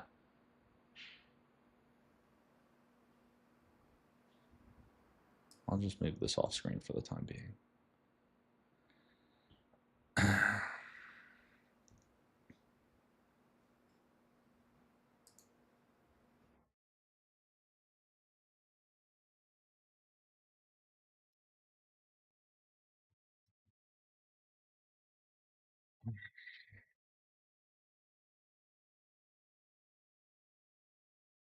All right, let's go. That's what we're talking about. Let's go. That's fun. Well, impromptu pod. One of my friends who's a startup founder, that's his favorite term. Let's go. Yeah, dude. I didn't realize we'd be doing a pod, but you know, we might as well. We already primed Joaquin to get some clips here. Hey, we're moving fast and breaking things. Yeah, dude, it's actually been so fun. And you know, I know we're technically live, but like the podcast recording here, like he can edit it after. Let me just do this. But yeah, what I like about Riverside is like I'll even take some calls here in general, especially if I know I want to get something clipped up, because it records the video locally. So your camera quality is just going to be better, like for the editors. So I can just add them to the Riverside studio, and then. Yeah, and I know that like on the surface, everything looks a little bit more glitchy, but everything's like going through the data stream, the internet. Yeah, data stream quality. Yeah, exactly. Because like right afterwards, it'll save the file locally, but then that gets uploaded into the studio room. These podcasts as well? You publish all these on YouTube? Do you publish all of these on YouTube or just clips? So we literally just started doing the podcast. So we published one episode. I did another one yesterday with a VC, like emerging VC, one of the founders, or maybe he is the founder there. And then I'm just going to start doing more, honestly. I'm getting intros from like, have you heard of Bordy? No. It's like an AI introducer. And so I'm like, find me angels for my podcast. And it's just introducing me to angels online. And then I'm running MyWorker to try and get people to come on. And then I'm just going to bring them on. Boardy? Yeah. Yeah, I can shoot you over a link. That's cool. Yeah. Because I've been a big Lunch Club user. You know Lunch Club? No, Lunch Club? Yeah, so Lunch Club is, I mean, it's literally like a randomized meeting, but based around interests and what you're looking for, essentially. So it started in SF, but it was supposed to be in-person meetings, but now it's a whole virtual kind of thing. So every single Wednesday, I used to get basically a brand new person at 2:00, and here's our. Oh, really? Yeah. That's actually really interesting. And, like meet a new stranger, but they tend to be like you can find like the common threads in the conversation itself. It's just 45 minutes, and you're meeting someone new, expanding that circle, if you will. Right? That's actually very cool. I might have to try that. That might be intimidating. They hop on. I'm like, we're live. No, Yeah. like they're like, oh shit, I didn't realize. But I well, do it's like not the a live concept. it's not a live podcast. It's obviously just a Zoom call, whatever. Yeah. So, How long have you been using it? Lunch Club, yeah, I was at like 2 years, maybe 3 years. Nice. Nice. Very cool. Yeah, let me pop it over to you. Yeah. Dude, later today, so right after we finish up here, I'm driving out to Burbank. I'm grabbing Korean barbecue with uh, my cameraman, and we're gonna test live streaming to Korean barbecue. But I want to live stream Tech Week, so that's kind of my goal is testing the tech today. There's SF Tech Week, and then there's LA Tech Week. So SF is right before. I think the dates are like October 6th through 12th, and then LA is right after the 13th, or October 6th through 12th, and then LA's October 12th or 13th through 19th. Okay. There's something I was supposed to be in LA for on the 14th, so maybe I'll check those out. So I think actually, and I think San Diego's the very next week after that, if I'm not mistaken. San Diego's startup week. So. Oh, okay. Well, one of my friends, she told me that there's a conference happening in San Diego, I think on the 15th. Okay. I'll have to send that to you. So, I mean, that's another, yeah. I mean, if it wasn't during Tech Week, I'd be probably looking to go to that. Yeah. I mean, so it sounds like you're talking to a lot of angels now. Is that right? Yeah, well, the big thing is like how to juggle the multiple things at once and multiply the time. And I realized that I had a couple of different directions. And so each one, there's like a trade-off, right? So like if I double down on investor outreach, then like I only have so much time for the others. And I realized that if I just got the setup that we just finished and got running now from the content side, then every one of the other ones kind of multiplies. It increases the odds of investor capital, it increases our ability to raise sales, all of these things. So I focused on building that kind of first. And now that that's ready, creating the content engine across those 3 platforms. Yeah. So like, for example, right now we're doing like recruiting for the CTO. So like even in that recruiting role, I can like get a bunch of content just taking these calls with potential CTOs. And like I tell them ahead of time, I'm like, hey, we're live streaming. But then that one conversation that would have just been like, a normal conversation and no content now can also have content, Yeah. Okay. across everything. It's like very unconventional, but that's kind of the, I guess, route we chose to go. Okay. Well, that's cool. Yeah. I mean, it's all about, kind of scaling the content and trying to do, just one hour block of content and creating, I don't know, 15, 20 posts from that, right? Mm-hmm. That's pretty cool. Yeah. Well, dude, let's get you some right here. I'd love to have you just kind of give, I mean, I obviously know what you're working on, everything you do, but like the rundown of Avocado Health. Like, how did you, I guess, come to, wanting to work on the idea, and I guess where are things at with the company?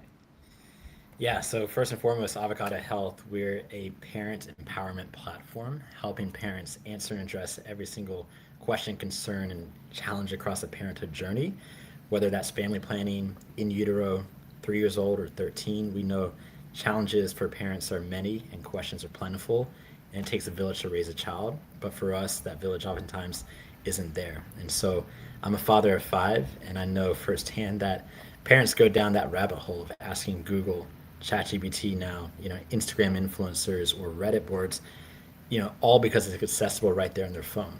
Ideally, they'd love to talk to their pediatrician, but many times that pediatrician is not available. It takes days, if not weeks, to get in front of them. And so what we're trying to do is bridge clinical, validated, expert vetted information and accessibility in one, and really bringing that to parents, right place, right time, whether it's 2 in the morning or 2 in the afternoon, but more importantly, in the right format, which is the most accessible form of communication on the planet, which is text messaging.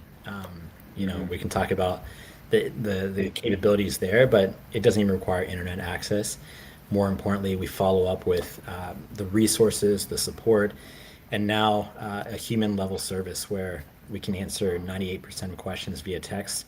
But for that 2%, which many times can be very important, right? We're following up with either a clinical advocate or child life specialist. And so that's, in a nutshell, what Avocado Health is. I can tell you a lot more about that, but I'll pause there and see if you have any questions, and I'll tell you about the story behind it. Yeah, man. I know, and so we both went through the accelerator with Pegasus, which absolutely awesome program. If you're a founder thinking about applying, definitely apply to Pegasus Angel Accelerator, and it's like unbelievable crash course. Like I didn't like school, but that's the type of content where it's just like that you're getting a lot and it's going to help you build a startup. So we both went through that. I've heard your I guess the backstory and how you came to working on and starting Avocado Health, which definitely, if you're comfortable sharing it, would love to dive into. But just to kind of reiterate what you just mentioned at a high level, what you guys are doing. I mean, I think that just speaking like with tech as a whole, AI unlocks so many different things, and you found a way to really take care of an important like use case or problem. Like I saw this in Bitcoin, blockchain. People would try and toss like blockchain on many use cases where it's like, okay, this is not. We don't need this, like you're just trying to duct tape blockchain on and like maybe raise money, whatever it might be. But then the companies that actually do and make a difference, do really big things, important things, I believe are companies like yours and others that can leverage the new technology and think, okay, there's a problem here, and without this company or without this technology, that there hasn't been a solution yet.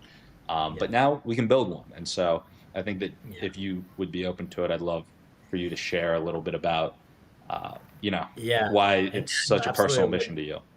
Yeah, would love to dive into this story, but just to even like piggyback on your point there, in terms of, being in the field for the last 5 years in pediatric space, understanding the bottlenecks that we have a limited number of clinical workers, right? People who work in healthcare is just it.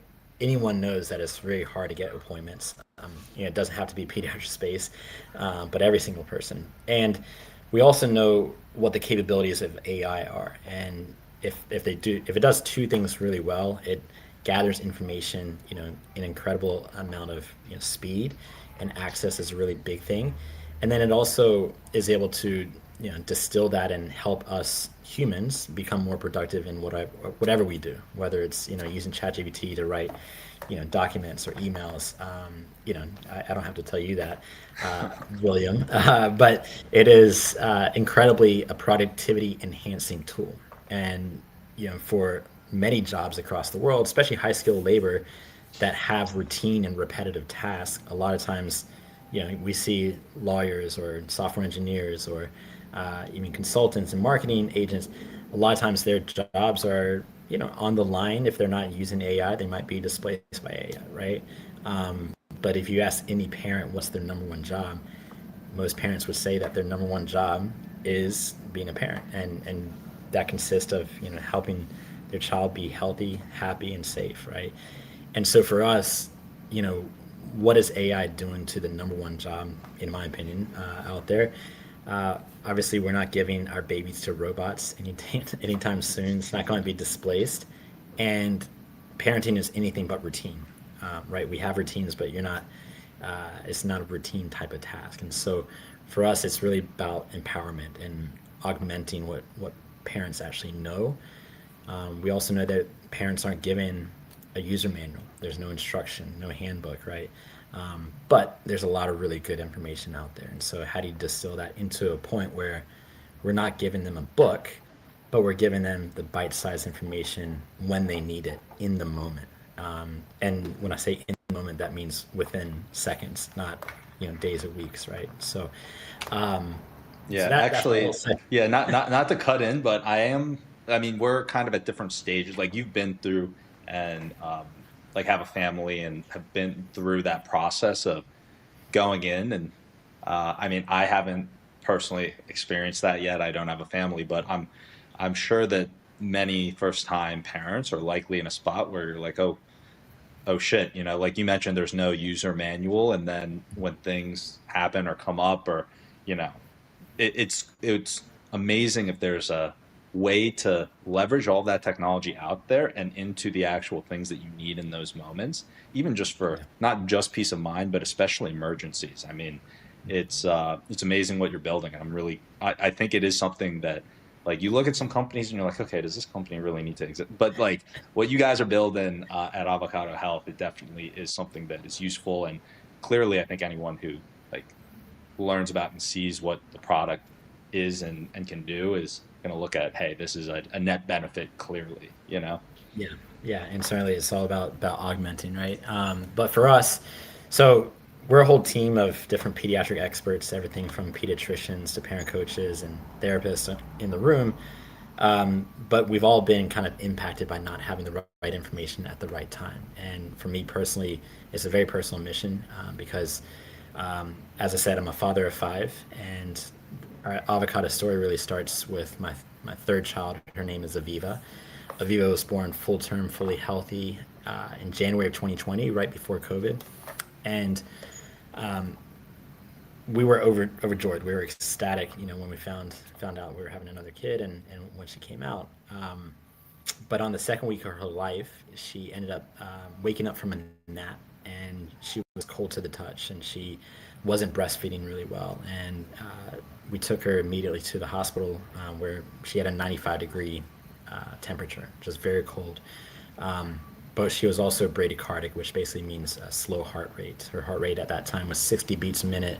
By reference, it should be about 150 beats at that time. And so certainly we were completely paralyzed and very shocked and worried about that. And she was in the hospital for 7 days. The doctors did hundreds of different diagnostic tests and workup, everything that you can imagine. And she was on no medication, nothing more than a saline drip. But within a couple days, even, she was able to recover, fully healthy, and she was released from the hospital with no known diagnosis. And so, obviously, we thought we were overjoyed, but we thought maybe this was just a one-time thing and one-time shock. 3 months later, that wasn't the case, and she had another episode where she was again, lethargic and bradycardic, and we saw a whole new team of doctors at a children's pediatric specialty hospital. Every single ologist you can imagine, cardiologist, neurologist, you name it.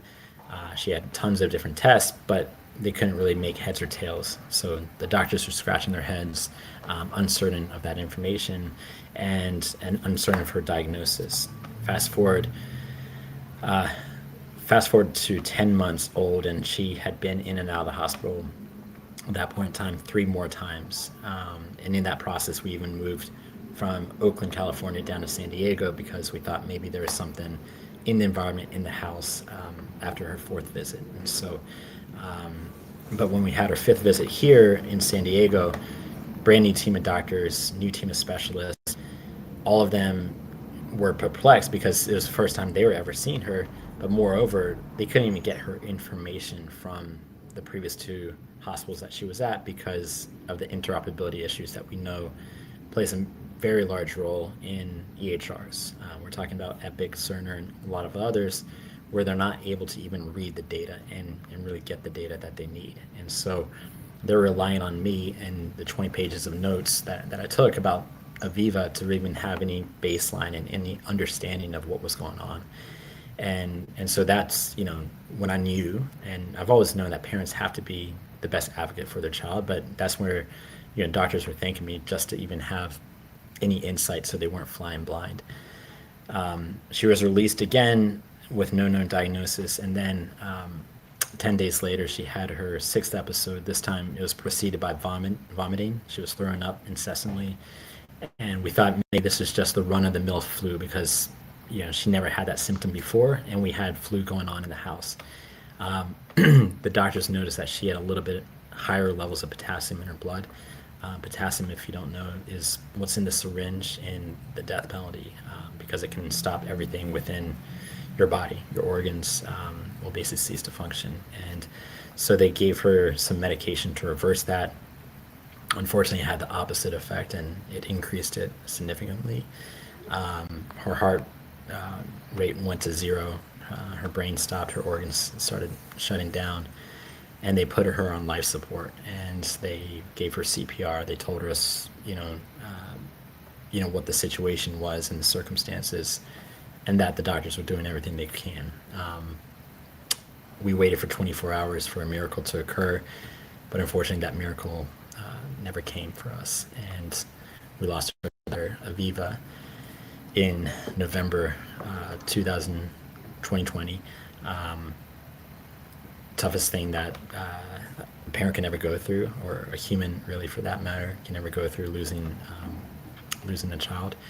And to this day, obviously the hardest thing that we ever had to experience. But they gave us a number of hours afterwards just to be with her. And William, held my daughter in my hands, and I told her, Aviva, Daddy doesn't know what happened, but I'm going to do everything I can to make sure no other parent has to feel that way and has to be in that situation, right? And while I can't prevent everything, what really that started as a promise to my daughter has now evolved really to making sure that we're supporting parents, when they need it most. And that really starts with answering their questions, period. Whether it's small questions like, how do I get my kids to eat vegetables? Or big questions like, does my child have autism, and what can I do about it, right? No question is too big or small for Avocado. And really getting the parents the answers they deserve is at the core of everything that we're doing for parents worldwide. So. Yeah. Every time, at first, I can't even begin to imagine how difficult and what that situation felt like.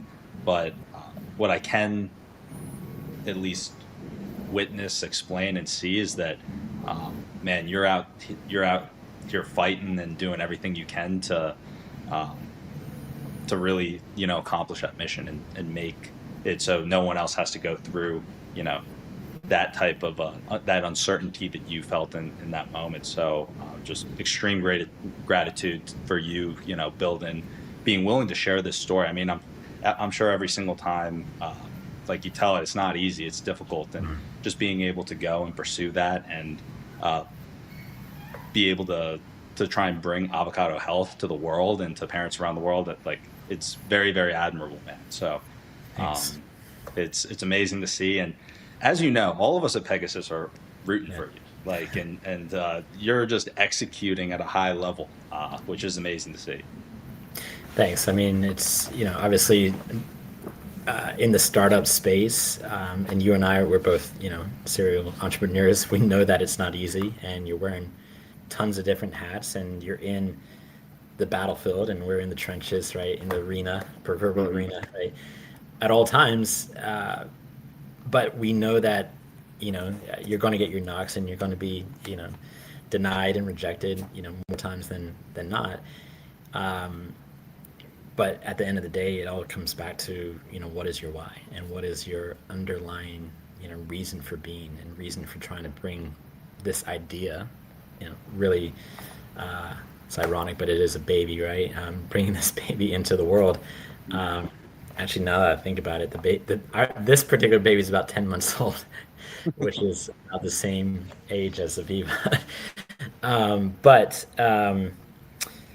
That was a coincidence. Yeah. Well, I was going to say, I can definitely see why, and now everyone can see why. I already knew because I was there, but why you won the pitch competition. Because, I mean, at the end of the day, as an investor, I mean, it does come down to that why, and it's like you've got the strongest why that anyone could potentially even begin to imagine. So it's like, yeah, the ingredients to be able to make it, and bringing everything together, and what's brought you to start the company. I just think that if anyone's ever going to build a company, or you're going to have a rallying cry to make something happen, you're not really going to get a bigger one than Avocado Health.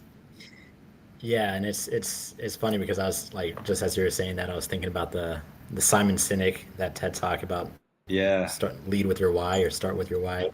And the amazing thing with Avocado, like the mission is so big and the why is so visceral that it's actually really easy to, it's almost magnetic to really attract the right team, around us. And whether that's advisors, whether that's, content producers, whether that's, engineers, building the team is such a crucial function of a startup in and of itself. And, to all the other founders out there, like start with that why and really connect with how your why is really, at the center of the company, but their why as well, right? And so, especially if they're a parent, especially if they've been not in this situation, but hopefully a different situation where they know, that from firsthand experience, the problem that you're trying to address, then that's just, icing on the cake. Like if they're the right fit, if they're the right person, and so I would say, like,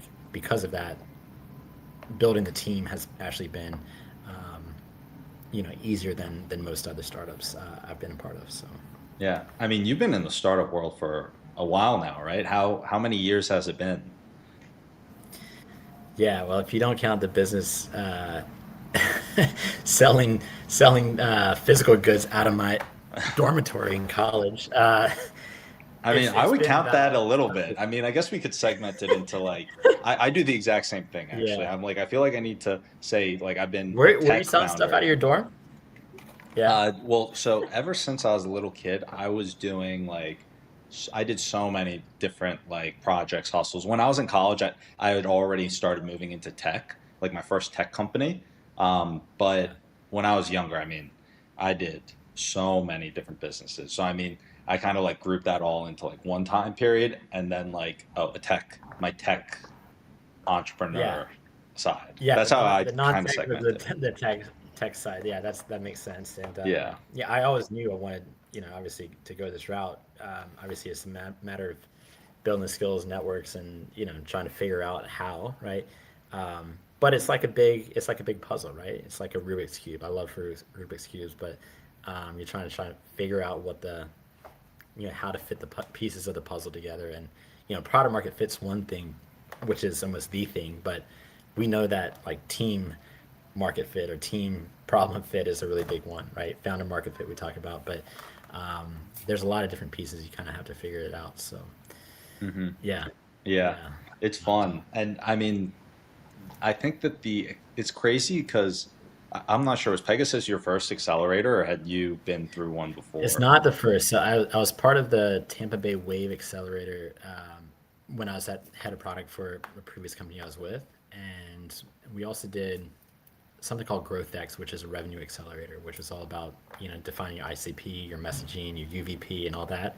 Yeah. Your sales motion in a sense. So I've been and then actually my very first accelerator was Founders Institute, if you know that one. That sounds so familiar. Yeah, I know like almost nothing about it other than like, I feel like I get emails from them or something. Yeah, like, I know the name.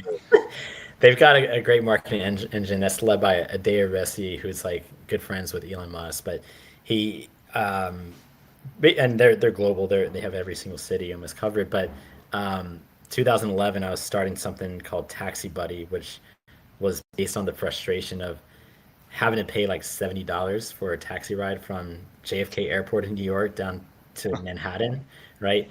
And you get out of the airport, you get your bags, and you're in this long line, which would take like 20 minutes itself to get in this taxi, pre-Uber, which is maybe dating myself, pre-Uber, and so and then everybody literally is going in the same direction, within a matter of blocks. Like it could be East Village or Upper East Side or Greenwich Village or wherever it is, and I'm like, this is inane. Like we should all just join up and share a taxi and just have two stops rather than everyone paying $70. And that was when I was 25 and not making much. And so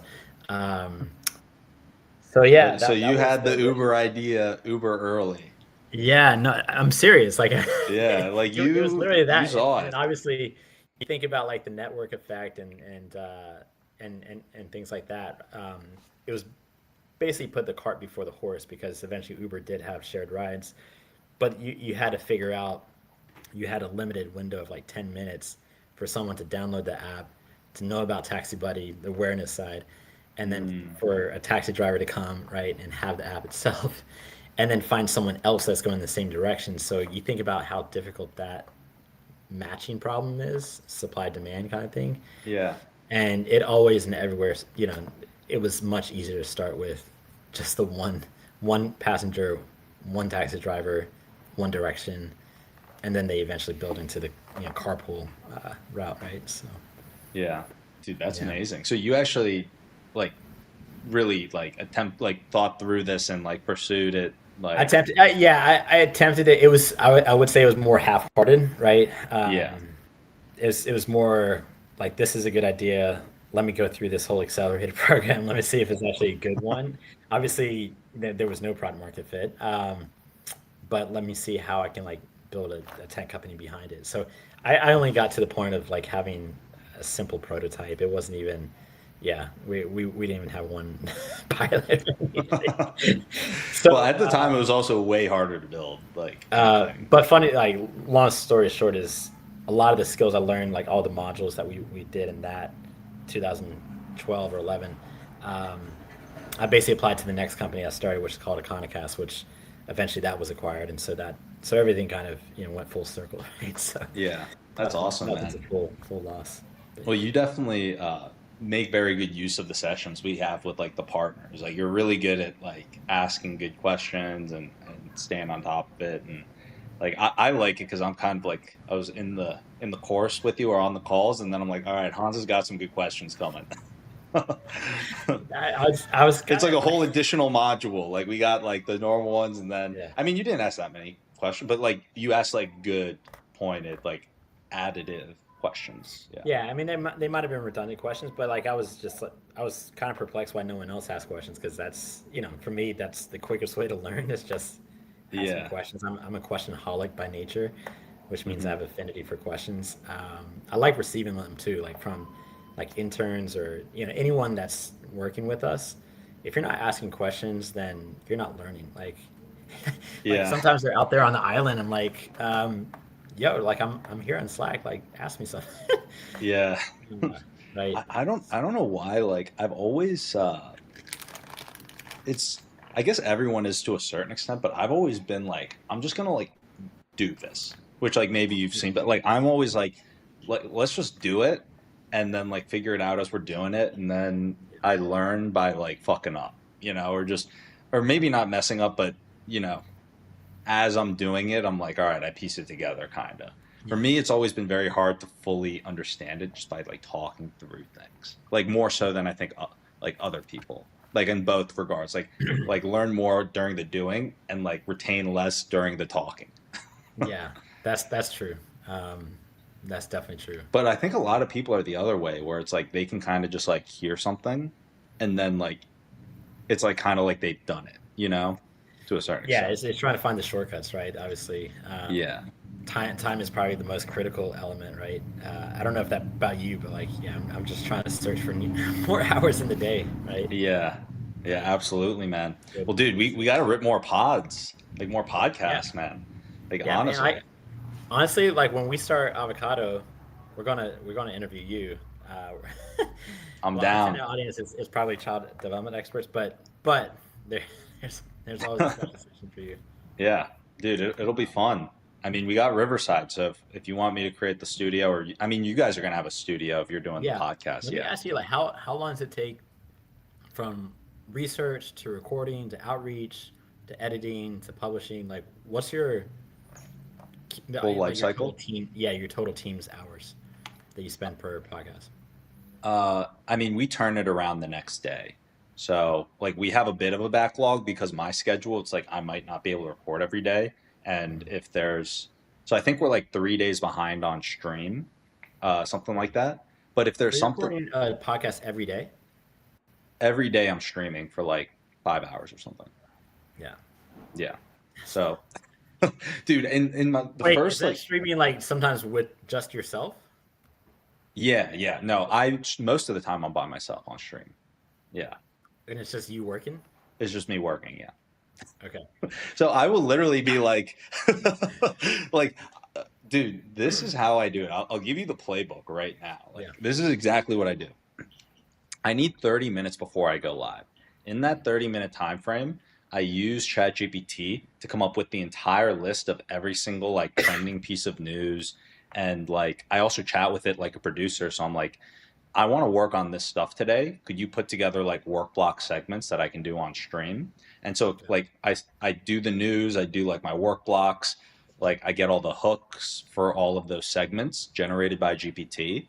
And then when I'm in the and then when I'm live, like I just record and like I rarely like stick strictly to the segments and like something will come up and then I'll call and then I'll do whatever. But then like throughout the day, and then the podcasts are just a very small part of it. Like, so I'll just like hop on a call, but instead in the Google Calendar, I put a Riverside link instead of a Google Meet. And so then they just join like a meeting like this, but it's on Riverside. And then like right after I finish recording, I take the raw files like from Streamlabs, and then I have a separate cam raw recording just my face, which like before I was doing the video was a little blurry, so that's why I like set that up. And then I upload all those into like a G drive that I like title like day 43, day 44, like each day. And then like that's my workflow. And then the team takes it in post. They'll go and like do everything like with the they'll make the edits, they'll make the posts. I created a couple GPT chats, so like they can just talk about what the post or video is about, and then it'll create the descriptions for socials, including my LinkedIn. Like my LinkedIn videos the past couple of days, I didn't write those posts. Like that was written by the bot that I made in chat, and then they just put it in, and then.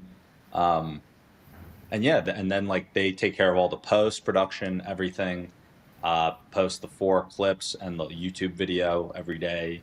And then they go on to like Twitch and some of these others and like clip it like from the videos, because you can't post shorts on those. So it's like, they'll have to go in and like manually like clip it. Then, okay. So this is obviously lead gen. So top of the funnel awareness. And then from there, do you have people going to your website directly or to a link tree, or like where do you go from there? Yeah, honestly, right now the way that it's set up is so here's the playbook I'm thinking about it, and it's getting better every week. Like we're refining processes literally every single week. So like next week it's going to be a little bit more organized. The week after it'll be a bit more. But the way that the funnel's working is I'm not sure if I've mentioned this to you before, but it's the thought process of like, you can't ride 2 horses with one ass. So you really just got to like focus on like, what's the horse we're going to ride here? I love that. I love that one. And it rings so true. And so taking that concept here, I told them like, look, at the end of the day, just knowing how the platforms work, the platforms like YouTube or any of these others, they're trying to retain people on the platform, like keep people on.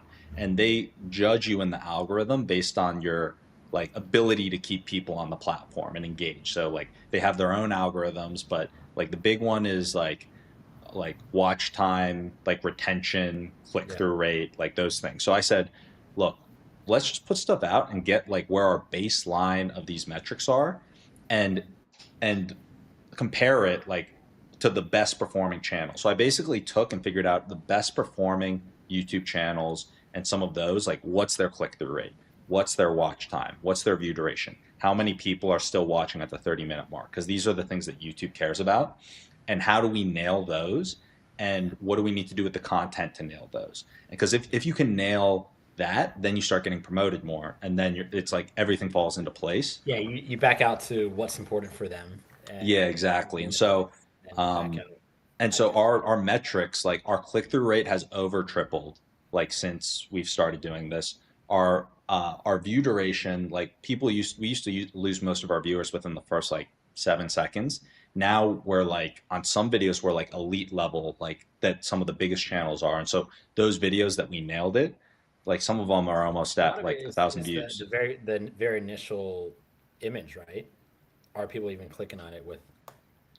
Yeah, so there's 2 ingredients that like, it's almost like 2 beasts that it's like they're both separate games, but you gotta you got to nail both, because you can make the best video in the world, and if no one clicks on it, then like that video is going to like do awful. Yeah. And you could have the best video in the entire line and the content of an email, right? Yeah. You need to have the awesome subject line, right? You have to... And you could also have the best video in the entire world, but if people are clicking out of that video within the first 30 seconds, then your video is also going to tank. And so these are all separate things. Like you got to nail that first 30 seconds, the hook and the storytelling for the video. And you also have to nail that title and thumbnail that get people into your video. And so just like any type of funnel, like to nail the content side, you got to nail those funnels. And at the end of the day, like we have our own type of content, and there's certain benchmarks in YouTube that we have to hit. And so I optimize everything around, okay, how do we hit those benchmarks with the type of content we're producing for our ideal audience member? And like, why are people tuning in? It's almost like ICP targeting, but how are we going to do that from a content? Personas, right? Yeah. And so, I mean, we're still early in that like product or audience market fit, so to say, but our metrics are getting a lot better, and we're just throwing spaghetti at the wall and measuring. So that's kind of how, I forgot how I got on this exact tangent, but that's kind of how I've structured everything. We're talking about like making the podcast and making that just blossom. Like there's so many like different avenues. I mean, you can turn the podcast into, I'm sure, into a blog post, right? Yeah. So that's actually coming down the pipeline. So the iteration, like this is starting to get better. Now I'm trying to figure out how we can leverage all this content to rank better in AI, SEO, and search. And so how do we... ChatGPT. Yeah, because at the end of the day, I think that's how we win big, is you want to start getting recommended by these AI search engines. I think that traditional SEO, it's still not like the majority of the market, but as the population gets used to using ChatGPT, and eventually these AI agentic search browsers get way better. And like, even with Perplexity Comment now, I pay for the Max subscription, but like you can literally say like, I want this, and it'll go fill out the cart, find everything, and fill out your cart for you. And like it makes the shopping experience crazy easy. And once these technologies are widely distributed, they're going to be better than they are today, and they already work and like widely known, then traditional SEO at that point is dead. And what wins is, okay, how are you getting recommended to those search engines? And how do those search engines find and recommend people? And so that's the other reason why I'm thinking I got to go big on the content side, because if every single time someone's searching something related to this, if we're the one that always gets recommended, and you've got this much of the population searching and shopping with it now, but then it's going to be 99%, then if you start now, you're going to have a huge advantage and you're going to eat up market share. Yeah, what's it called? AI engine optimization. Yeah, it's got all these like different like AI, EO, like GEO. I don't even know. I'm just like, I just want AI to talk about my shit. That's all I want. Yeah. Like, how do I get AI doing that? Just keep talking about it. I know we're coming up on time, but I wanted just real quick. We can stop recording. I don't know if you want, but I wanted to ask you on the MyWorker AI. So I just went into it today. Yeah. Because we got our campaigns going. Should I share it with you? Yeah, for sure. Let's toss it up on the. So honestly, I took my eye off the ball here, and MyWorker was diligently working in the background. Okay, so you got some responses. Yeah, so it looks like this parent advocacy org actually is doing decent-ish. I don't know what decent is. I guess we're getting a baseline, right? Yeah. How do I look at this? So you click on the inbox on the left-hand side. Okay. Yeah. And then that'll pop up. And it looks like these other campaigns are paused. So they created a handful of emails and then... Oh man, I think this is I think this is still set on India, judging by these names. Oh my gosh, I didn't go into the account and update it. I completely spaced on that. Okay, should we do it real quick? Yeah, let's do it. Let's see here. Oh, whoops, sorry. This is the inbox. Yeah, Oh yeah, it's still on India. Looks like it's only like 3 messages. But another thing that I'll do as well too, because I kind of dropped the ball on that and I wasn't able to maximize your outreach. I'll cover the cost on my end to buy you a couple more domains and allow us to do, like, I'll pay for more domains, leads, stuff like that, just to, because I dropped the ball there on not getting those other ones set up and this fixed earlier. So I'm actually going to message my team right now to get you more inboxes. All right.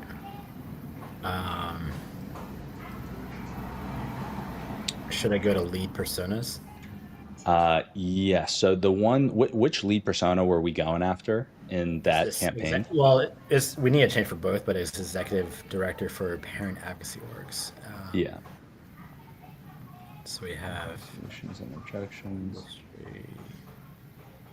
Yeah, I don't remember. I see. Okay. So here's what we can do. Let's click, let's go down and click save at the bottom, and then we can just duplicate that campaign. So if you go to home and then click on the campaign that you want to launch or duplicate, we would go.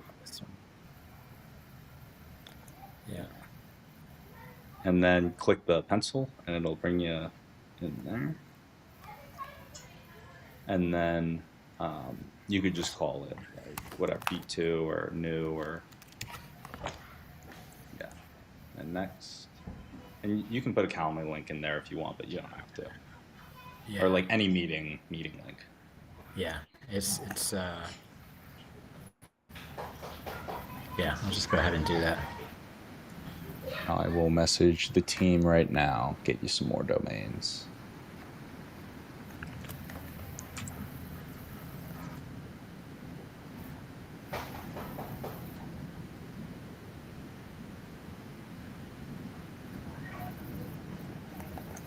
Okay, looks like persona, I don't think there's anything to change here. Right. Yeah, we can keep that. Search. Oh, wait a minute.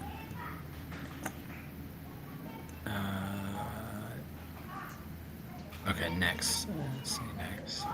Okay, search. I think this is. Yeah, so right now it's smart lead search. So this is basically using like AI agentic search for like looking at your persona.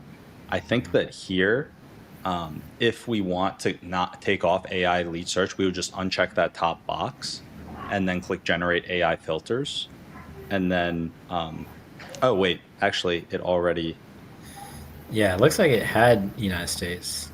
Yeah, we just had smart lead search on, so we didn't, yeah. Actually, like, click home and just don't save it, because I think that it had, unless these filters look good to you, it's your call. Yeah, I mean, I could probably put in more. So that keyword filtering is gonna make it so it cuts out. Yeah. It cut out a lot. Okay. Yeah, but that's actually fine if it'll make it more targeted. So yeah, just type all the keywords that you think might be relevant, and we'll see how many are. Let me see here. Yeah. Okay, so this might, I don't know if 604 is too small. That's fine. You could actually click on that experience box and then X that out. Like if you, yeah, on the right, and that'll open up 880. Okay. And if there are any other keywords that you think might be useful to include, 880 is actually a good number though. Okay. Okay. Do not include any leads from Integrated CRMs. Okay. All right. Yeah, we can launch this campaign. So if you scroll down and click next, and then click that drop down. Okay. Yeah, attach those other two. Okay. And then we're gonna have to X out that one with the, because it's already attached to another active campaign. Okay. Click next. Okay, so I got two. Yeah, and then we can hit them with, just remove the follow-ups. We'll just hit them with one. Okay, no follow-up? Yeah, so you can click remove. Perfect, and then next.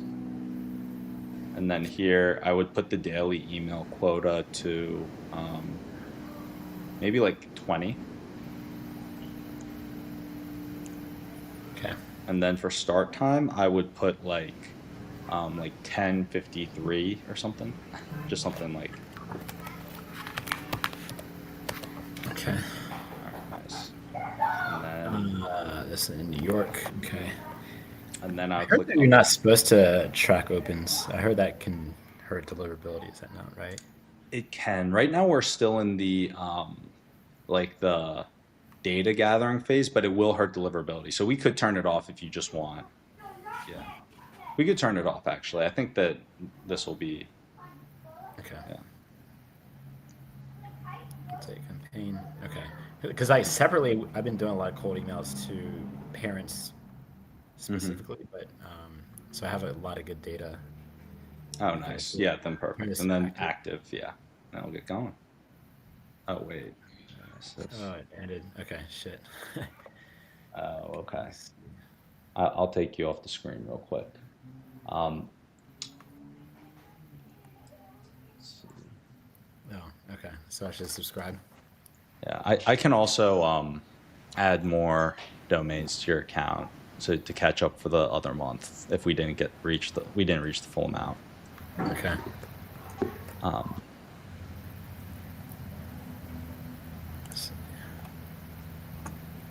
Dude, I'm pumped to see these shorts, man.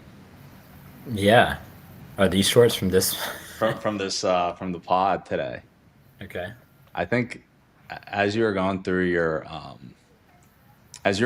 it, man, I was like, damn, this is gonna have some good clips. All right, here we go. That's funny. You start thinking in terms. It's so weird. Like my brain, just because I'm so focused on it now, like as I'm like listening, I'm like, oh my god, Joaquin's gonna have a field day with this. That's funny. That's a good way to be thinking, I guess. Yeah. I mean, also, we could even do like a monthly cadence or something if you just want, like every month. Just there's certain things, updates to the marketing material. I'm actually, there's some other customers that we're working with where I'm just like, hey, we can get you content too. So instead of you need to like line up a shoot and do all this stuff, like, okay.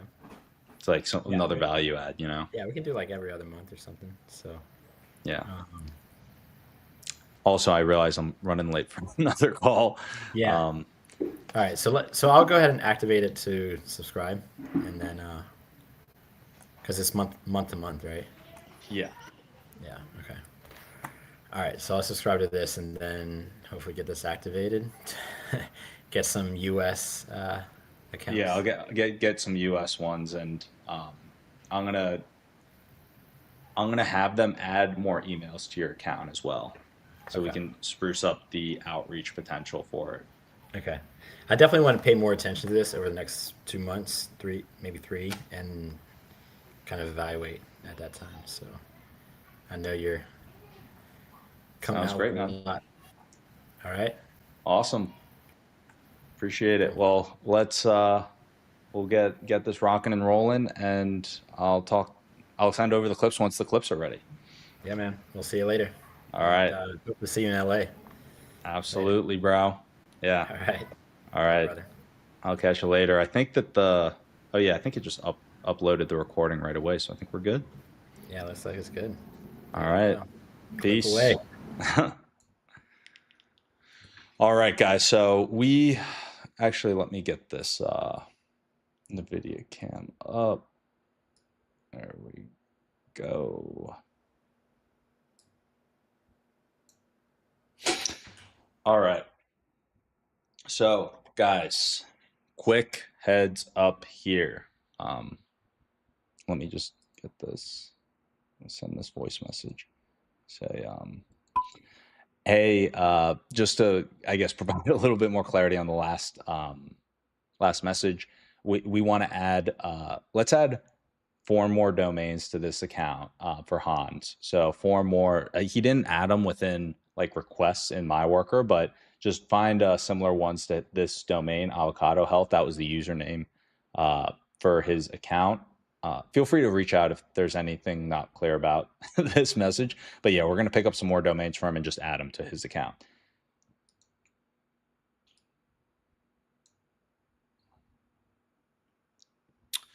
All right. message.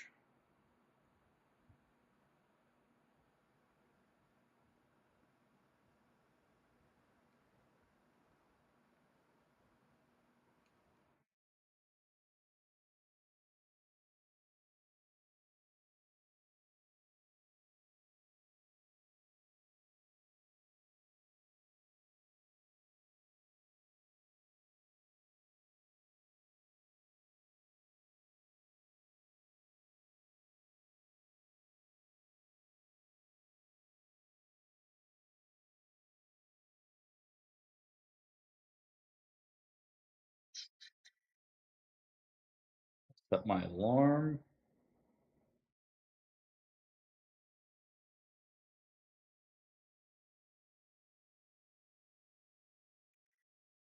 All right, so yeah, we're gonna wrap up the stream, guys. This was an awesome stream.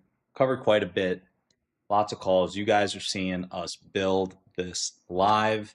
For those of you guys who is your first time, make sure you subscribe.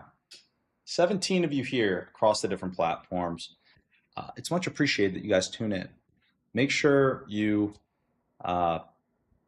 subscribe every single day at 11 a.m., sometimes earlier. We will be 11 a.m. Pacific.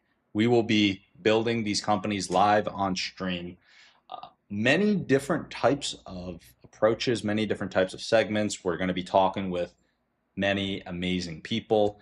And as a quick recap, SAS Mining, we make it easy for you to start mining Bitcoin with renewable energy. And with MyWorker, you guys actually saw a lot of the software today, but we're making it easy for you to connect with the customers that need your products and services.